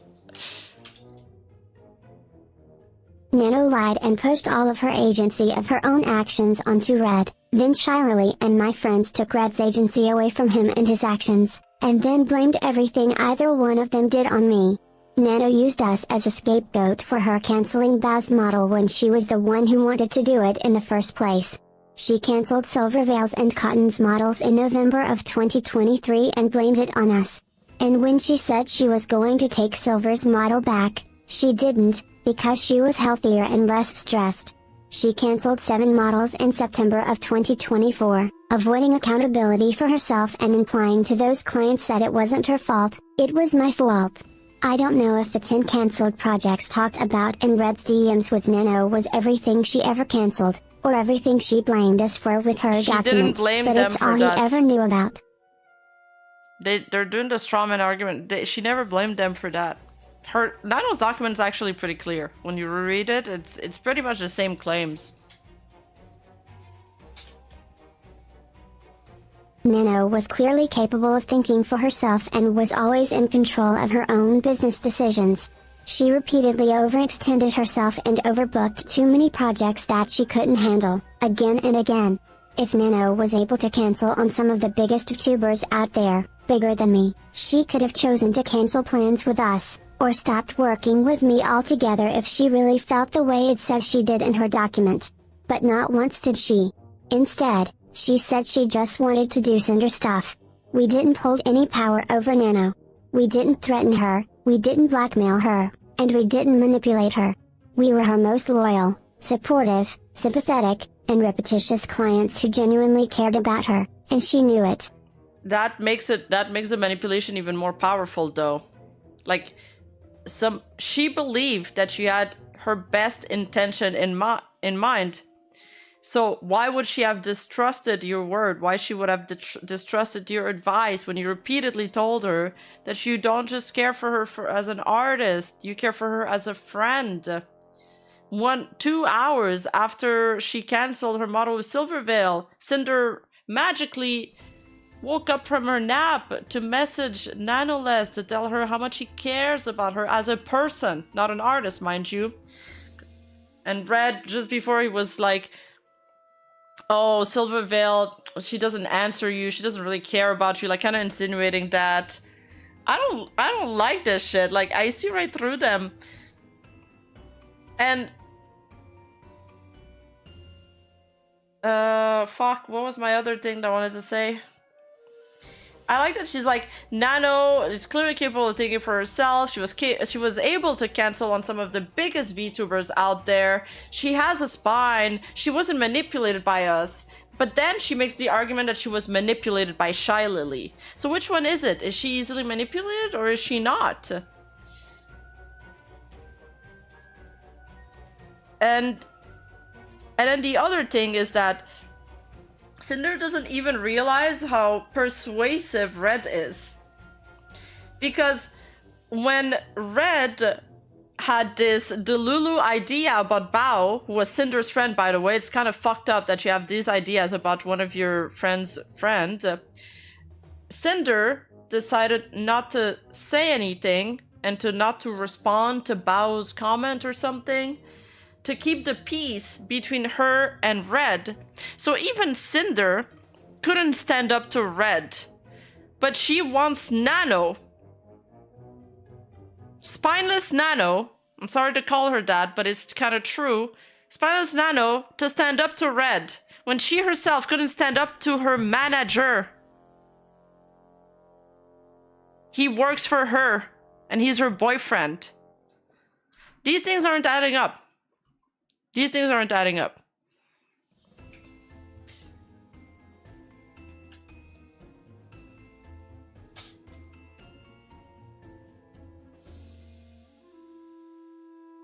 Even if Nano genuinely had anything against us the way her document explains, which she never, ever showed or expressed, she could have aired her grievances with us and parted ways, evidenced by our acceptance of Akira's messages. But instead, she found herself in this situation, and as soon as it was advantageous for her to do so, she conspired to cut all contact with us, and use us as a scapegoat for her own actions under the guise of abuse after one conversation with Shiley.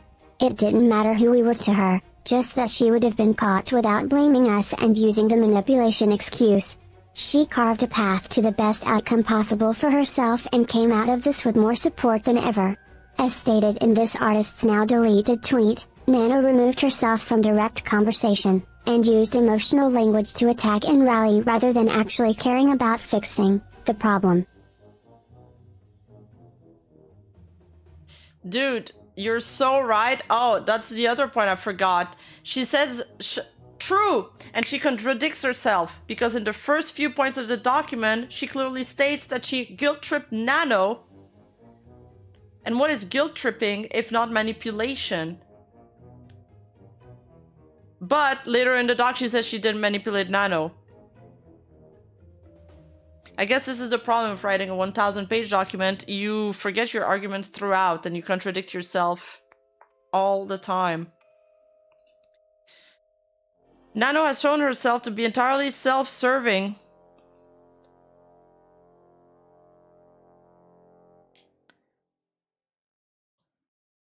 An opportunistic person pretending to be meek whose words mean nothing, given the opportunity to further herself or gain something to her benefit, even at someone else's expense, at the biggest VTuber's expense, or even if it's at the expense of people as supportive as we were to her, she'll take it. Thank you, Zen. The public was lied to about what really happened between myself, Red, and Nano. Nano wasn't manipulated, she wasn't a victim, and I didn't betray Bao or any of my other friends. Nonetheless betrayed me, and in the end, I was nothing to her.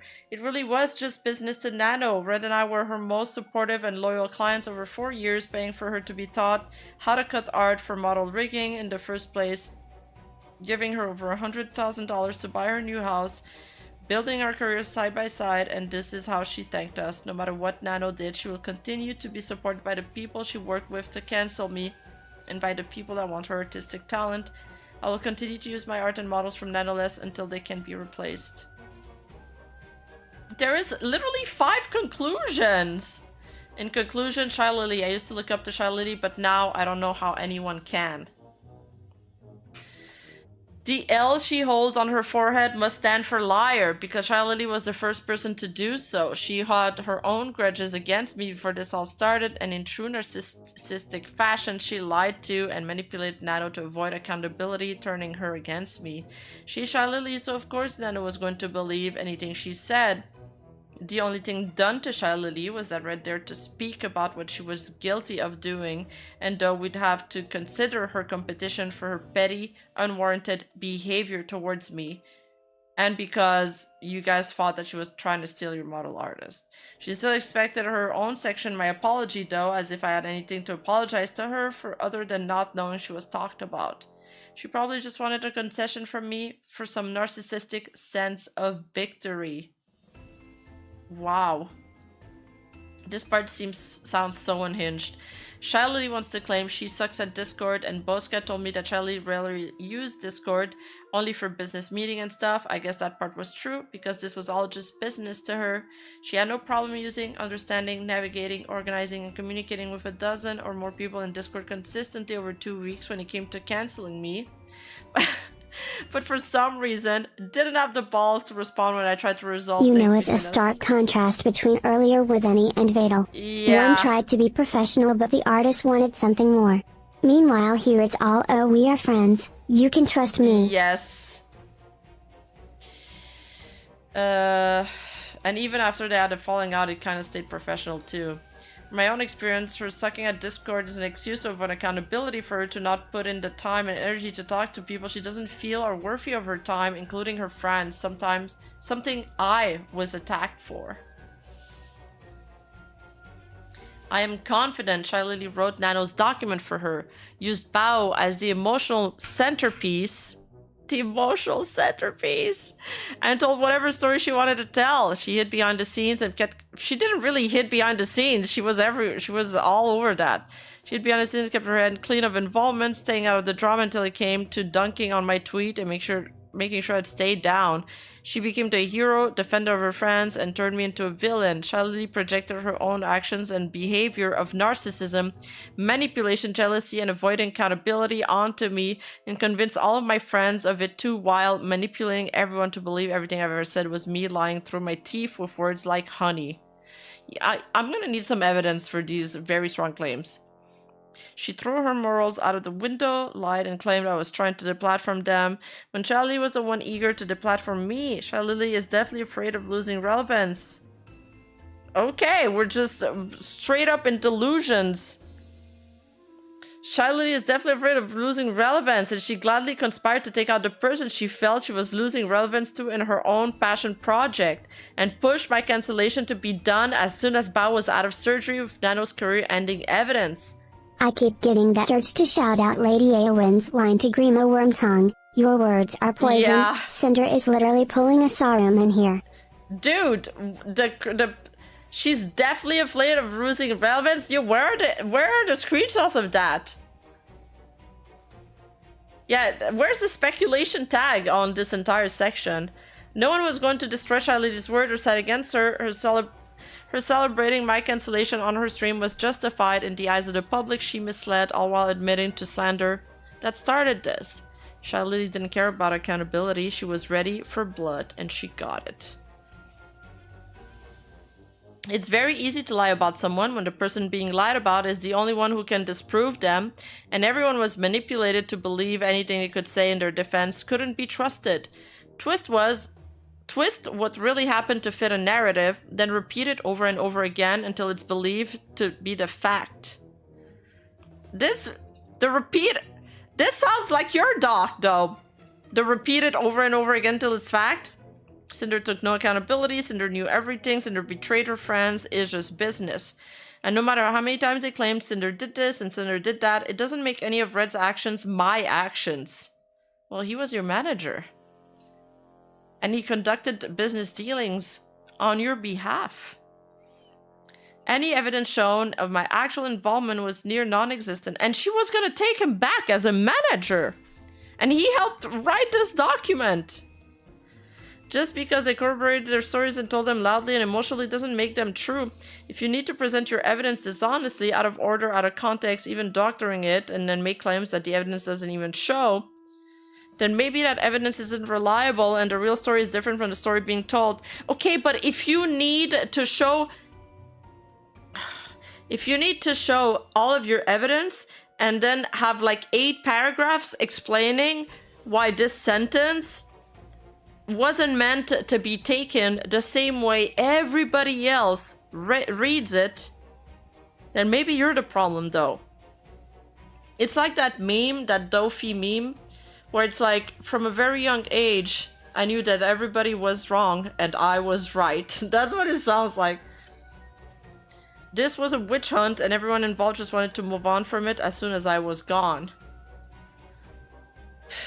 Yeah, this is why this document is over 1,000 page long. Is 1,000 page long, not over. I think it's a little under.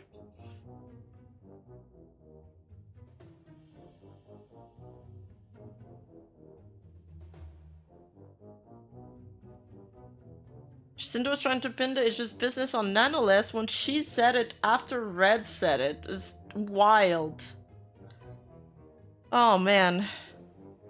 And then how long is the Silver Veil version? Oh my god, is it just screenshots? How could they have so much to say about her? Silver Veil literally did everything to avoid her. There's just no way. There's just no way. They barely interacted. Guys, they barely interacted. How could she have 239 pages to say about her? Help! Help! Help!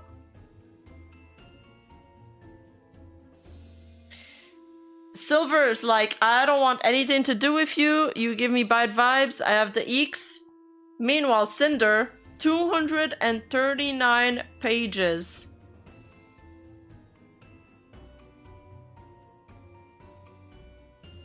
Proving that you are obsessed with her, basically.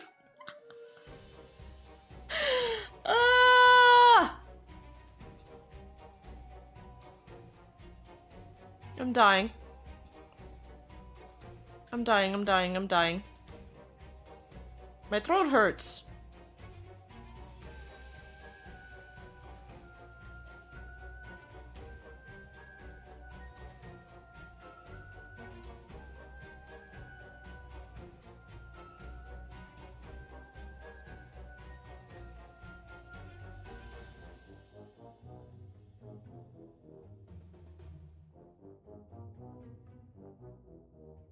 Okay.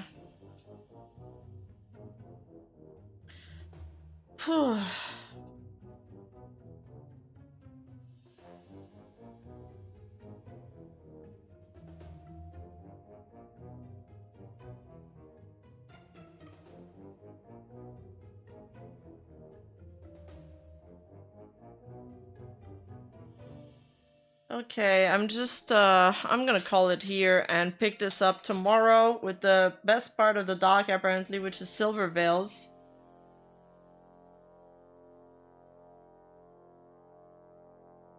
Yeah, we'll get through it. We'll get through it. I'll have more energy tomorrow. I'll start earlier. All right, I love you guys. Thanks so much for hanging out today, and we'll pick this up tomorrow. And we're seeing the end of the tunnel. We're seeing it. Maybe 4 more days on this, 5 more days. sounds awful when I say it like that. I love you guys. Bye bye, and I'll see you tomorrow. Mwah, mwah.